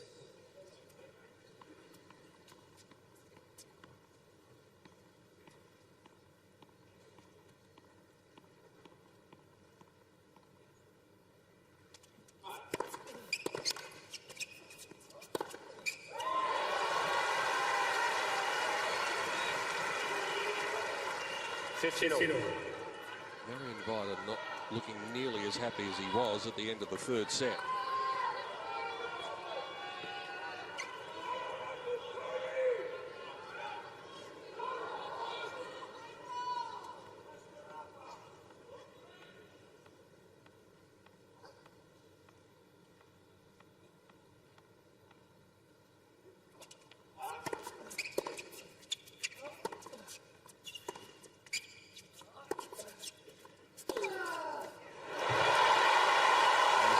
Bull by the horns now. Look at that. A bit of a bull fighter coming out from the Spaniard. 15-13. A little slice here doesn't allow Djokovic to hit a very aggressive shot. Because the slice stays lower, so Djokovic just has to loop the ball back. Gives Nadal time to run around at 160 km/h forehand. That's big. That is big, isn't it? That's... Some of the serves haven't been that.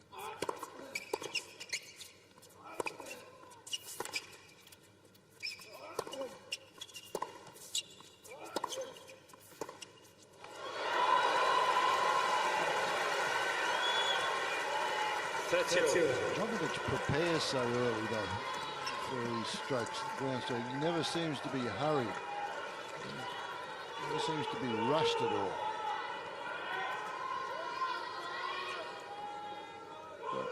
His weight of shot of both ground strokes and his accuracy is, it's unquestionably the best in the world at the moment.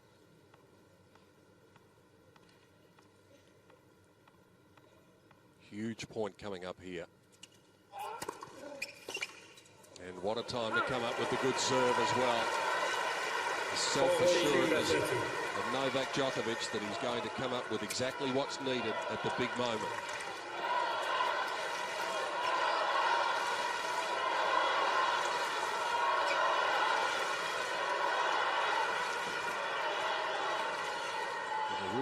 In the volume level and the energy level of the 15,000 spectators in this fourth set.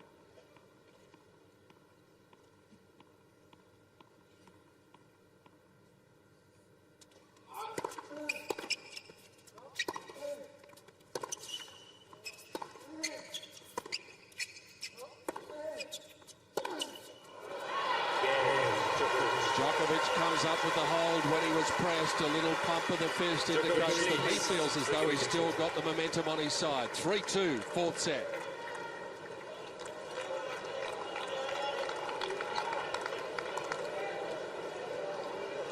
Well, just when you see Nadal play a couple of pretty impressive points, Djokovic rights himself and comes back straight at him. So very interesting stages here in set number 4. Pushing towards the working end of the set. I think that both these boys want it. We've seen that. Just striving to get that break of serve.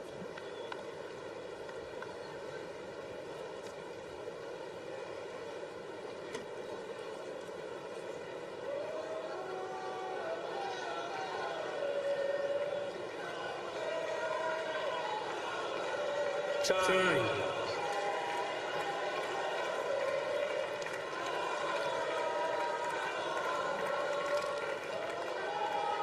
The last time there was a 4-set final here at the Australian Open, it went the way of Novak Djokovic. The last time there was a 5-set final, it went the way of Rafael Nadal.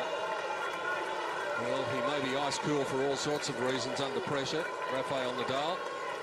Seems like one of the ice towels might have burst. They might need some ice towels out there. Hello to everyone watching in Garden Square. Hope you're enjoying the action out there. There you go. It's raining ice on a night where it's 27 degrees Celsius.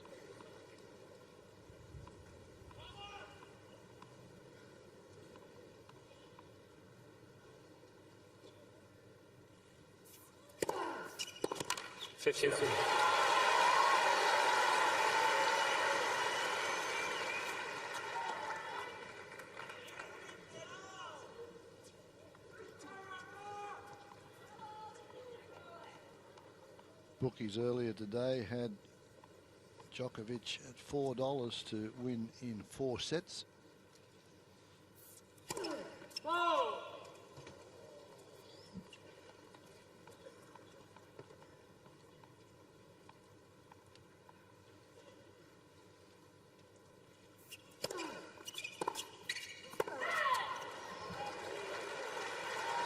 Djokovic has the call on the left baseline. Ball was called out.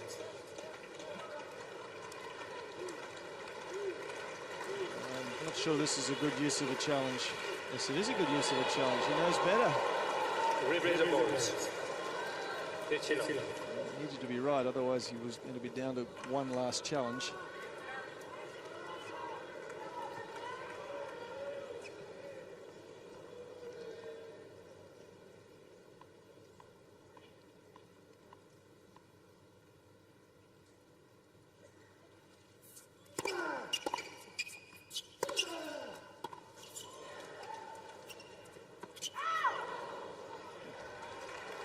Talked about those bookmakers, Fred. I think that we were probably sharing the opinion that they might have got the odds wrong the way they'd framed the market with Djokovic the favourite, but they're right again, which clearly indicates, well, they're coming to sporting events in Mercedes and we're still coming on the tram.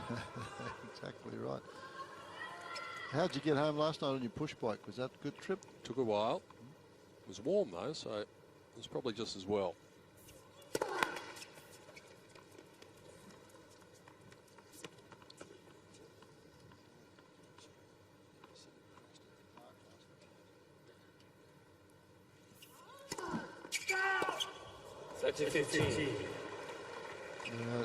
He's going to go and have a look at this, Nadal. This is pretty important for him.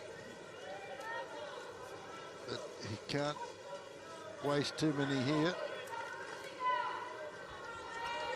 No challenge.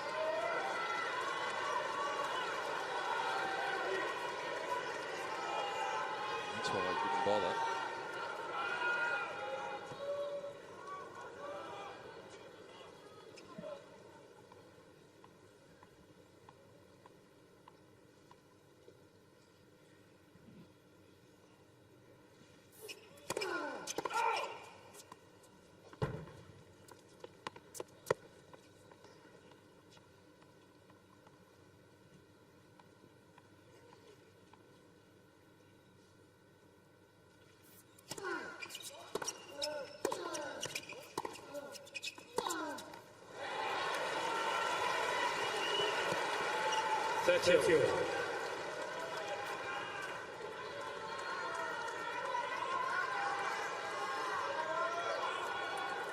Djokovic gets a look here. We bet pretty good money on the fact that his intensity level at this break point will be higher than at any other time of the match. He's squandered so many, but he knows that this could be the moment. If he gets a look.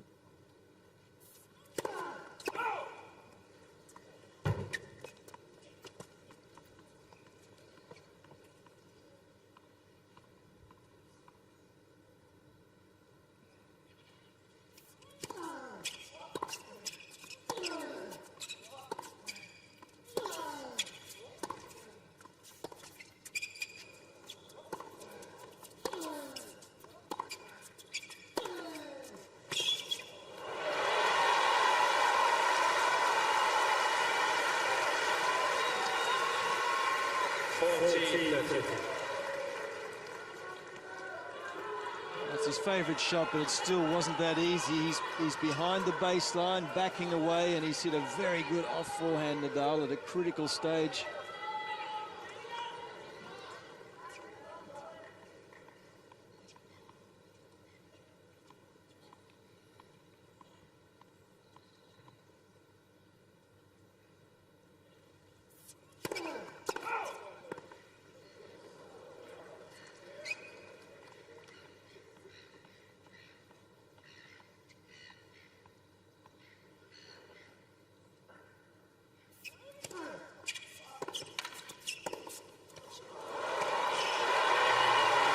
Somehow he finds a way.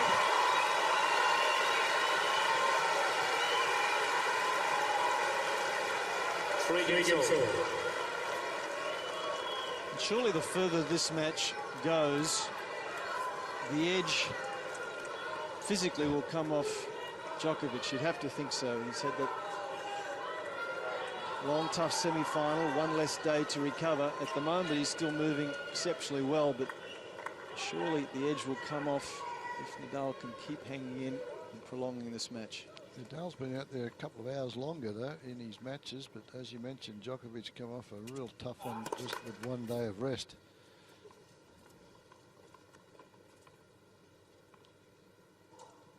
Three all.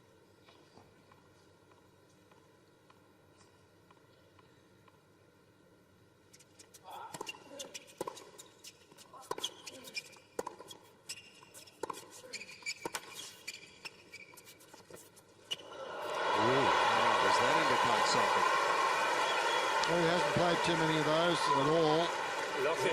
Probably, that one didn't miss by much, but I'm surprised he hasn't played more of those tonight, though, Djokovic, because that used to be, or is, not used to be, is one of his favourite shots. And he always plays it here to the forehand, as he attempted to do there. And it's down the backhand line to Nadal.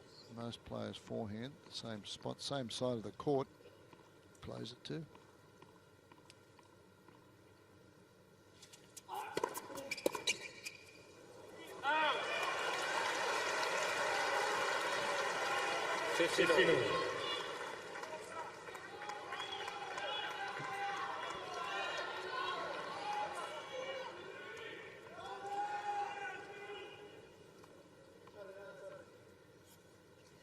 Djokovic, 3 service games here in this set. He's serving at 77%. Pretty impressive.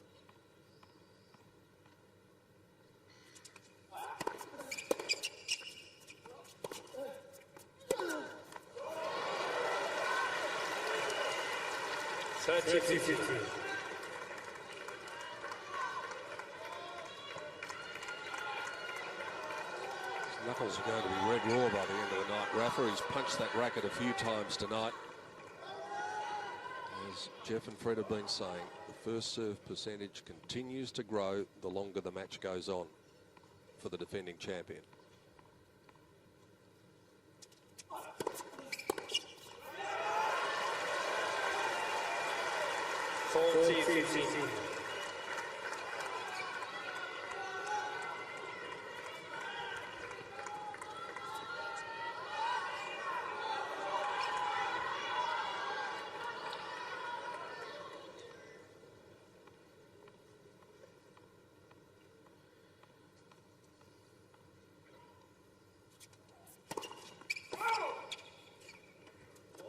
Yes, I think so.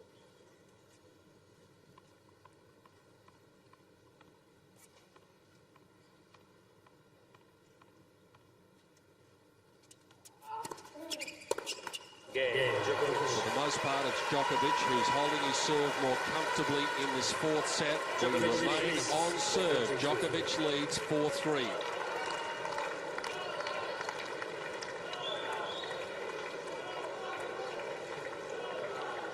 Creeping up to the 4-hour mark for this match. And not too many folks have left. It'll make your friends, the taxi drivers, happy, Fred. Yep. Because public transport will be stopping shortly in Melbourne. So a lot of these people who may have driven here, but many of them who've caught public transport will have to find a way to get home. But why would you leave this? Oh, I don't think many of them are.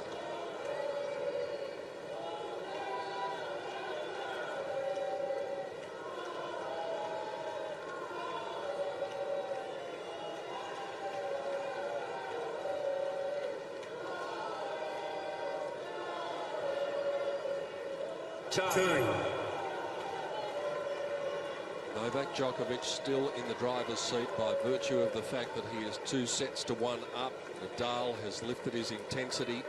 He's changed his game plan in the fourth set. Nobody has been able to engineer a break yet. Nadal is the one who is under the pressure of having to play chasey on the scoreboard.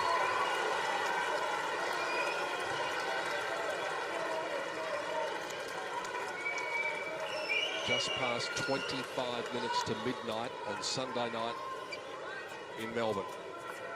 Nobody's gone anywhere.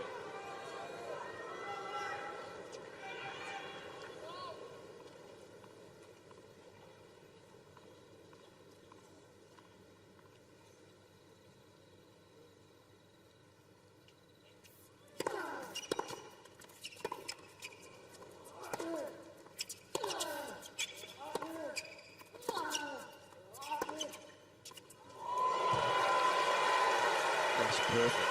And how many times do you want to put the return of serve on the baseline? Yeah, another sensational return. Thought he probably could have done a little bit more earlier. Look at this. Wow. You become blasé after a while. You've seen it so many times. Nadal just looks at it and just watch the reaction here. Closes his eyes and says, come on. Throws the hand up.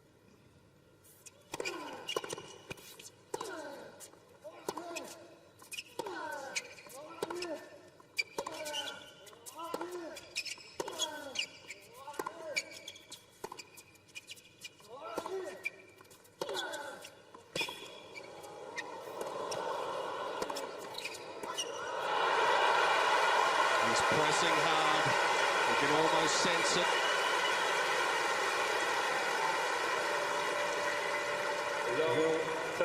Another fantastic point from both ends of the court here. Nadal, good depth there, and just a one-handed shot there that skids off the line. And Nadal has to try and scamper back the other side, and look, he's totally off balance as Djokovic goes in behind him. A valiant effort to try and get racket on ball.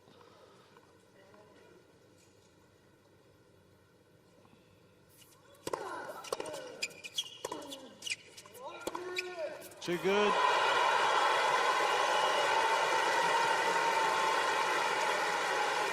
Novak Djokovic has had that look about him since the third set, and now finds himself in a position of standing on the verge of dominance.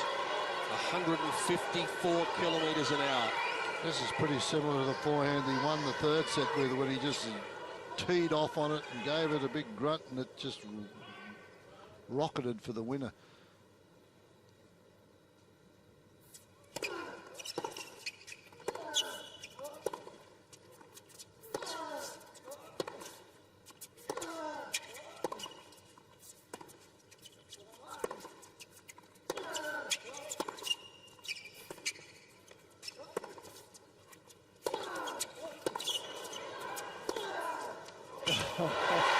That is big. That is Rafa. That's what he does. Well, he's not too far. That one was very, very close, but it was good.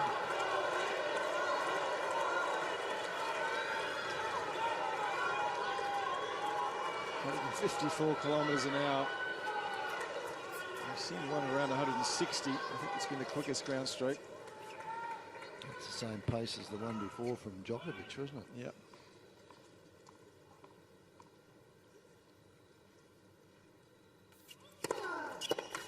Well done.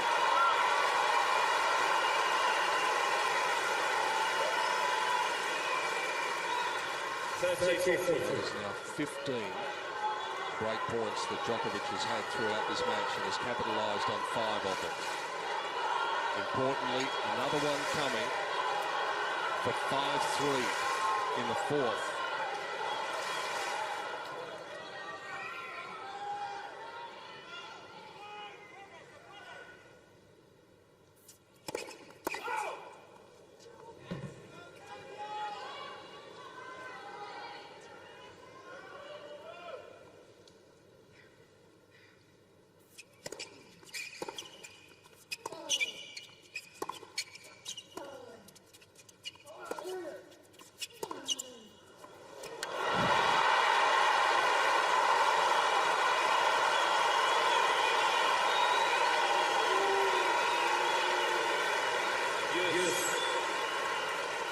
Well, it's fair to say that Djokovic wasn't looking for that down the line. It's raining, Jeff, I think. I think I just saw a few spots of rain. Maybe just perspiration. Certainly Djokovic wasn't looking for that down the line, and he's upset and gently pushed the ball into the stand after losing that point. Oh, he's going to challenge on that one. That was pretty close.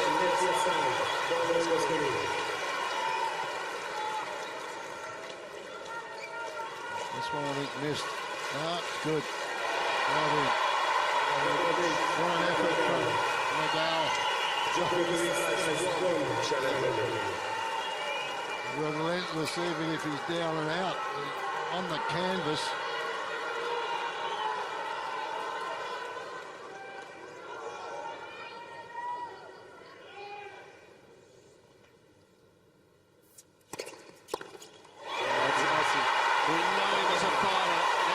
Chainsaw going.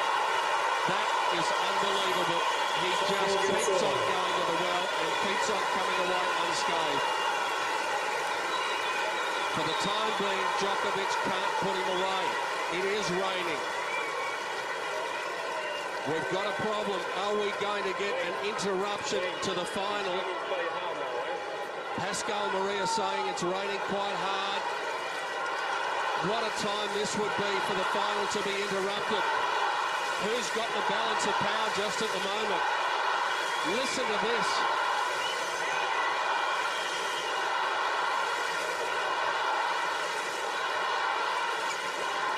Nadal doesn't want to go off.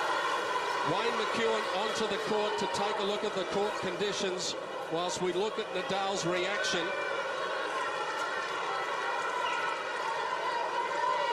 They're going to close the roof by the look of it. And the final is stopped at 4 hours precisely. We knew the rain was coming. It's taken until 1:45 on the last night of the championships for the first drop of rain to fall. What a time for that to happen, Jeff Masters. Well, the drama just keeps on coming. You can see there in the pictures in the black background that the drops are relatively heavy, and in a sense it's probably a good thing for Djokovic just to give himself a little time to regroup again, because that was an emotional blow of massive proportions. 3-4, love 40. I'm sure you're aware there is a light passing over, but there is a lot more on the way. We're expecting in excess of 50 mils from Melbourne overnight and through tomorrow.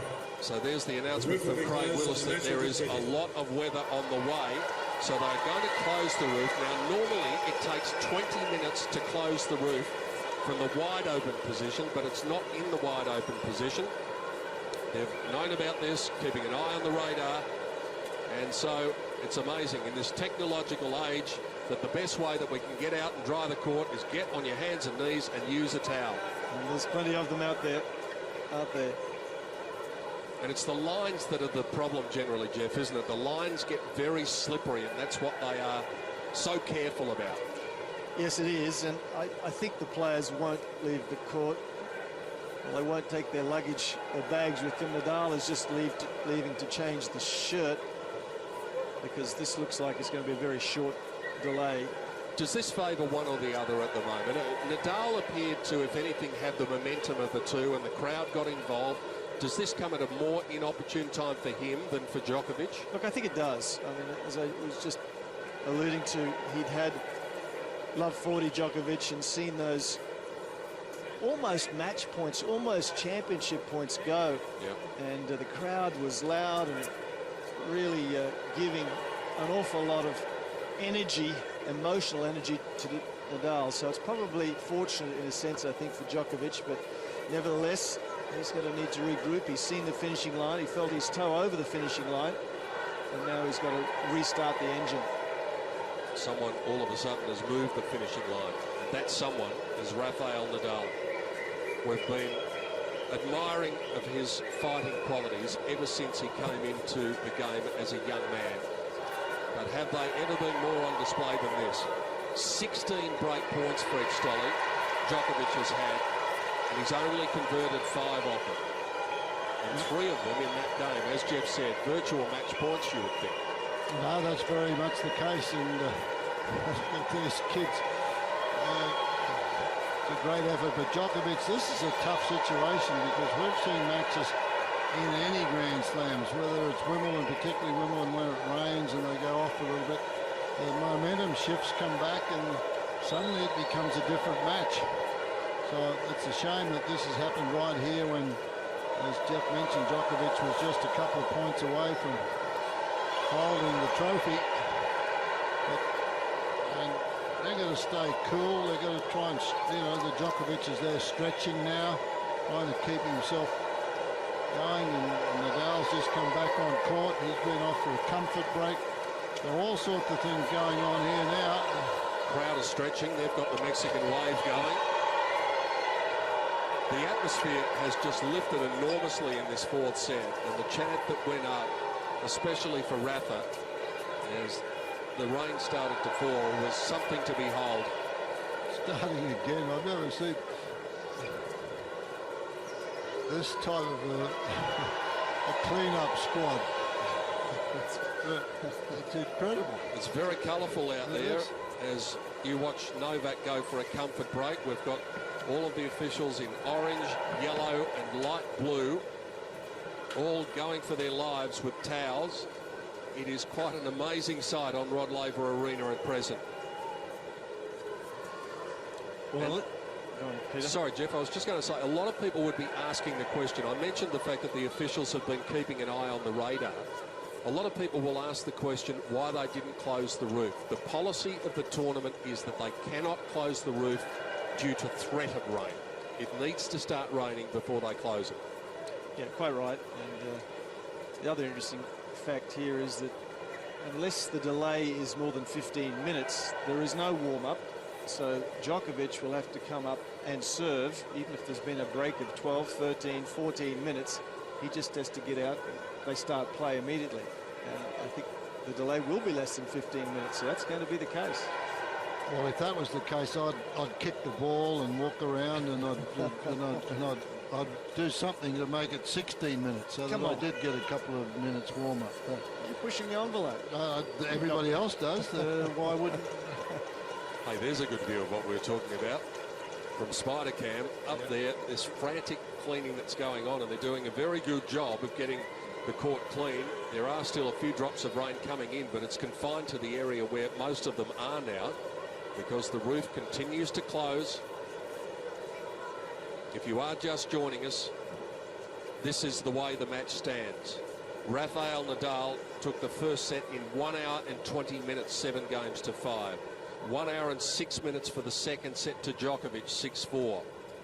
45 minutes for the third set to Djokovic, 6-2. We've been going a total of 46 minutes in the 4th set, and it is 4 games all, and Nadal is experiencing a little bit of a resurgence. And if you're wondering why that linesman has gone with Djokovic, every player that leaves has to be accompanied by an official, so that there's no discussion that takes place with a coach. It's not allowed. So that always takes place. So I think this is a huge advantage for Nadal here. And he's trying to see Pascal Marie and say, well, how, you know, let's get going. How can we do this? But the referees will have a look at the court, and they will not allow the players to start unless the court is certainly dry. Nadal's ready to go, though. He's up at the back end there. Now, this is interesting, whether he can go over there. And he's getting over to be very close to his player box. They're in that corner. So whether he can have a conversation there and Uncle Tony can yell out and pass on some advice. The road is all but closed at the moment.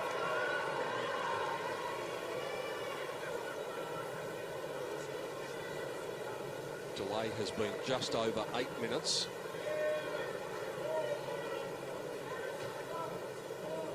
All hands on deck at Rod Laver Arena. The midnight hour is not far away. Well, how about the year of the floods? Well, that was remarkable. That was the most amazing thing I've ever seen here. Yeah, what happened was that there were some pipes that burst, and we spoke about yesterday Victoria Azarenka and the fact that she was the first Belarusian woman to go through to a Grand Slam final since Natalia Zvereva in the from doubles. the USSR. Yep. Now, Natalia Zvereva holds a very unusual distinction here at Melbourne Park. She is, as far as I know, the only player ever to do backstroke at a tennis match, because it was she who came out onto the flooded court and started swimming. Her and Gigi Fernandez. Yeah. And it started down in that far corner where the water came in, 1995, I think it was, a long time ago. But it was quite incredible because the rain burst and the water came in and it just kept creeping up and further along the court until the court was 2 or 3 inches underwater. Well, they were days gone by. Here we go. Let's get back down to business. We are at a critical stage, and Djokovic does have to come out and serve cold after a delay of around about 10 minutes.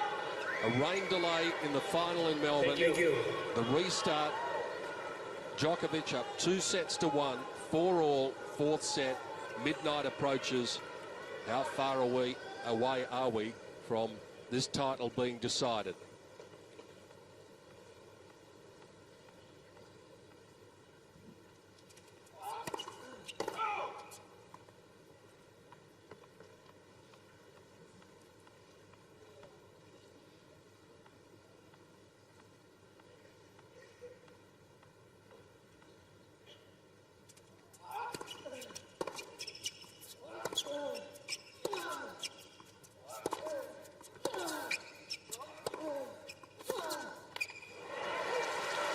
Fred, we saw an illustration the other night of how tough it is to come cold when they had the Australia Day fireworks. Yes. And it came in the match between Rafa and Roger Federer. Federer came out and served afterwards and didn't serve very well in that game at all. I think he lost 14 of the next 16 points or something, didn't he? It's a tough task.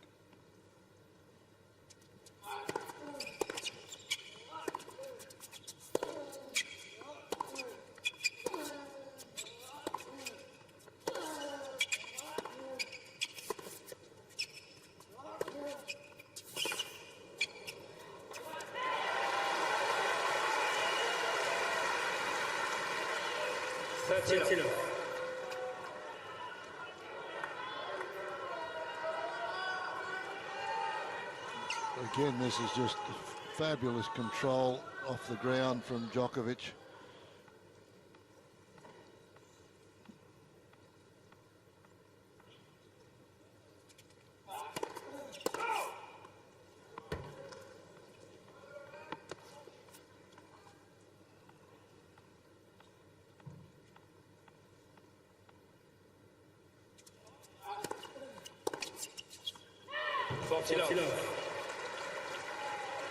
There's one that you like, Jeffy. Yeah, was inside the baseline, had a go at that, but he, as you mentioned, he has to go for that now. Barely missed.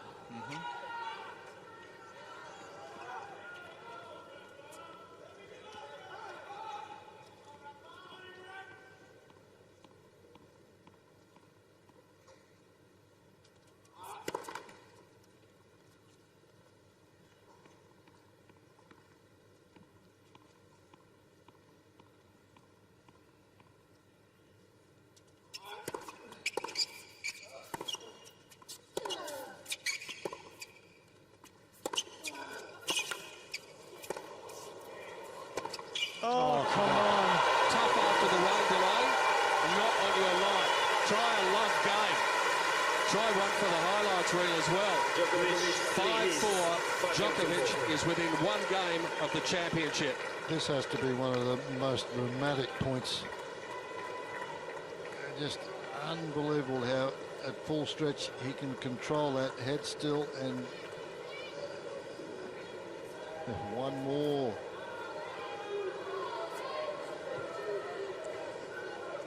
And 4 hours and 12 minutes, and that's as good as it's going to get, that last forehand down the line. Look at the reaction from the Djokovic box there.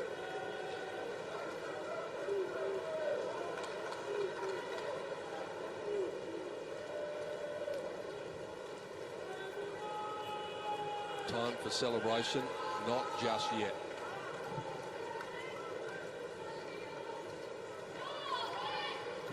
The packed house now under the roof.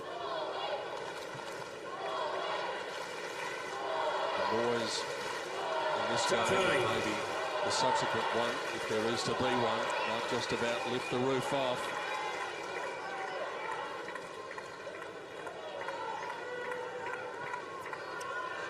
Novak Djokovic within one game of the championship in Melbourne for a third time. And Nadal still jogging out there back to serve. Trying to show his opponent that there's still plenty of life in the 10-time Grand Slam champion.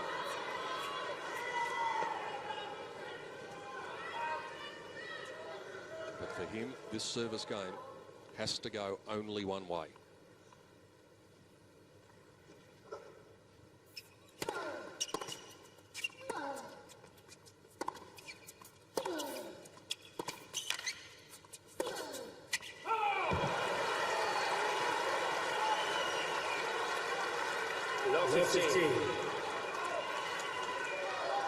First point to Djokovic now allows him to take a couple of risks if Nadal misses first serves.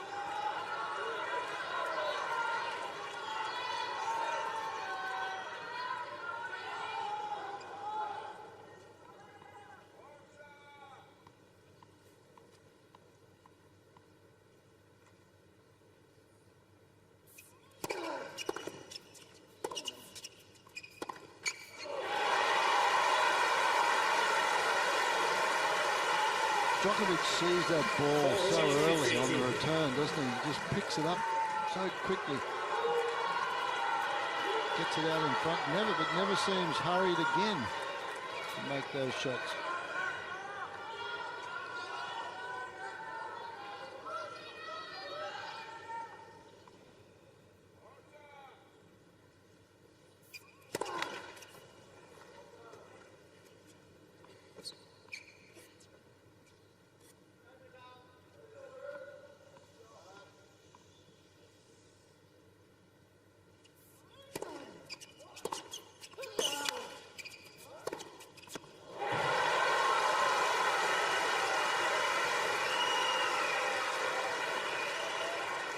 14-30.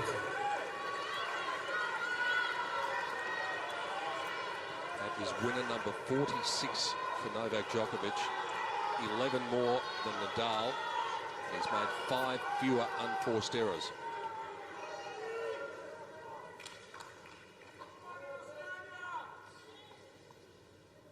Time for a prayer.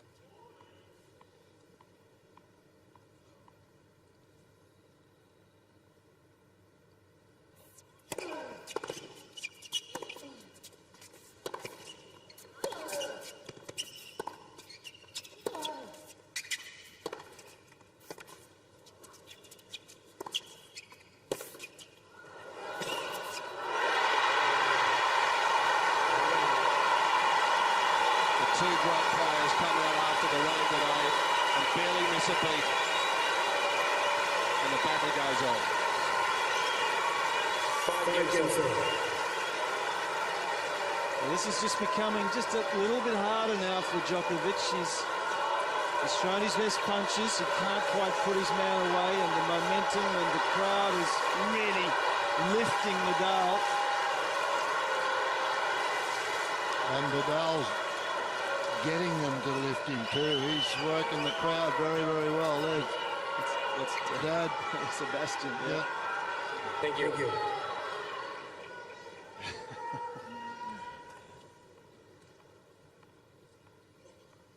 5-all.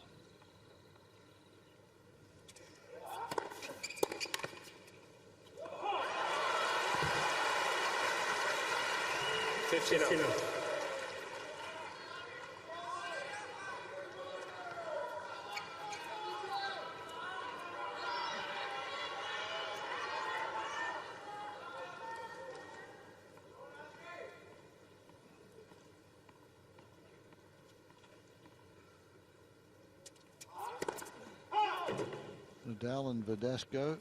How long did you say, Peter? It was, I think, about 5-16, Fred.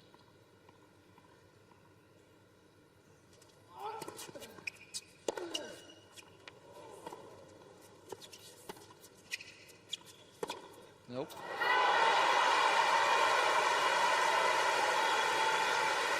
Now this is going to fully test Djokovic's resolve here, because this entire arena, apart from the Djokovic box probably, they want this to go the distance. They want it to go to 5 sets.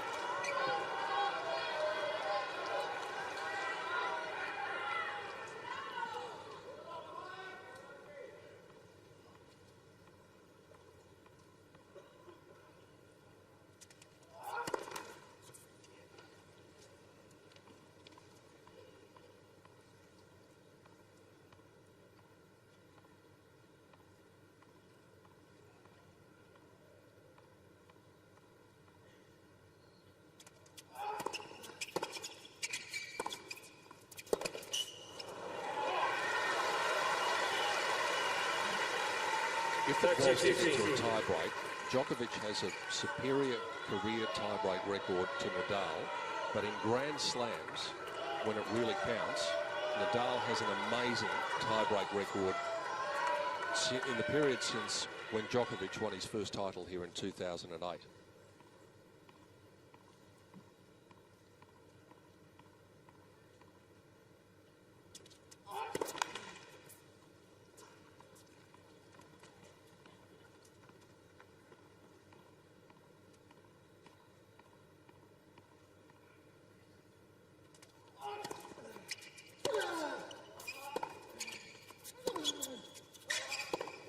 No.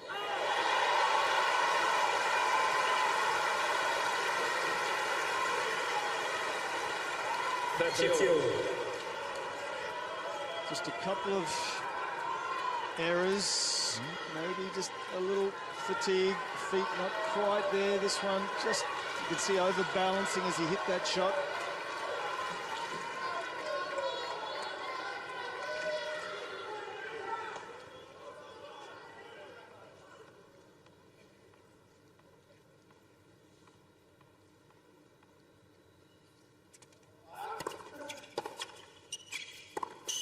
Oh, that is brilliant. That is brilliant. under the gun. He gets a first serve in. It's not a bad return. But then the next shot splits the line and the corner. Well, it took some courage to go down the line. Short part of the court, high part of the net, but 5-all, 30-all. This takes some serious self-belief.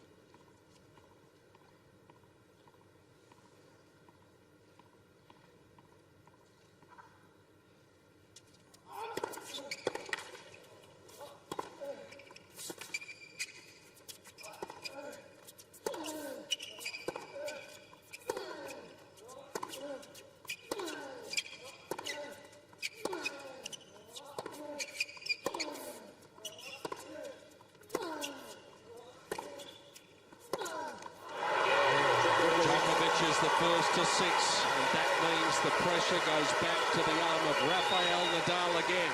In the fourth set, 6-5. 6 games to 5. This wonderful depth again. 30-all, he comes up with an unbelievable shot in behind Nadal, very close to the line. And then this point, look at the depth of shot here. Wonderful rally. That one there gets him too deep and he can't control it, can't get behind it.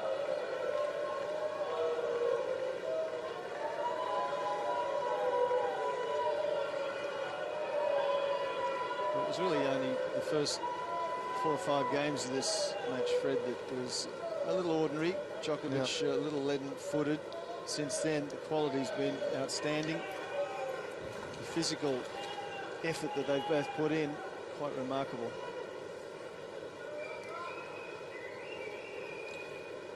Charlie.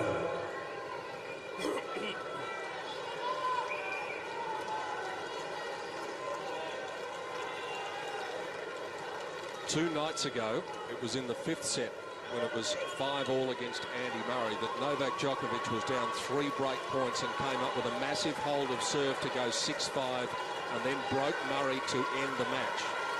If he can break Rafael Nadal here, he will win the championship. It's been a magnificent final. It exemplifies the skill of both players, the fighting quality in particular of Rafael Nadal, who's looked miles away from that trophy at times, but he continues to hang in there.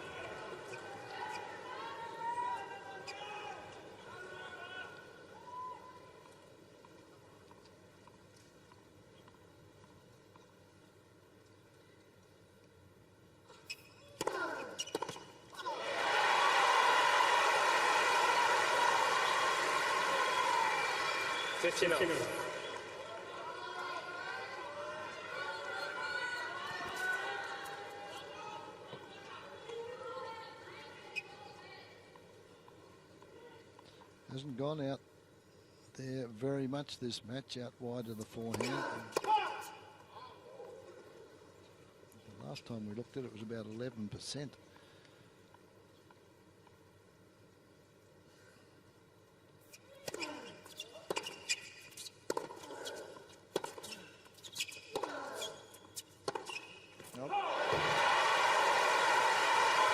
Just a little bit of the slump of the shoulders from Djokovic.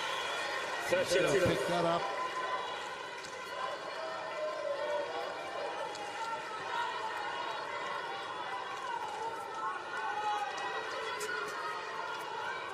Especially when you know that this man at the other end is never going to drop his shoulders until the very last point of the game and the match.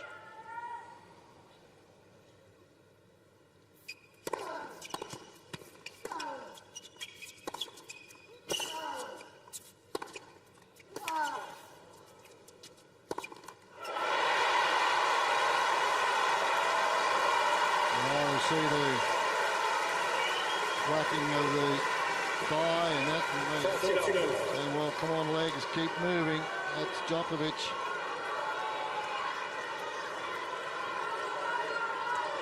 Got to pick it up for the tiebreaker. And that's middle of the net.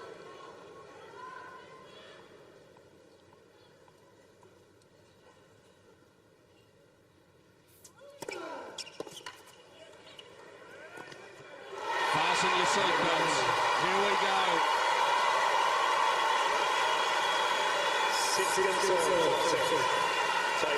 Right now, Nadal thinks he can win. At the end of the third set, he didn't think he could win. Deep down, he didn't think it. Now he thinks he can. What a remarkable effort from the Spaniard. You just know the fighting qualities, and I've said it half a dozen times. This is a very, very important match for Nadal in the scope of things with his... Thank you. Thank you. These up-and-coming matches throughout the year with Djokovic. And we lost the last 6. Here we go.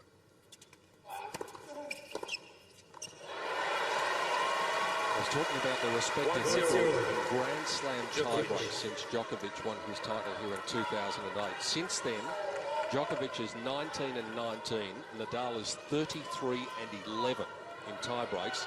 And last year, Nadal was 12-2, and Djokovic was 5-7. So he plays the breakers brilliant. Thank you. At the top level.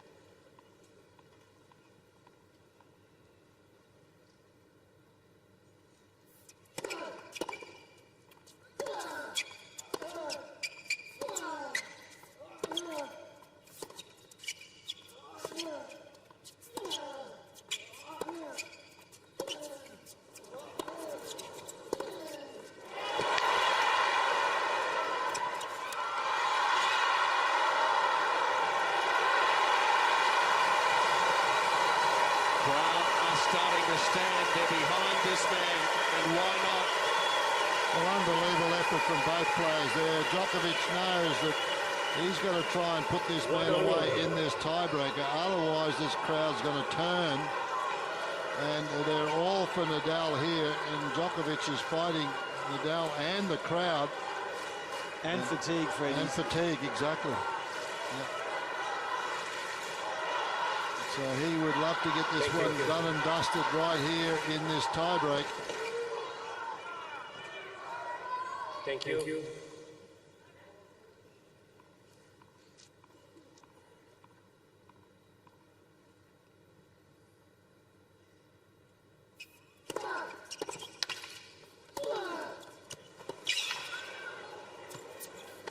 Playing the best tennis of the match so far, Nadal. Well, he's got the adrenaline going, he's got the crowd behind him, he's pumping the crowd up. Tough couple of points coming up now for Djokovic. Down 1-2. Not deep enough. Nadal bounces this one into the cheap seats, or the expensive seats here.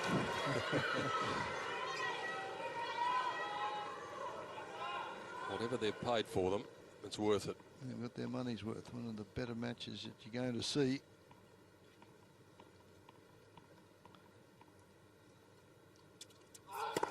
This has to rank up there with a lot of the top ones, and it's not over yet.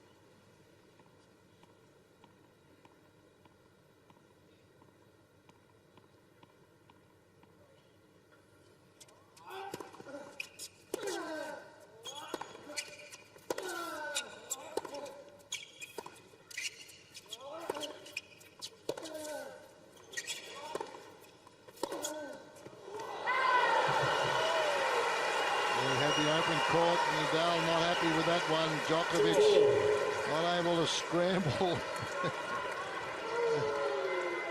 Both camps now probably more nervous than the players.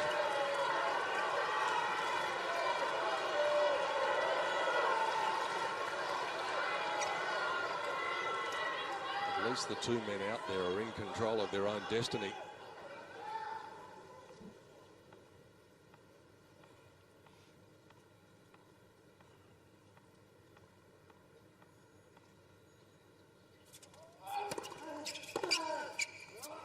Nope. Was not in position to hit that shot. No, and he still 5 feet, and he didn't go. He didn't make any commitment.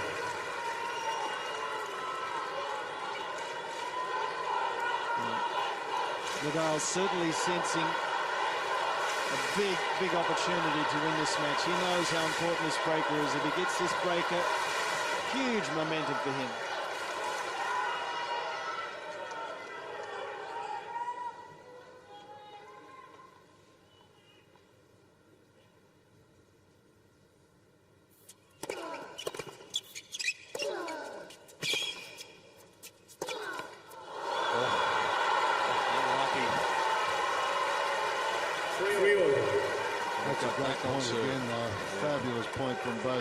an unbelievable return. Both guys going after it now. No quarter given, no quarter asked. Half a centimetre higher, that's a clean winner.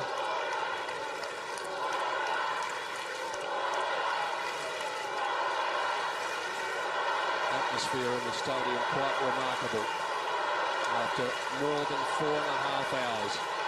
I think Djokovic knows he's just barely hanging on here.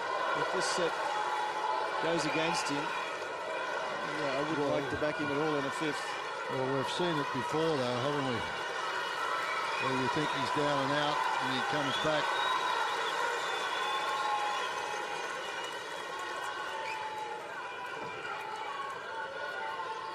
Naturally enough, both players have outstanding career 5-set records, but what those numbers don't tell you is the momentum that Nadal would take into a 5th set if there was to be one.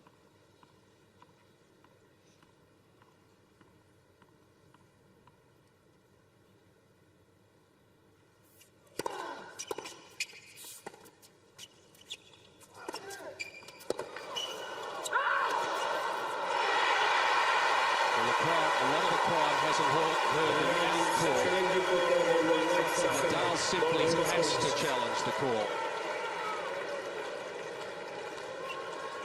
Djokovic seemed to be pretty confident that it was out, but it's out. So 4-3, Djokovic. Nadal has 3 challenges remaining. Well, that's big. 2 points against the Nadal serve.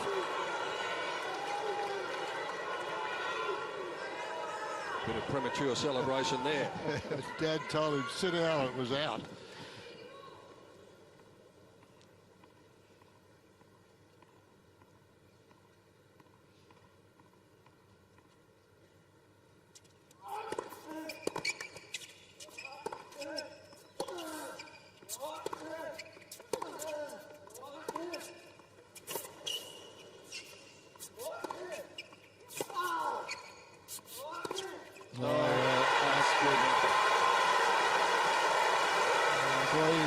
That unreal point. 5-3, Djokovic.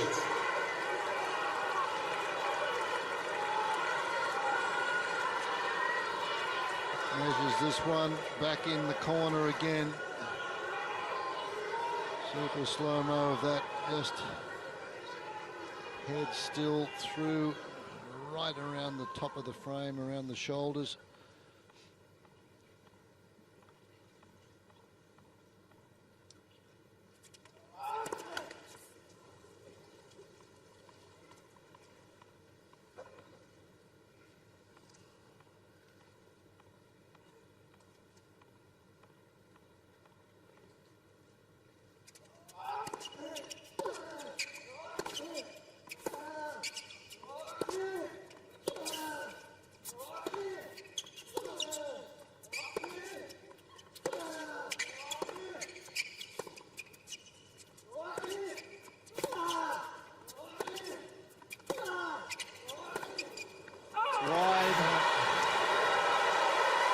So we're back on serve again in the tiebreak.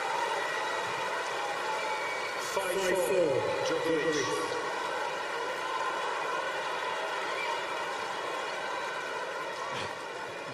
They are throwing body blows. They're just haymakers. They're hitting them so hard.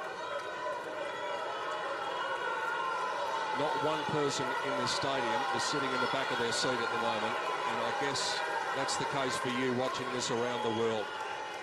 What a battle. It's been waging for 4 hours and 37 minutes. On serve in the tiebreak.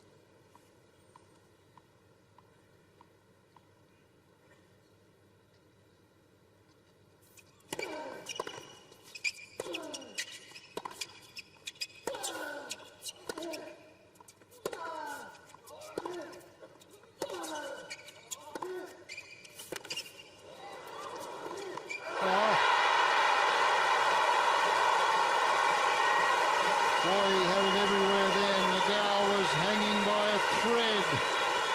as he plays that little slice backhand, was lucky to get to it. Djokovic didn't bend down, didn't get underneath it. This one really barely gets it back, and you can see him standing straight up, Djokovic, as he misses that forehand.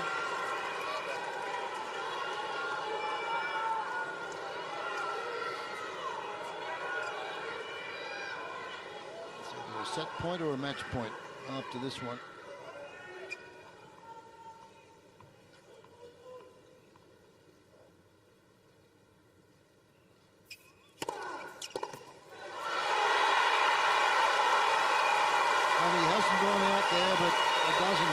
Jeff out with that one. He's gone down the middle most of the time. Hasn't used that one at all. A lot of time.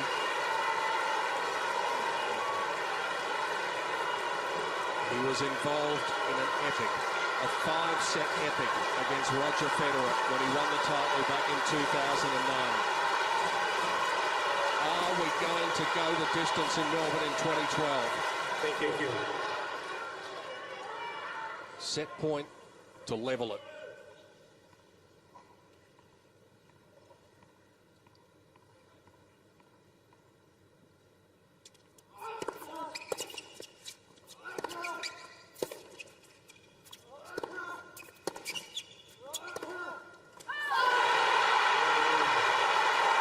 Nadal collapses to his knees and then bounces straight back up because he knows the job is still there to be done. It'll probably be the longest match in Australian Open history by the time it's over. This is magnificent. It is 2 sets apiece in the final.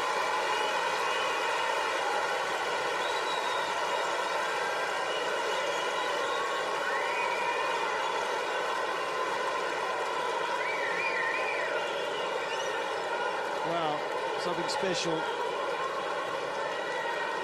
He needed to come forward and hit a couple of volleys there, Djokovic, but it's not what he feels comfortable doing. He must have hit 4 terrific shots in the corner. And didn't come in behind any one of them. No. This is going to be a massive effort now for Djokovic to regroup. There's the summary of set 4. Nadal 72% first serves, kept it up there. Djokovic serving well. But they're 11 winners even. Unforced errors pretty even. Total points won, 42 each in that set. What more can you say? An hour and 28 minutes that set took, and the match has been going 4 hours and 40 minutes. And we've got another hour to go. At least.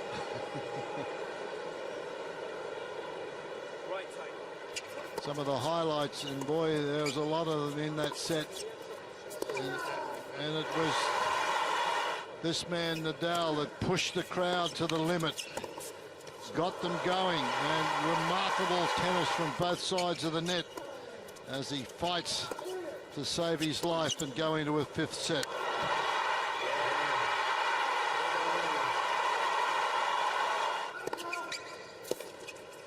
And what about the celebration from Rafael Nadal? Collapsing to his knees, but getting up just as quickly to realise that all he'd done is to qualify to make it a 5th set. But the momentum is definitely his. Outside on Garden Square, the Serbian fans are not singing in the rain at present. Remember, the roof has been closed. The Spanish fans are up. The atmosphere is just extraordinary everywhere in Melbourne Park. In the semi-finals in 2009, Rafael Nadal and Fernando Verdasco went 5 hours and 14 minutes to play the longest match in Australian Open history. Surely that is going to be eclipsed tonight.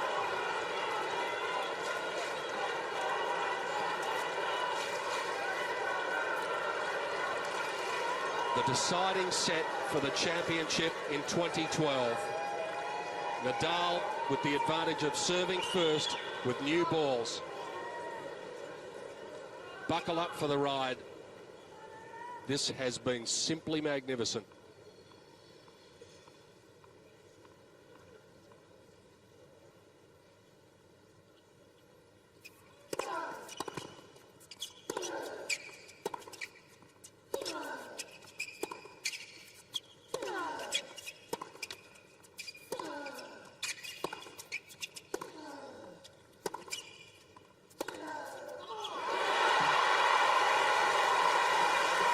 What sort of psychological blow do you think that was for Djokovic?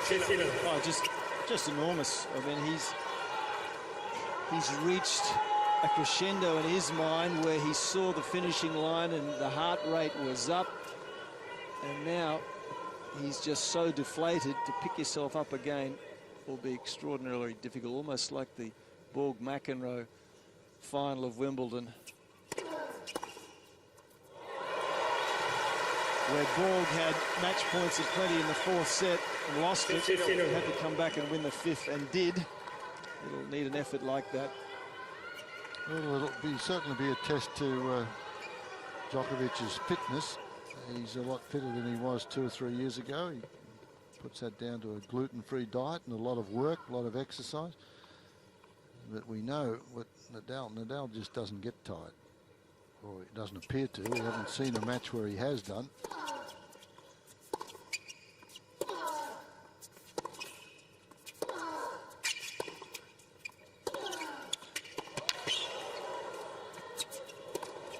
Oh, well, how can he hit that from there? He's absolutely running backwards, thinking the ball is going to go out. 30-15. This is the adrenaline highs on at the moment, Fred. He's hitting the ball harder. He's playing closer to the baseline. He's on a rush. 162 kilometres an hour. That's the fastest shot we've seen all night. And he's falling backwards. He's falling backwards when he hit it. But that's the adrenaline rush he's got going at the moment. It's huge.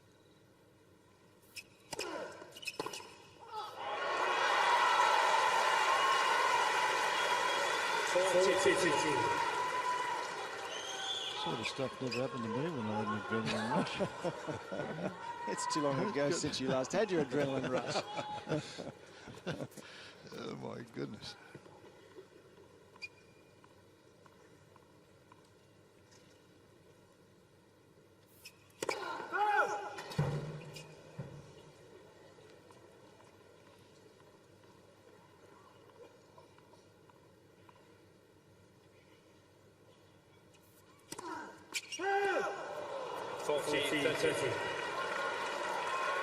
It's 4 double faults now for Rafa, and that is his highest tally in any match of these championships. Mind you, it averages out to be 1 every hour and 12 minutes.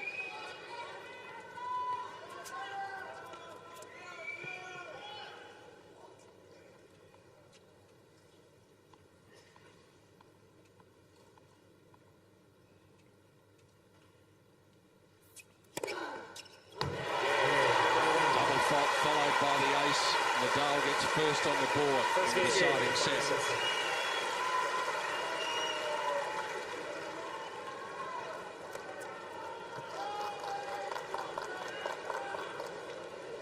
Well, they're going to eclipse, gentlemen, the longest Grand Slam final ever. 4 hours and 54 minutes. Lendl and Wilander at the 88 US Open. And they are only about 6 minutes shy of that, 7 minutes shy of that at present.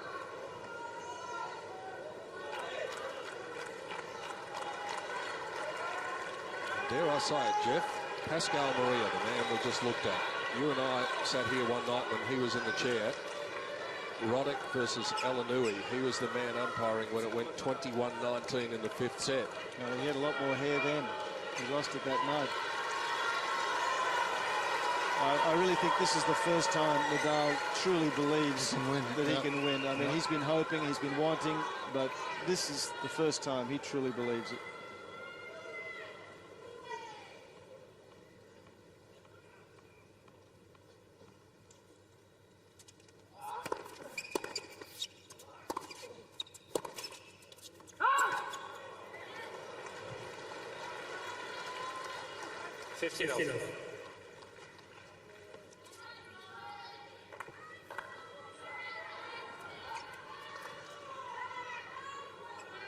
$200K that serve from Djokovic then, so that's up there with his quickest of the night.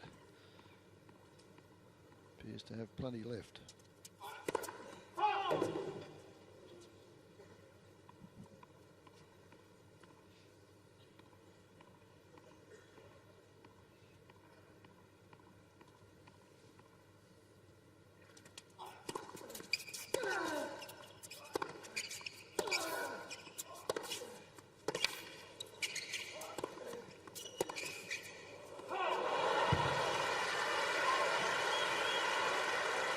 He needed a couple of those in the tiebreaker when he had a couple of punishing ground strokes in the corner, had Nadal defending. He needed to come forward, didn't do it. He's done so here and been rewarded.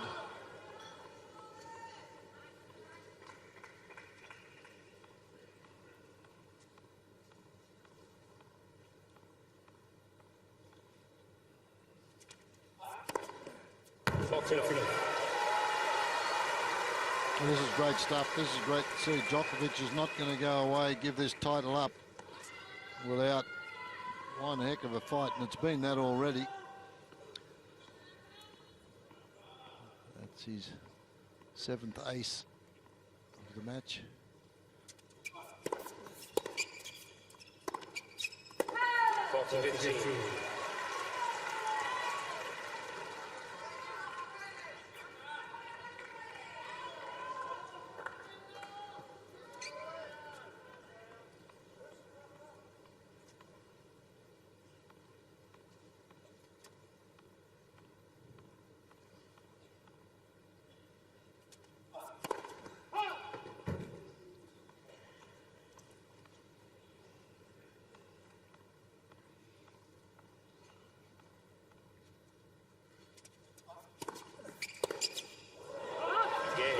Djokovic.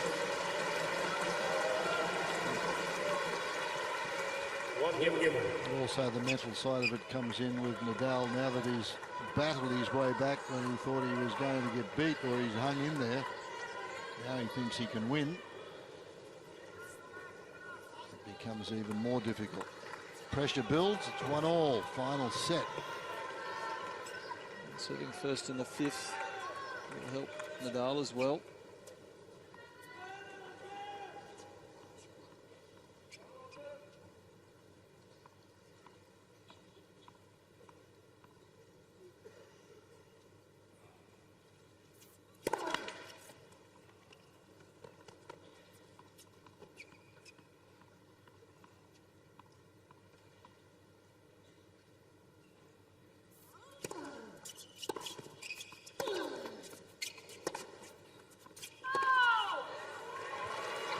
Close. I think it was wide.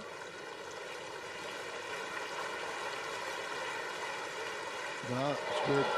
Well, that's got to be annoying for Djokovic, because he's missed. There's been a few tonight that. So he's saying to Pascal Maria, why can't you overrule those?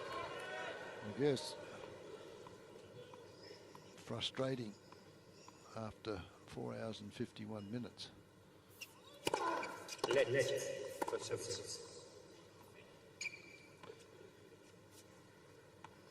Changed tactics a little with the serve, Nadal.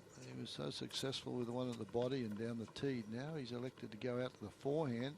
Maybe he thinks that Djokovic is a little weary, stretching to get out to that one.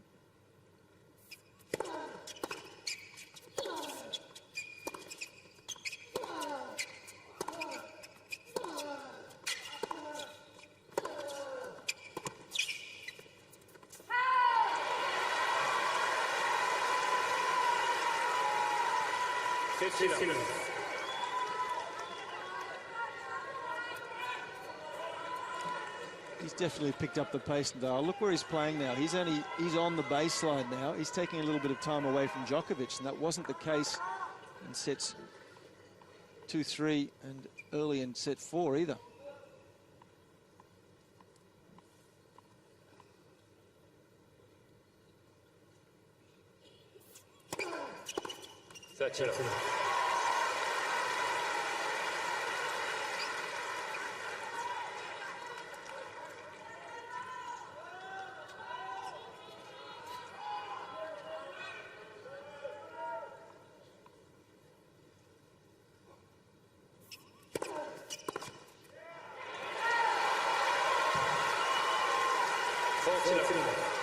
Mixing the serve up well now. That one down the tee. That's where he's getting points early.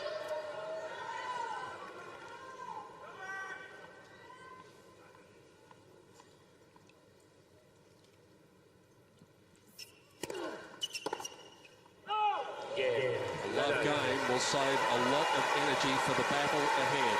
It's Nadal on serve, 2-1 in the deciding set.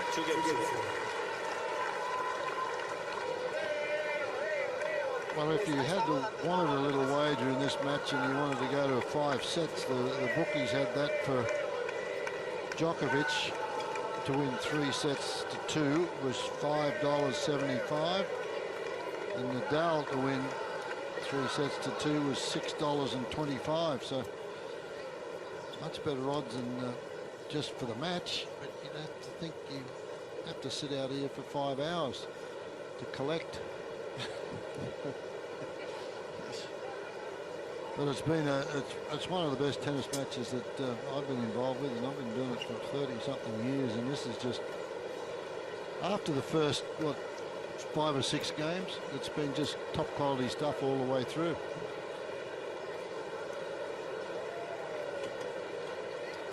Time.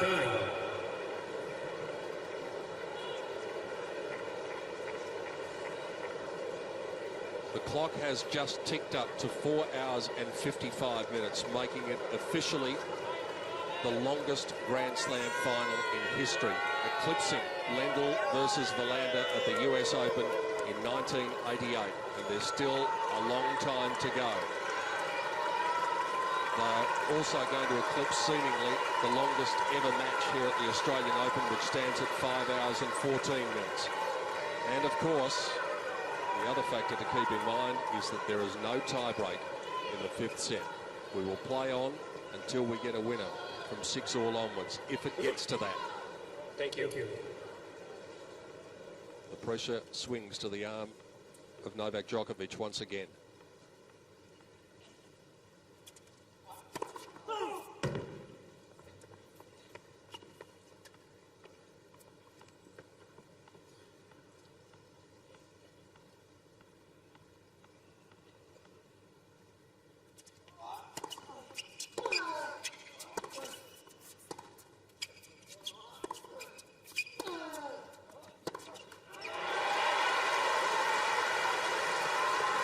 Grand Slam tennis is so tough. Best of 5 sets, 7 matches to win the title over 2 weeks.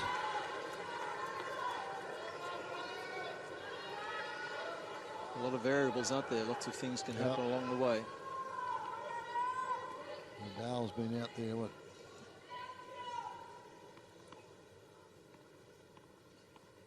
21.5 hours now for the fortnight for Nadal. Djokovic has been out there for 20 hours. Coming into the final, 16.5 for Nadal, 15 hours for Djokovic.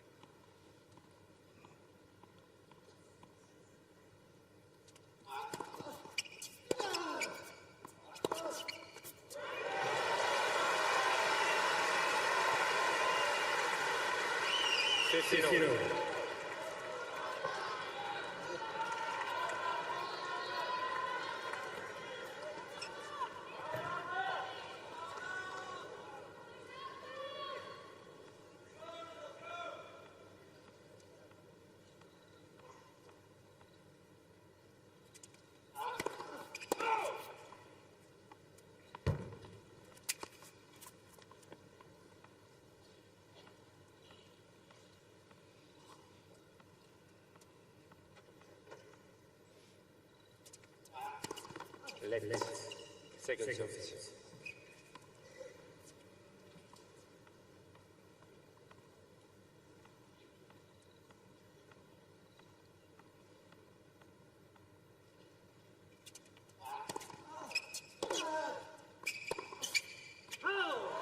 Just a little bit of that look starting to creep back in about Novak Djokovic. 15-30. It's a bit like the way he looked at one stage against Leighton Hewitt.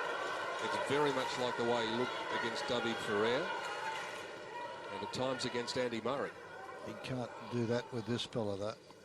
He gives this guy a little bit of a sniff and gets it down an early break. That's great stuff. Just what do you think he's done? 30.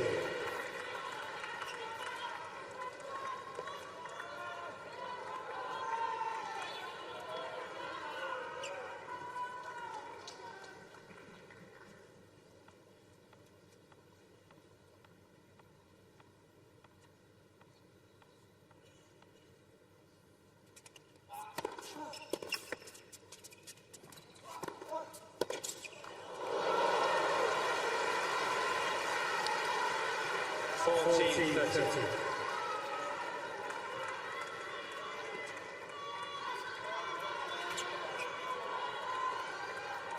Nadal reads this one.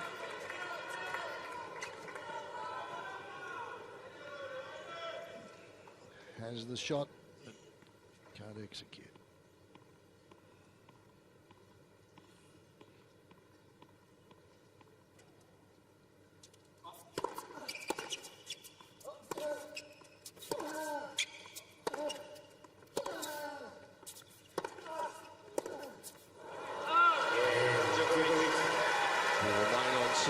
The clock ticks to 5 hours. One game more.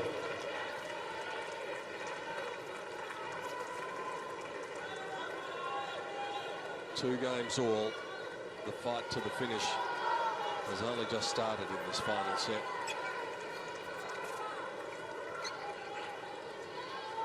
Thank you. How much run have those legs got left?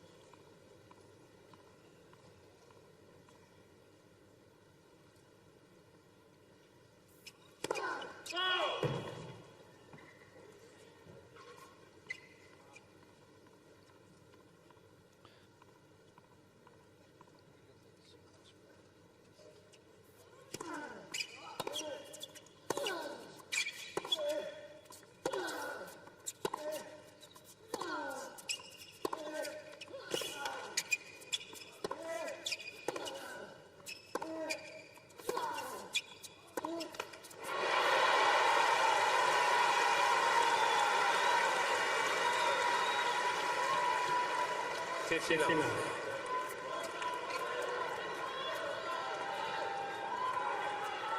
a look at Djokovic when this point finished. Look at the way he finished.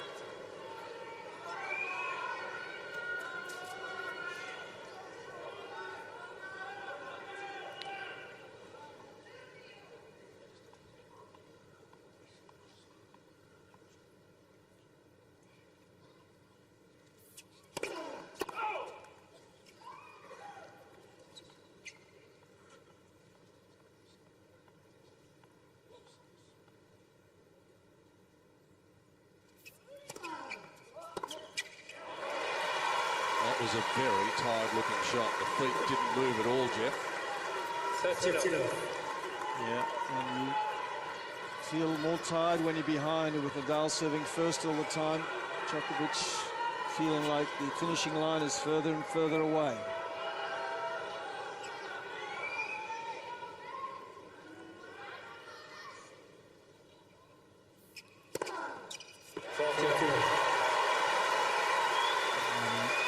Nadal can feel it.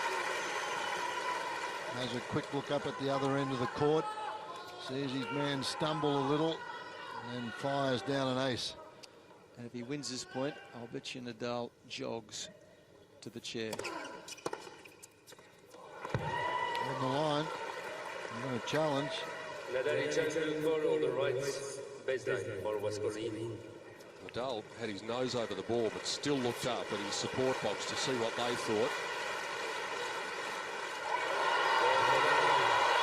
Let's see if Rafael Nadal does jog for the chair. He's got his nose in front still. It is 3-2 in the deciding set. How much has Djokovic got left?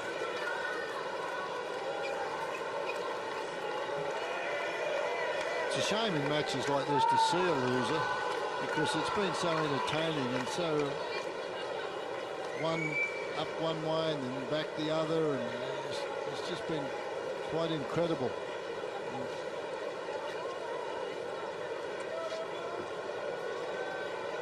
I start one, please.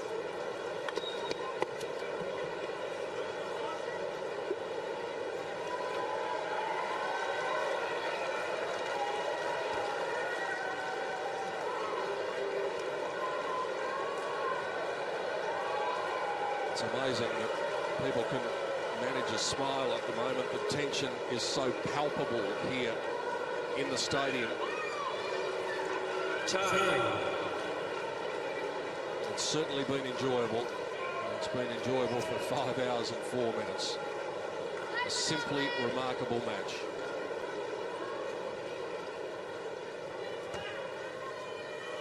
They are the poster boys on the official program, and so it has turned out. But the poster says ready, play. Well, I think they've done their job. And we're ready to watch them play again as we come up to the 322nd point of this match. All the pressure is on the arm of Novak Djokovic after Rafael Nadal has held his serve 3 times. Twice he's been able to answer that pressure.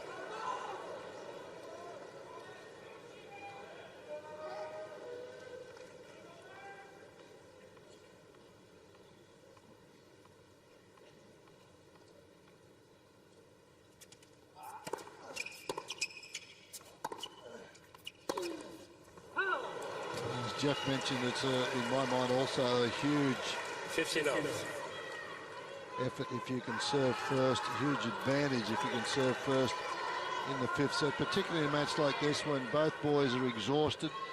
Some of them are making unforced errors like that last one from Nadal, but that's through being a little bit arm weary. But the standard, the quality is just absolutely superb.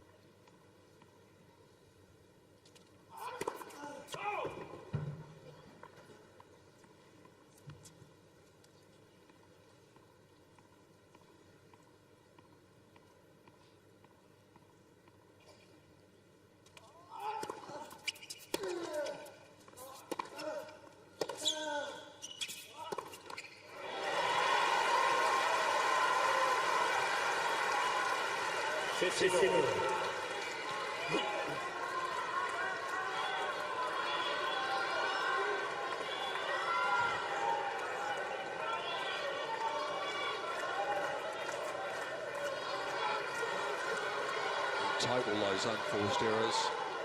Djokovic 61 now has made more than Nadal 58. That's changed quite dramatically since midway through the 4th set.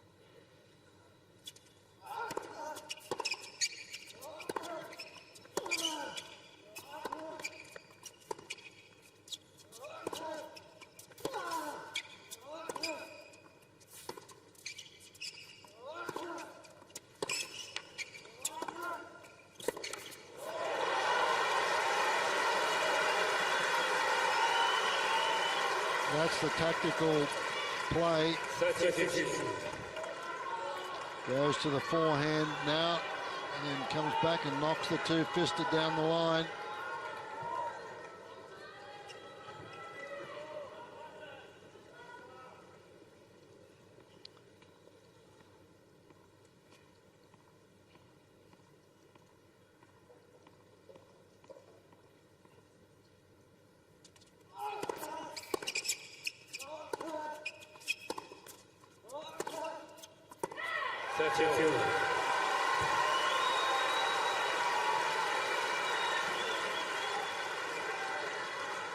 Peter mentioned the increase in the unforced errors from Djokovic, and that just comes from that not quite getting into position. He's trying to play aggressively. He's trying to hit close to the lines.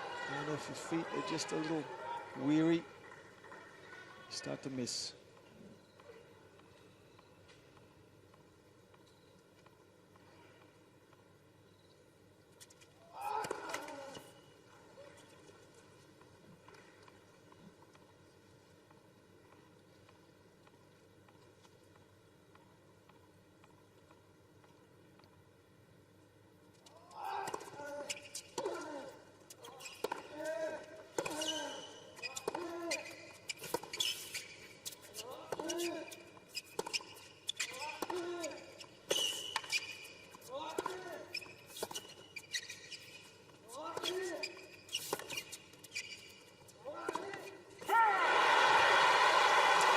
Playing a man who won't miss, it's a nightmare. Well, he's got to come in behind one of those, particularly when he's got Nadal way behind the baseline. He knows he's got to play a slice. This one here, if it come in, that's an easy volley if he's in there, and he's asked to hit another outright winner. And Nadal is just tracking everything down at this stage. This is just the 5th break point that Rafael Nadal has had for the match. Djokovic has had 16 and missed the opportunity many times.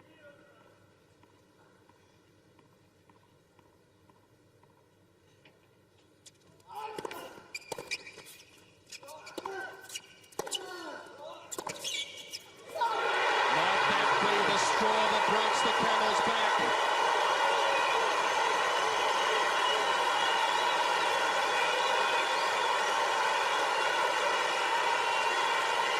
Nadal is 2 games away.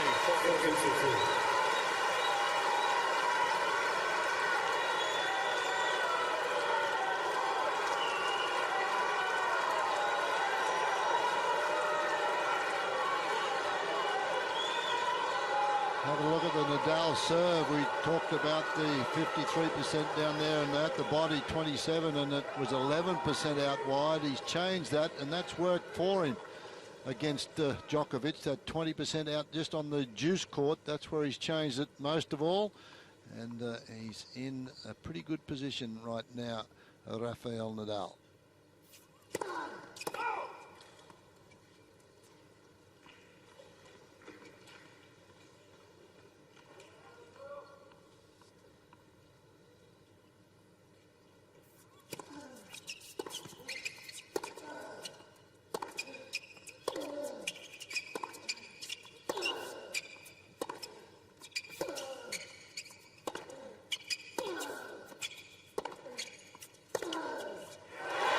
Starting to hit the lines.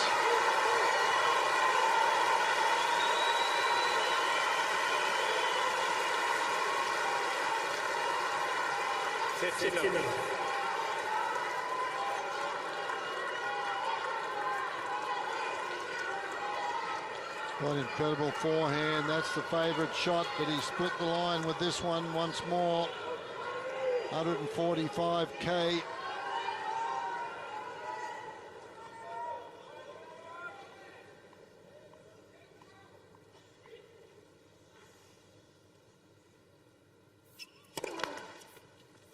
The last time Djokovic was able to break Nadal's serve was exactly 2 hours ago in the last game of the 3rd set.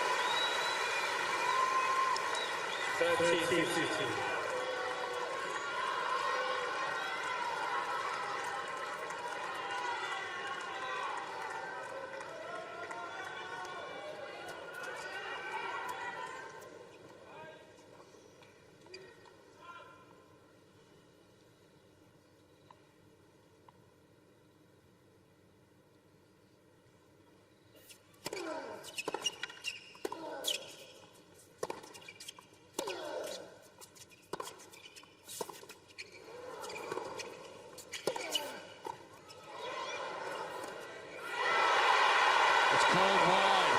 Nadal challenges. The call was a little late.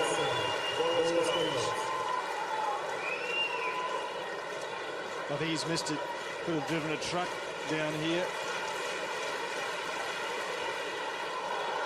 A small truck, but nonetheless a truck. Well, if Djokovic in the tiebreaker hit that short forehand the way he hit that one, he'd have been in the locker room right now. That one, he got underneath it, hit it well. Didn't make a great volley, but he was he was in position.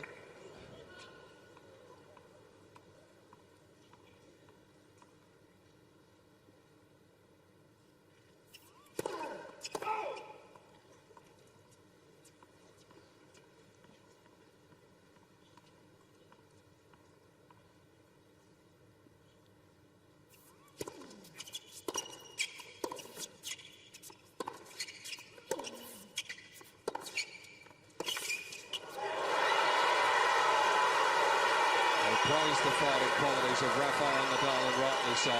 But what about this man? 30-40. But what he's got to do is take the next step here. 16 break points he's had, 5 he's converted.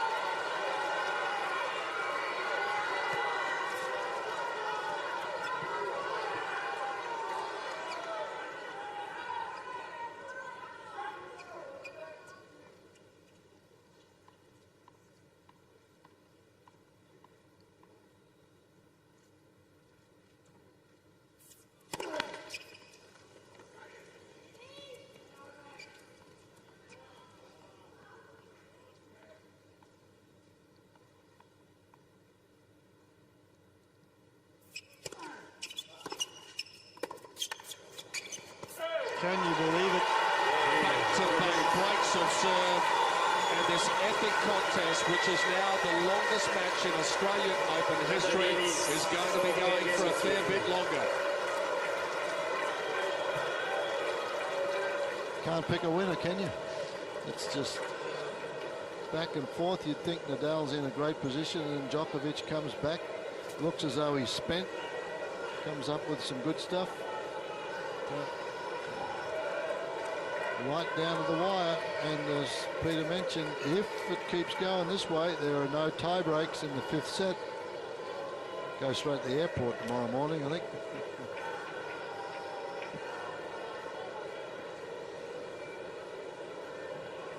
He's expended every last ounce of energy. We've seen that sweat dripping off him from the moment he came onto the court and received the Djokovic serve in the first game of the match. It's just too painful to look for some. Time.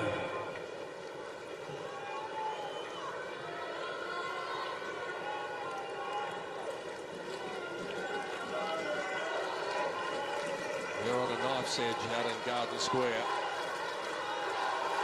Those supporters just 3 or 4 minutes ago must have been sitting there forlornly, and all of a sudden their man comes out and does what he hadn't done for 2 hours. Break the Nadal serve. We are back on serve, 5th set, the championship decider in Melbourne. It is 1 o'clock in the morning. He's walking with a little bit more positive step at the moment, Djokovic. See how it transpires as far as the serve is concerned.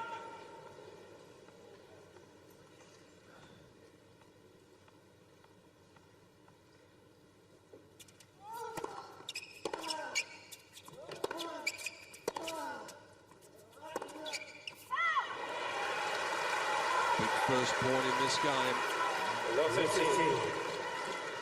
Again, Jeffrey, at that point, is way behind the baseline. He's been back and forth with his tactics, Nadal. Well, he got back into this match by playing positively. And now he's going back to no miss tennis.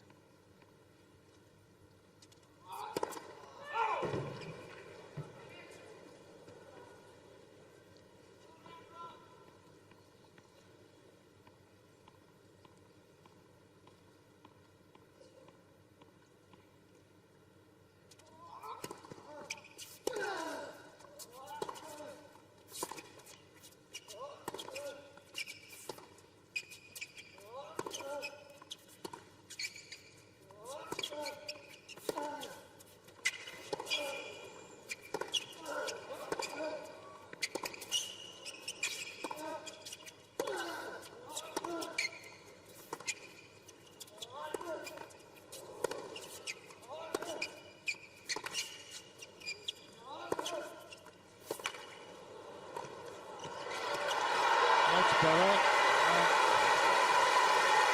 Finally move forward on one.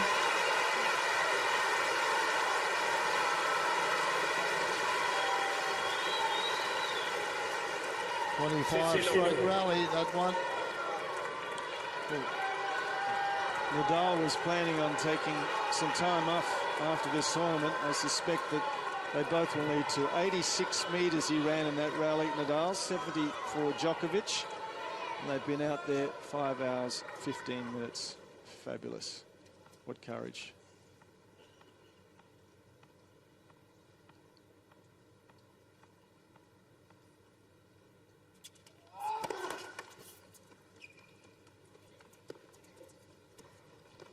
First serve for both players slipping down a little bit, understandably so. It's hit a lot of them.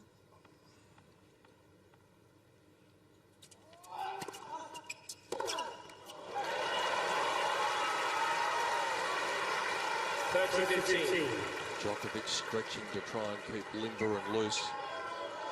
In order of exhaustion tonight, I think it's probably Novak first, Rafa second, Novak's partner third.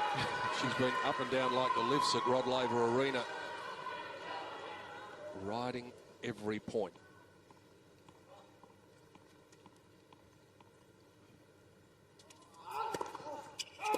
Can't buy a first serve in this game, Djokovic.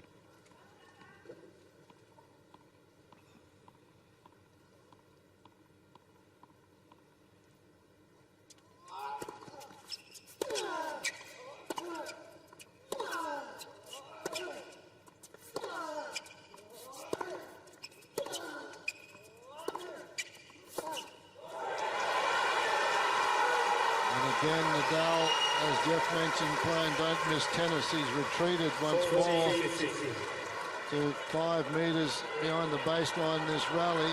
There he is, trying to stay in the point.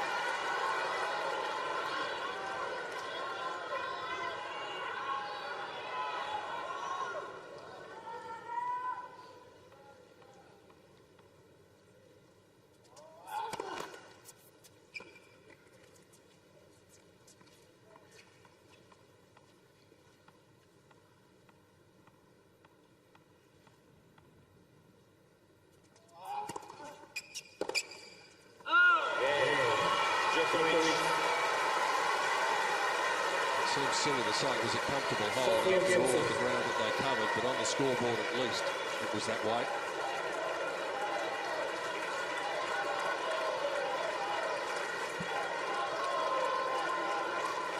This is the danger period now. 4-all. First of all, from Nadal, look at the ground they've covered in this match. Well, it surprises me that Djokovic has covered more territory than Nadal. Thank you. That really surprises me.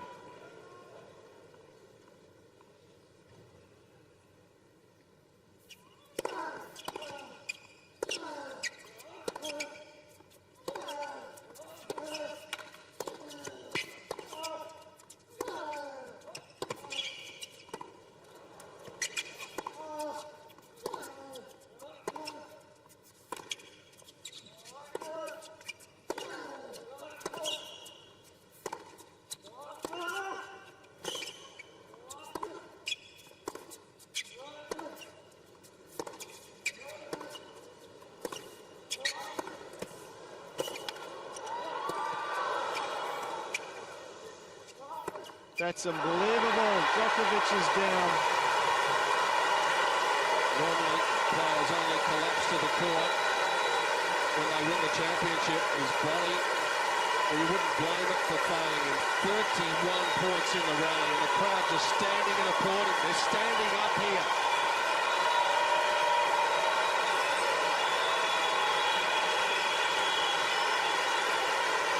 That's what they think of it. Remarkable to see that in the middle of the game. But then again, this is a remarkable match.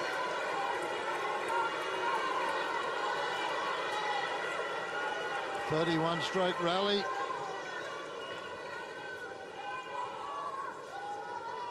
"31 strokes played on the limit. 92 metres Djokovic, 71 Nadal.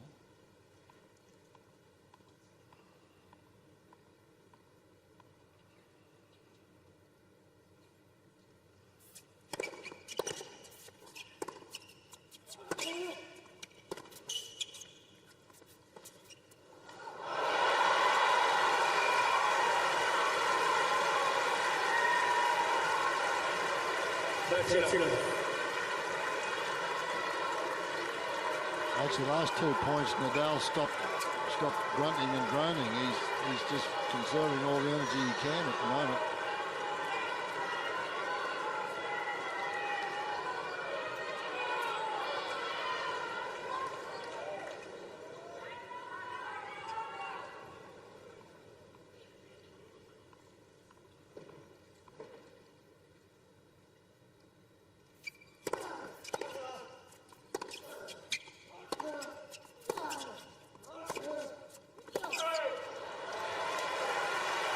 so.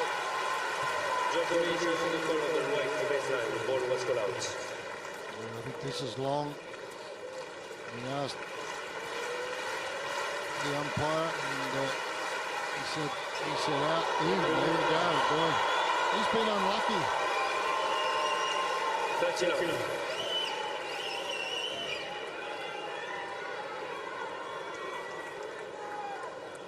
Uncle Tony can't believe it.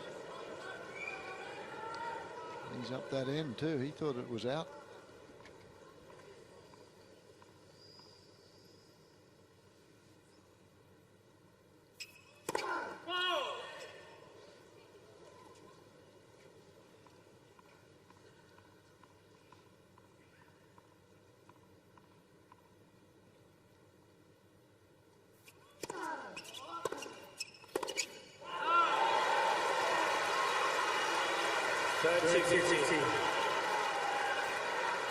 How important was the first point in this rally? Yeah. In this game, Fred, they had that 31-shot rally. It was a massive emotional and physical victory to whoever took it.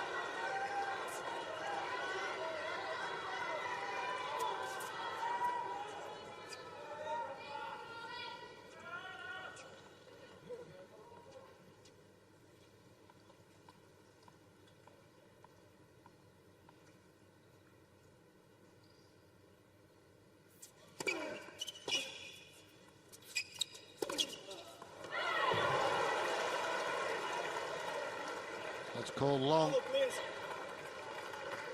Towel, please. That's you.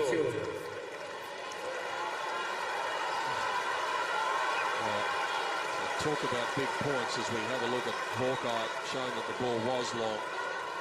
2 sets all, 4 games all, 30 all in the championship decider after 5 hours and 27 minutes.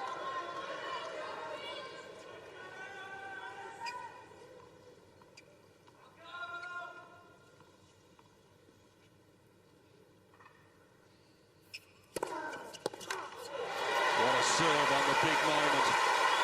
Well, that's where he won a lot of the big points early. Then he changed strategy somewhat. When he lost just a couple of games ago, still 53% of the points he's been going on this juice court's been going down there. Look at the movement he gets on the ball.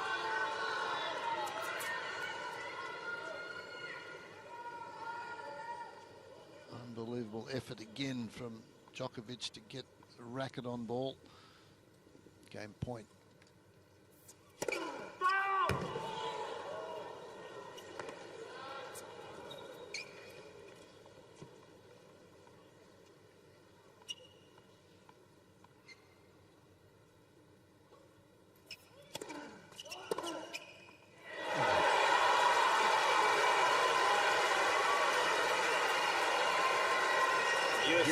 Well, even Uncle Tony applauding that. That's good sportsmanship from. He appreciates his tennis and wants his man to win, but this is just guts and talent.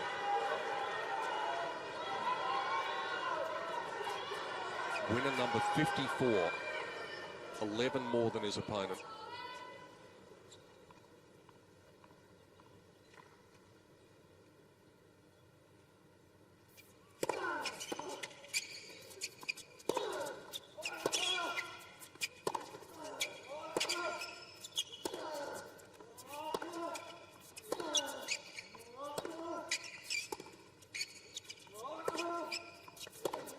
Out. And this is not negotiable now. Novak has to take his chance. He's squandered so many.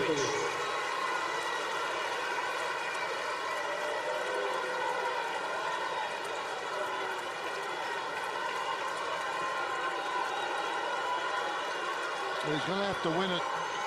Nadal's not going to give it to him. He has to go after it.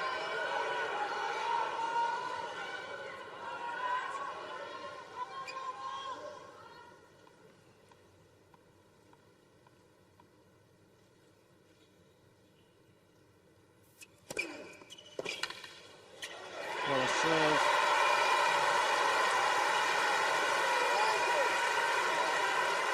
Yes. 145 k's an hour, no speed at all, but it was the swing, the curl, drag, Djokovic so far out of court. Look at him hit around the outside of this ball. He wants swing. He got it. Way outside the doubles alley.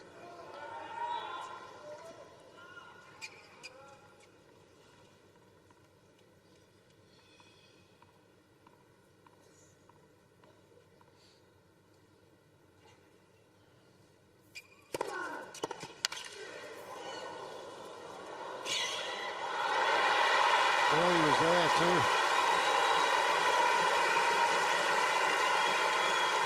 What a remarkable return.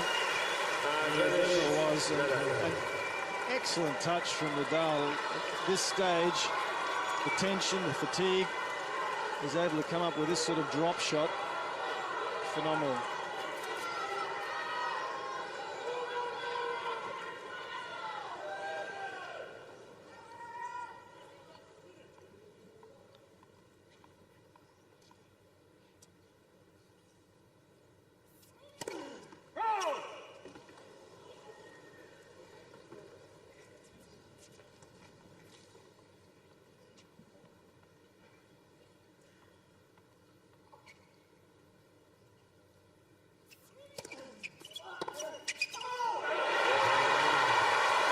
Opportunity slides by.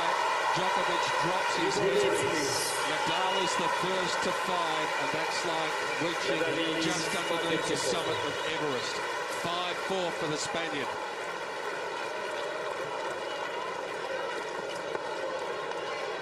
Both players just getting standing ovations after pretty much every point these last couple of games. But Djokovic, 18 breakpoint opportunities he's had, and he's only converted 6 of them. Nadal's had very few. He's only had 5 opportunities, but he's converted 4 of the 5, and that certainly has been the difference in this match.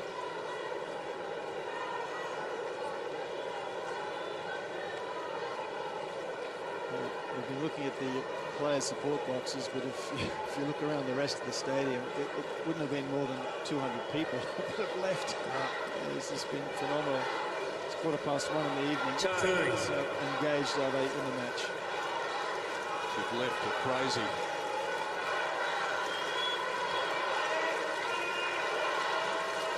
Five hours and 33 minutes, says the clock now. Djokovic knowing that he cannot afford one slip. It's like the noise of a football crowd in here. They have been so absorbed by this dramatic contest.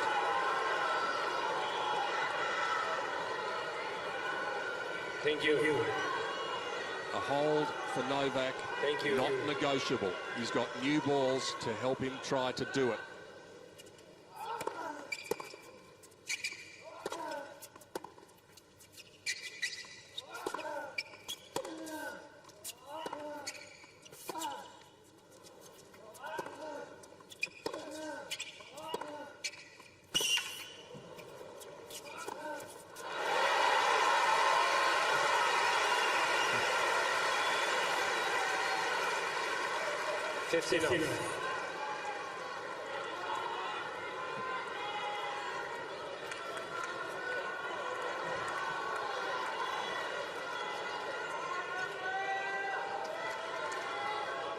It doesn't get any better than this, folks. Unreal stuff.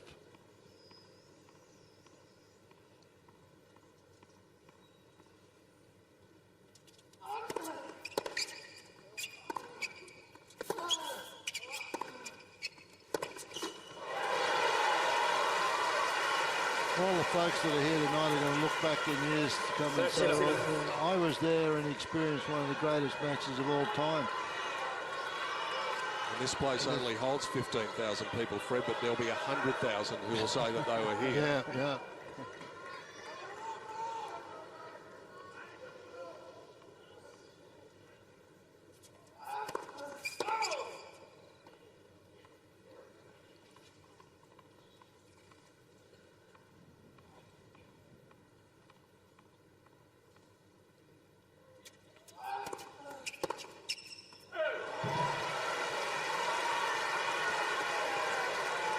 It's funny, Nadal tends to just play more aggressively, almost when he's behind. He had a go at that second serve from close to the baseline. When he gets ahead, he tends to play no-miss tennis.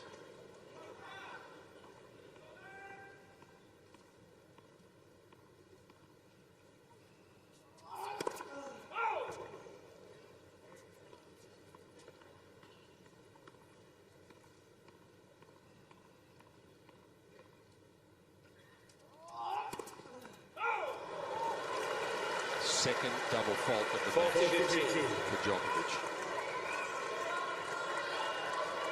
If it's going to happen, 40 love is probably not a bad time for it to happen. Every point becomes so critical.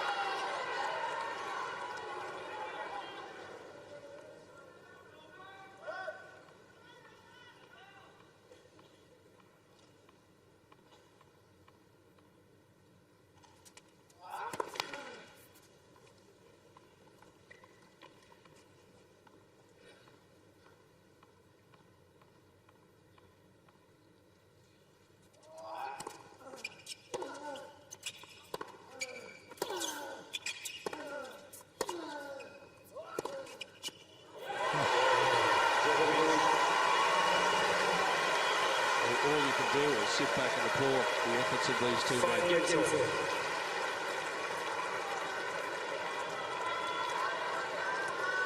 Sometimes you see a long match, but it's on the back of some big serves where the points are relatively short. Every point here, almost without exception, has been prolonged with wonderful stroke making from the back of the court, probing. There's been no easy way of winning a point.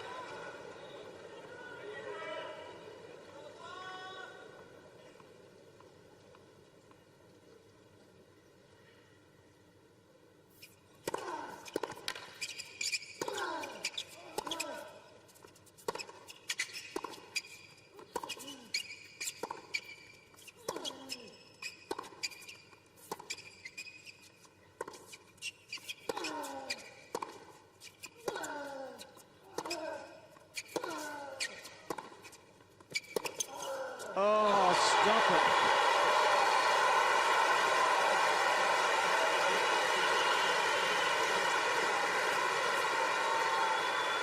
Oh, 19-shot rally. Real stuff here on the full run. Where did that come from? Well, he was in a defensive position, really. He should have hit a defensive shot back or a neutral shot back. Instead, he's hit a cold winner.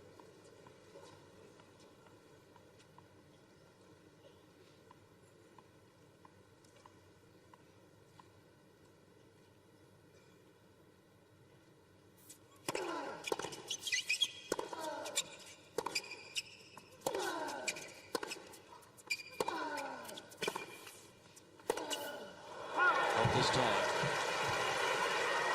The only ones who might leave this stadium disappointed, might be the photographers who wait for the shot of the champion holding up the trophy, because is either of these guys going to have the energy to hold up the Norman Brooks Challenge Cup at the end of this? Hard to imagine.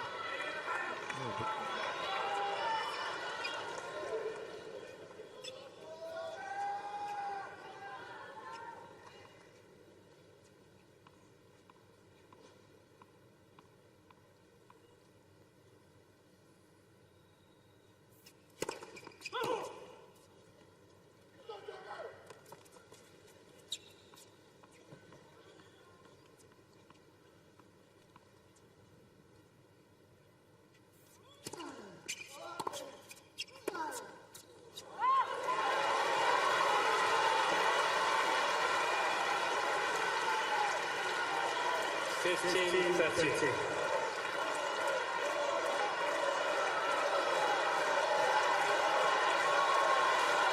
of positivity in the body language from the defending champion. It's very familiar territory, though, to find himself ahead in the count on Nadal's serve. Can he do anything about it, though? For the most part of the night, the answer has been no.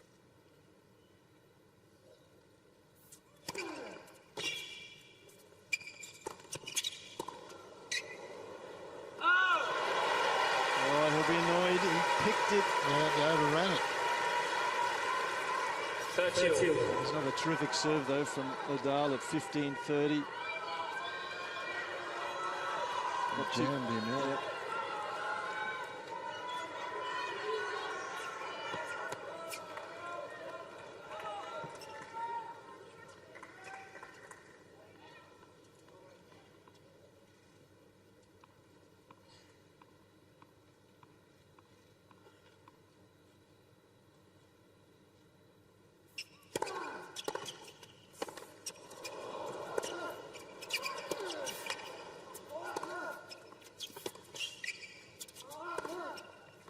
Got to get in.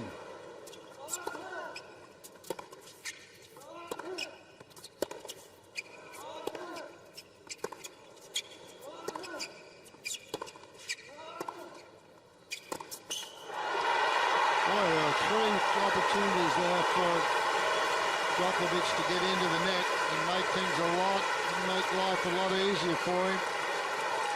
He's hard way Joe at this stage.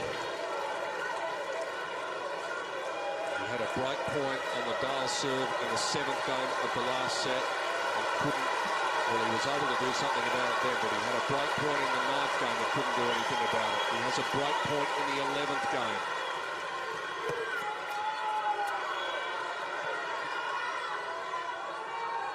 Does he go for the slider?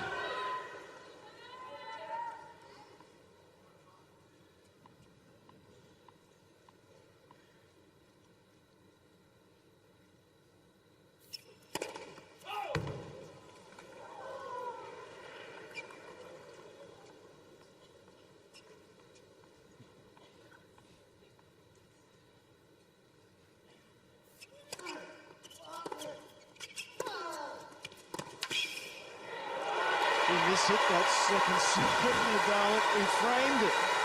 121 it was. It ended up being difficult because he framed it so badly, it got an awful lot of side spin on it. Look at the ball curl. Still had to make the second shot.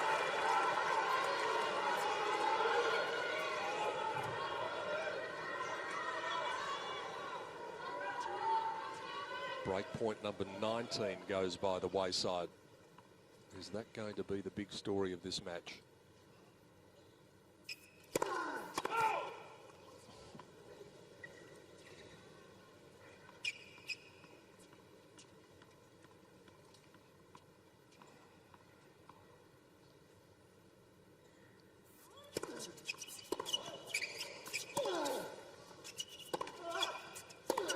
It's out.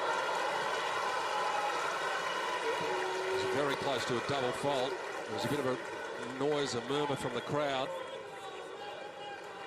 He hit the ball out. He said,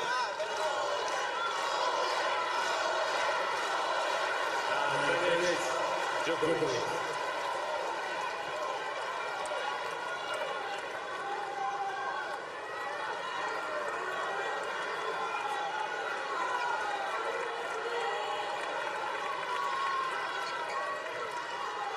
That was the second serve right on the line.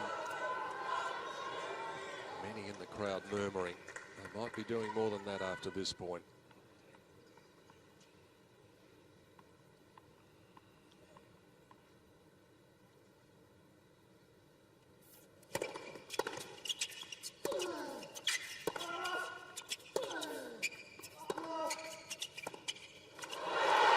Might that be the end of the resistance? Djokovic marches purposefully towards the chair, knowing that in a moment he'll be serving for the championship in 2012. 6 games so far.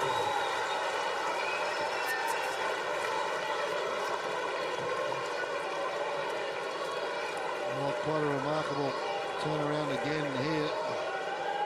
I think you've got to admire. That's from every angle, isn't there? Well, there is, and I think Djokovic's ability to keep coming back and holding his equilibrium after having all those breakpoint opportunities, and they keep being staved off, and he just comes back and does it again. He showed incredible mental resolve as well.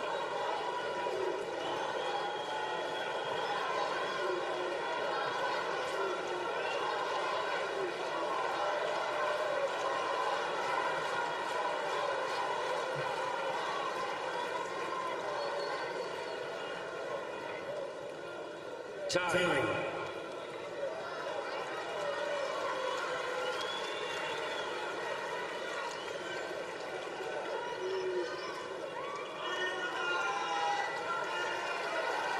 Novak Djokovic will be looking for a trend to continue. The last 3 5-set matches he's played, he's won 7-5 in the 5th set. One more serve, and he's the champion for the 3rd time in Melbourne. And this will be the toughest game he's played in the past 2 weeks. One of the toughest of your lifetime when you're serving for a championship. 5 hours and 46 minutes. Is it all about to end here?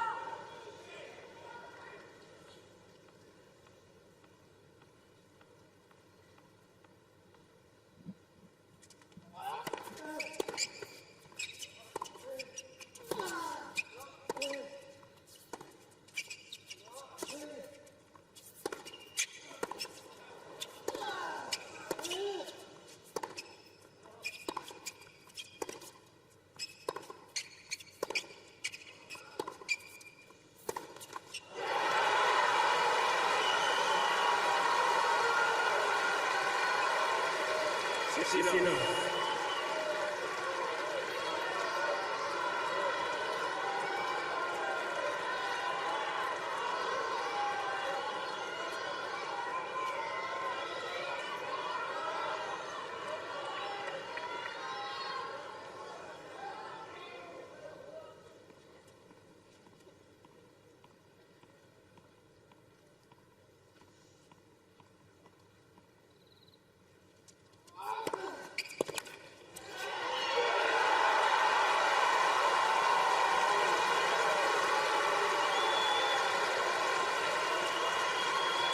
Two more. Just 2 more.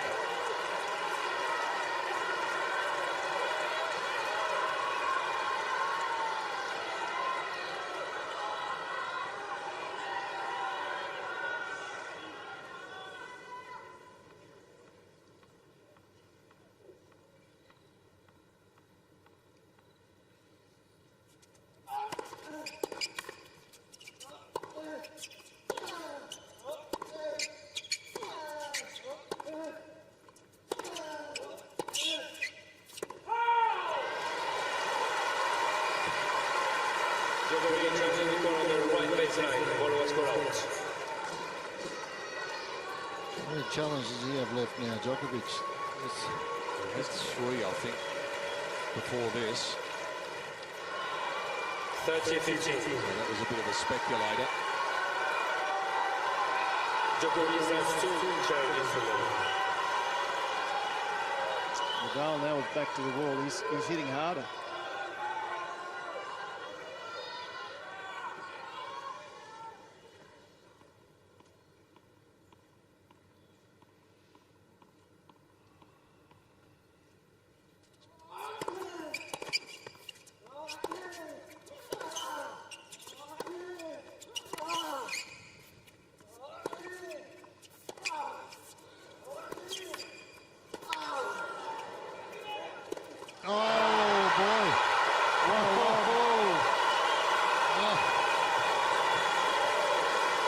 See, that was going to be a tough smash. Terrific lob. They're exhausted. To get off the ground for the overhead was never going to be easy, and he sure didn't. 30. Could have gone in a couple of times before. Makes his move this time, but the lob goes up. Not a difficult overhead, though. It's only half court. But in the right spot at the right time, and he just falls down before he even has a strike at that.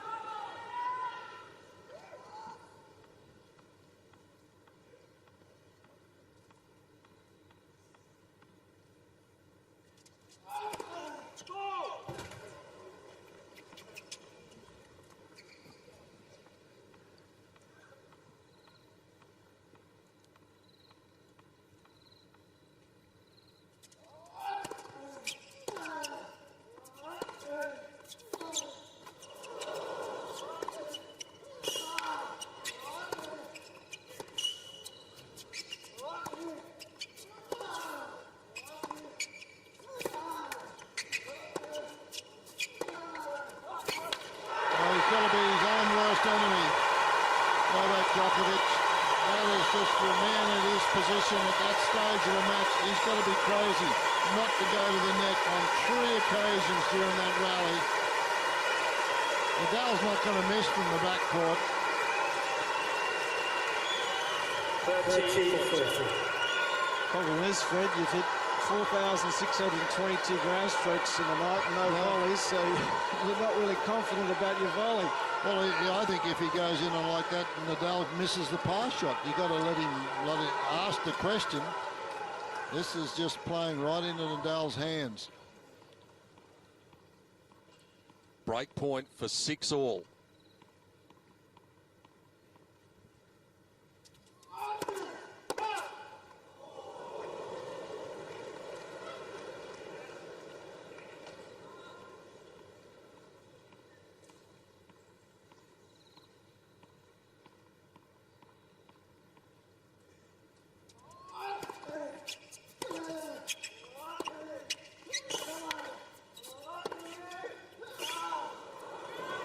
Well done.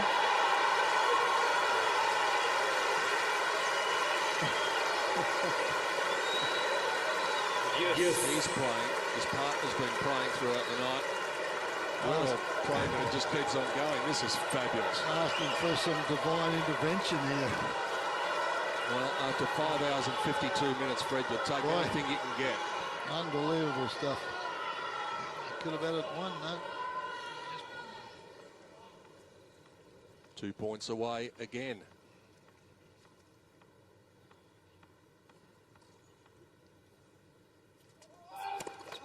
Let for service.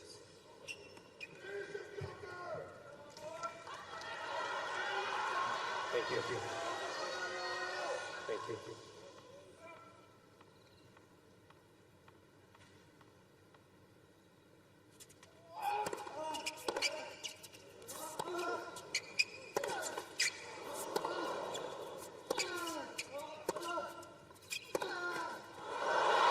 One time it was kind to him, the next time not. It has been the most extraordinary night. Djokovic. A night on the world sports stage, not to be forgotten. Sometimes in the sport of tennis, the phrase epic contest is overused. Not this time.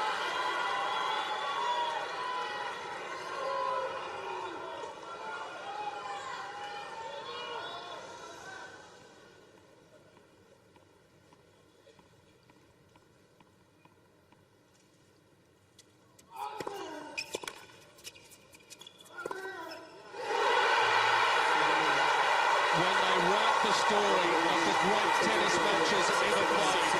This one has got to be right up the front of the book. 5 hours and 53 minutes. Novak Djokovic is the champion in Melbourne for the 3rd time. That was simply extraordinary.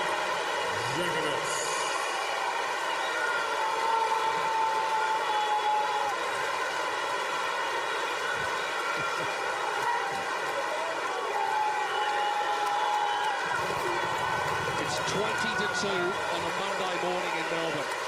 Hardly anyone has left. Hardly anyone was able to leave.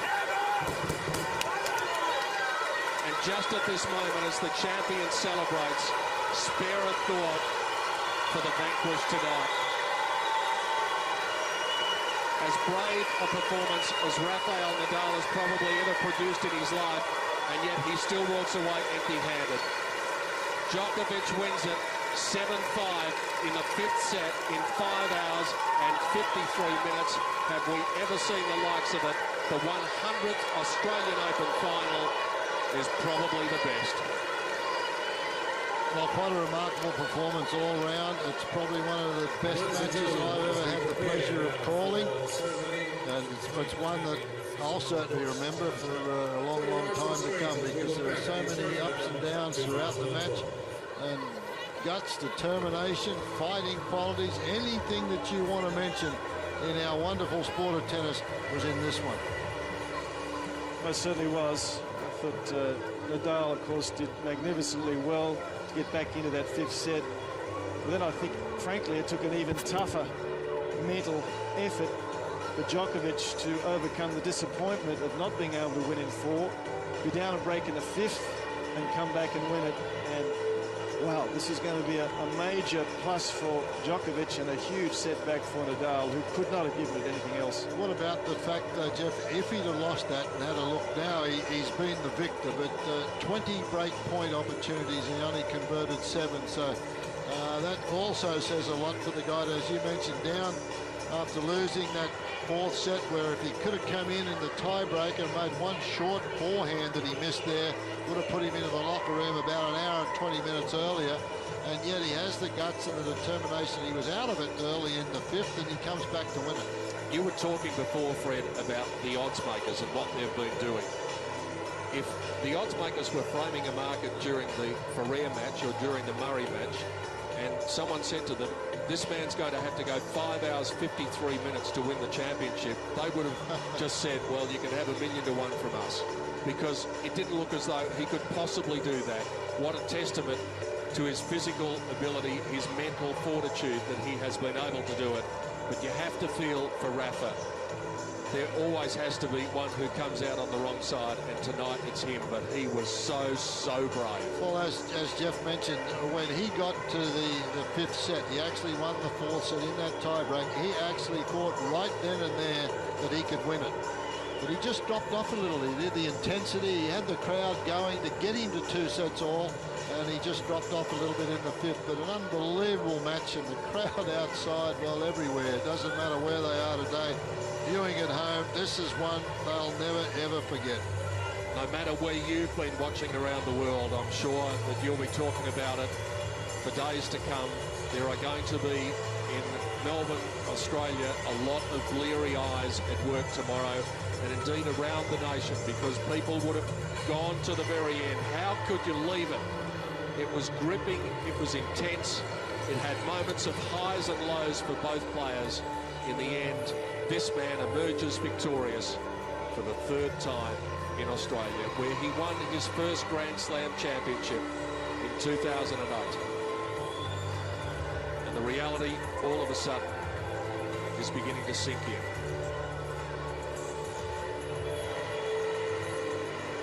Marion Vida is coach on the right of your picture. He went through the gamut of emotions as well. We saw his partner up and down and up and down. I don't blame her.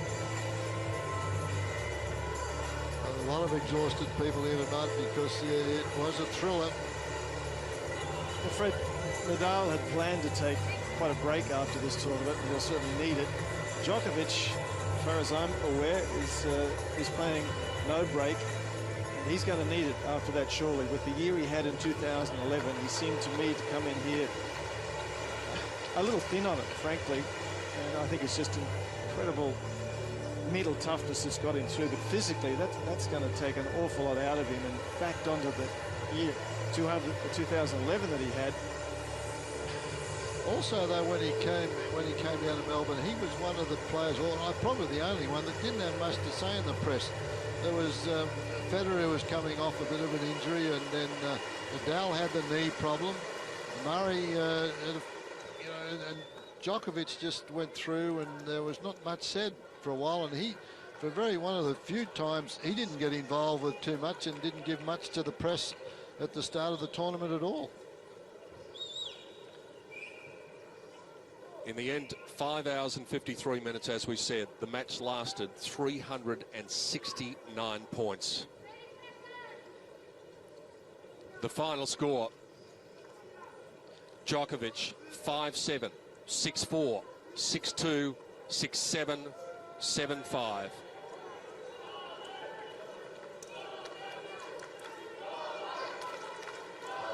How did they find it in themselves to keep going and keep the quality going all the way through until the end?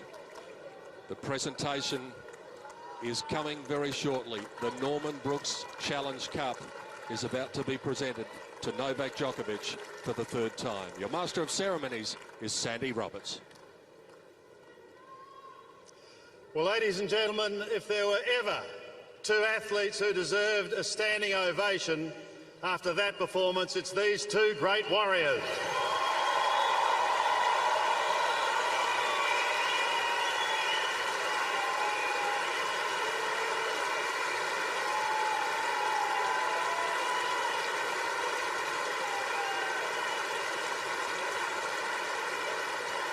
Something I'm sure we'll all remember for a very long time. And so we come to the official part of our presentation. And joining me for that presentation is the President of Tennis Australia, Mr Steve Healy, and also the Senior Executive Vice President of Kia Motors Corporation, Thomas O, and also a gentleman whose fortress we're in tonight, the great man, Rod Laver.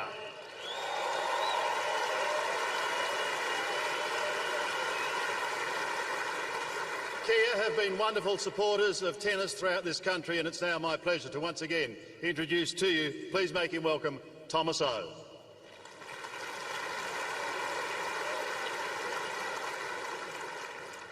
Gentlemen, congratulations on such a great display of tennis today.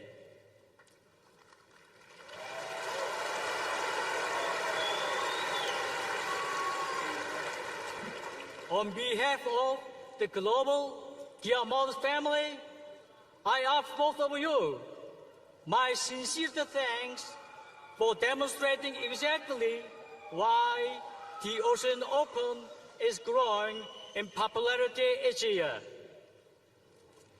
Throughout this year's tournament, both of you have shown such a great determination, sportsmanship, and the passion for the game. And it is for these reasons we are such a proud supporter of what is Kia Motors' longest running major sports sponsorship.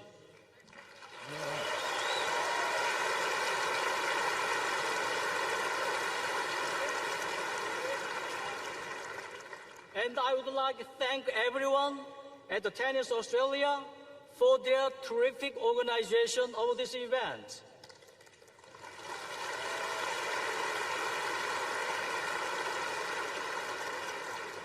But what truly makes the Australian Open so special is what I consider to be the very best fans in the world.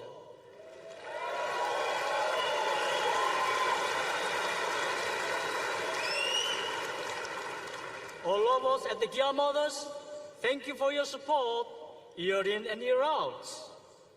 Once again, congratulations to both of our finalists for making this year's Open such a memorable experience. Thank you.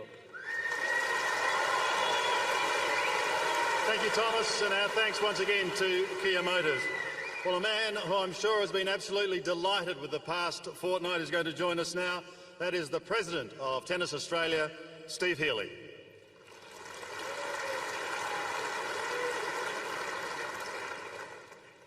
Your Excellencies, Governor Mrs Chernoff, His Royal Highness the Duke of Kent, distinguished guests, ladies and gentlemen, what an epic match to mark the 100th anniversary of the Men's Singles Championship at the Australian Open.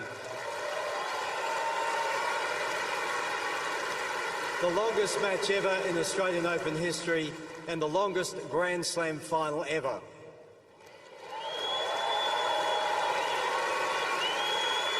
This Australian Open has been like an unfolding drama.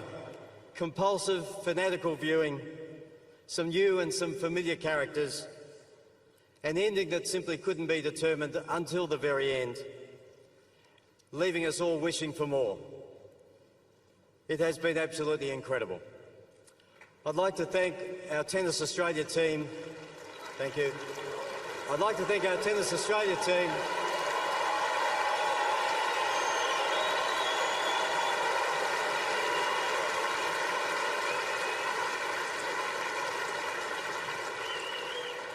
I'd like to thank our Tennis Australia team, our Chief Executive Steve Wood, Tournament Director Craig Tarley and Referee Wayne McEwen on a fantastic job over the last fortnight. To all of our tournament staff, your friendly, efficient and enthusiastic style is why the players have termed this the Friendly Slam. Thank you very much. To the Premier Ted Baillieu and the Victorian Government, thank you for your support of this event and the redevelopment of Melbourne Park, which will make this an absolutely incredible facility when it's finished in a few years' time. My thank you to our host broadcaster, Channel 7, for their incredible coverage over this fortnight and indeed all of the Australian Open Series. To all of our suppliers and sponsors, thank you. To you, the fans, there is no more knowledgeable and respectful crowd in the entire world, and you've helped us break, in fact obliterate, the crowd record with over 686,000 spectators through the gates in the last 2 weeks.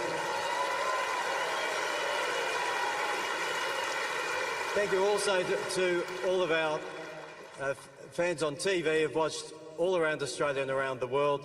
And finally, to the gladiators who've performed in 2012, thank you to all of the men who've played here this week.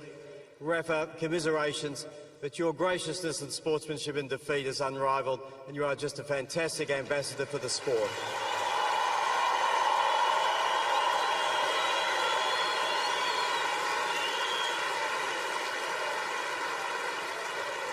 And to Novak, congratulations, your 5th Grand Slam, your 3rd here in Australia. You have well and truly earned your #1 ranking in the world, and it is our great honour to add your name for the 3rd time to the Norman Brooks Challenge Cup. Thank you. Thank you, Steve. And just before we meet our runner-up and our champion, there is one other gentleman we would like to thank, and that is the chair umpire. Please give him a warm round of applause, Mr. Pascal Maria.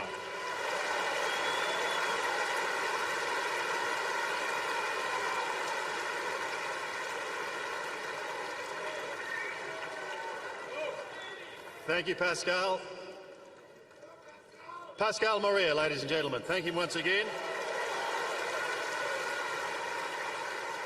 So to our runner-up, one of the great fighters in the game, as we have witnessed tonight, ladies and gentlemen, Rafael Nadal.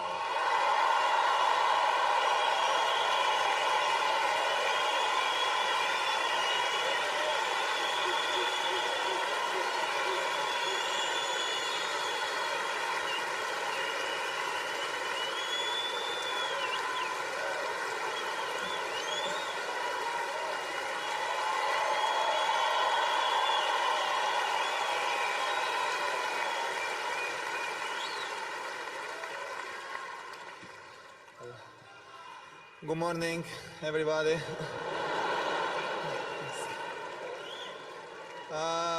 First thing that I have to say is just congratulations to Novak and all his team.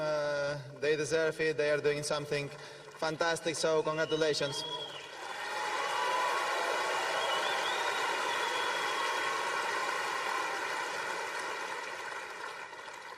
Well, second thing, thank you very much to all my team to support me like that. Without them, it's going to be always impossible to be here. You know, there is a lot of years in the tour. Every year is tougher, and start the season with a final here and playing this fantastic match, I believe, against Novak is a fantastic start. So happy for that, and without them, always impossible. Thank you very much.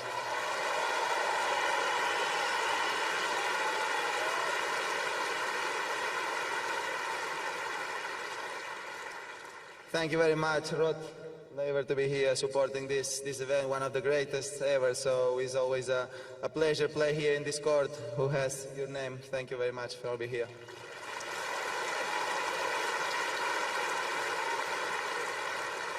I just can say thanks to the volunteers, all the ball boys, umpires, everybody who make this tournament possible, all the organization to make us feel like home. Is probably the best tournament in the world for the players, best Grand Slam, the organization for the players, so that's something fantastic. So thank you very much, all Australia.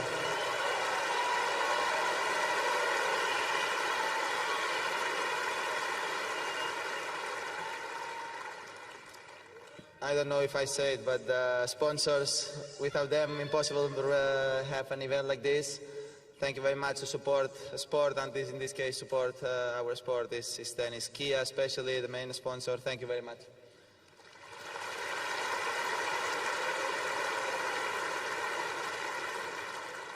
And last thing, and most important one, thank you, really, really thank you very much, everybody, all yours. Thank you.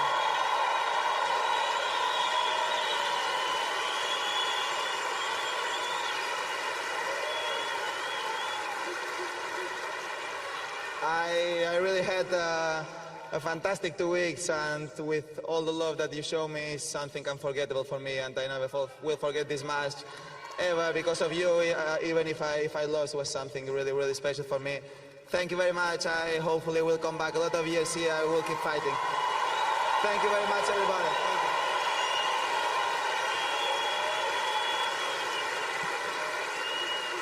Thank you, Rafael Nadal, who leaves here a winner.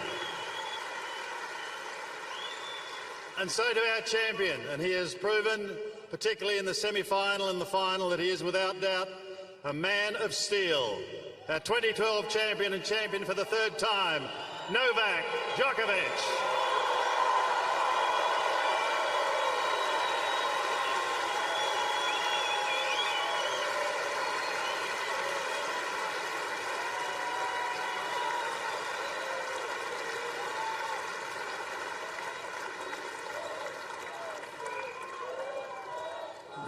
Good morning from me too, to everybody. First of all, Rafa, you're one of the best players ever. You're one of the most respected guys on the tour.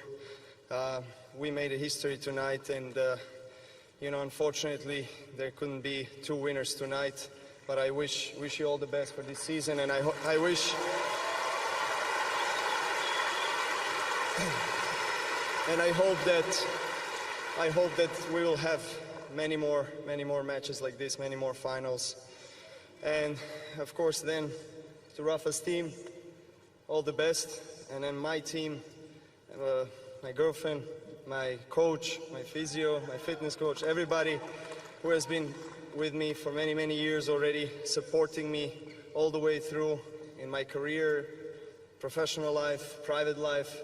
You've been my biggest support, and without you, this wouldn't be possible. Thank you very much.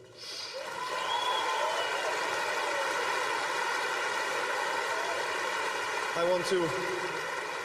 want to say zdravo svima to Serbians and Serbians here, and to all my country, Serbia, my parents, my brothers, my family, my friends who've been watching and supporting me.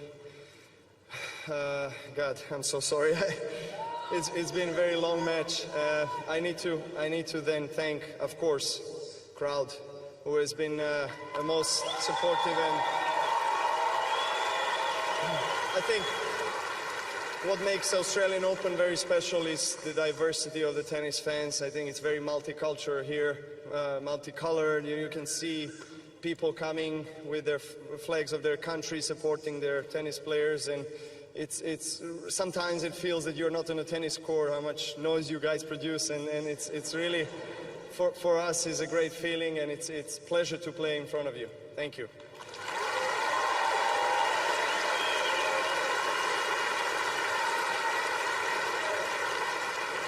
Then in the end, of course, it's my great privilege to be standing here in front of one of the greatest players ever, Rod Laver. Thank you, all the sponsors, for participating in organization of this tournament, Kia, Jacobs Creek, ANZ. I'm sorry if I forgot some sponsors, and all the volunteers, everybody who is behind the scenes, you know, physios and ball kids, people who make this tournament possible and enjoyable for all of us. Thank you very much, and I'll see you next year.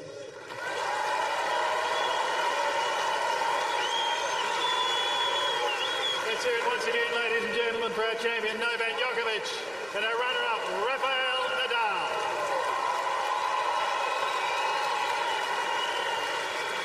Sandy Roberts, our master of ceremonies.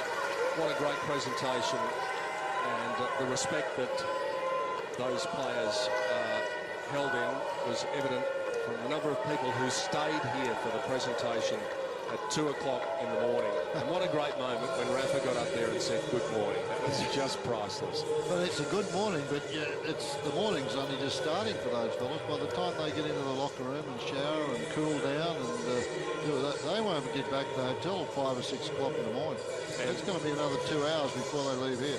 And even if they could get back to the hotel, Jeff Masters, they wouldn't get to sleep anyway because they must be buzzing at the moment. Even though they're physically exhausted, they probably find it hard to sleep straight away. Oh, no question about that. It'll be several hours. But certainly Djokovic will sleep a little bit more peacefully than Nadal. And the two great champions of tonight, joined by a champion of days gone by, Rod Laver, universally respected by everyone, and in particular the players. You can tell that. Just shows you what difference there is these days. You put rocket between those two fellas, and he told me the other day he is shrinking, but he put it between these two fellas that he looks like a midget. Well, the two are out there at present, and so they should both be recognised for what they've done tonight. But it'll be Rafa's turn to move aside in a moment and leave the spotlight to the man who is the winner. And I thought Novak's comment, Jeff Masters, was great. It's just a shame there could not be two winners tonight. Well, you're right. It wouldn't be two champions. I think there were two winners, only one champion. Certainly the way Nadal went about his business, he's always a winner. He gives everything on the court. He comes off, and in his words, it's not life itself. It's just a part of life, and I'll give it all I've got while I'm here. But this man, I didn't believe he would have the physical reserves to get the job done today, and certainly after he had a chance to take it in the fourth and couldn't do it, I didn't believe he'd be able to come back in the fifth. So he's gone another level up for me, and he's extremely impressive, and he's the best in the world at the moment. There's no questioning that at all. Almost unnoticed, Rafael Nadal slips out through the side entrance with a few autograph hunters wanting his prize signature, while Novak Djokovic takes a bow on centre stage with the Norman Brooks Challenge Cup and a small amount of 2.3 million Australian dollars that he's collected tonight. But we have said many times, Fred, it's not about the money for these guys, it's about what he's holding now. No, exactly, and it's the third one he's got out here, and he said, well, I had such an unbelievable year last year. I think I can do it again. Have a look at this. They said raise the trophy to get the high shot, and he went, I don't know whether I can do it or not. No, well, your career's judged by Grand Slams and Davis Cup, and he's got it going. It's a great start of the year for him, but I, like Jeff, think that it's going to take a while for Nadal to get over this one because he threw everything but the kitchen sink at Djokovic tonight and couldn't get it done. And after he won the fourth set, we'd have had a bet if he'd have been betting here. You'd have said, okay, he's going to go on and win this now because Djokovic looked as though he was out of it. But as he's done before, he proved us wrong. And even throughout that fifth set, Jeff, it looked as though Nadal, for much of it, early on, was the man more likely. Well, he certainly had what appeared to be extra spring in his step. He had momentum. Djokovic was... he had to be tired, and he was down a break. So everything was conspiring against him, but he is made of some very stern stuff, and certainly that wasn't necessarily the case 3 or 4 years ago. There were many of us who thought that perhaps he wasn't made of stern stuff, but boy, has he turned that around. Well, he joins some great names now in the achievement of winning 3 Grand Slams in a row. Only the very best have been able to do that. He's the 5th man to win 3 consecutive Grand Slam titles in the Open era. The others, Laver, Sampras, Federer, and his opponent tonight, Rafael Nadal.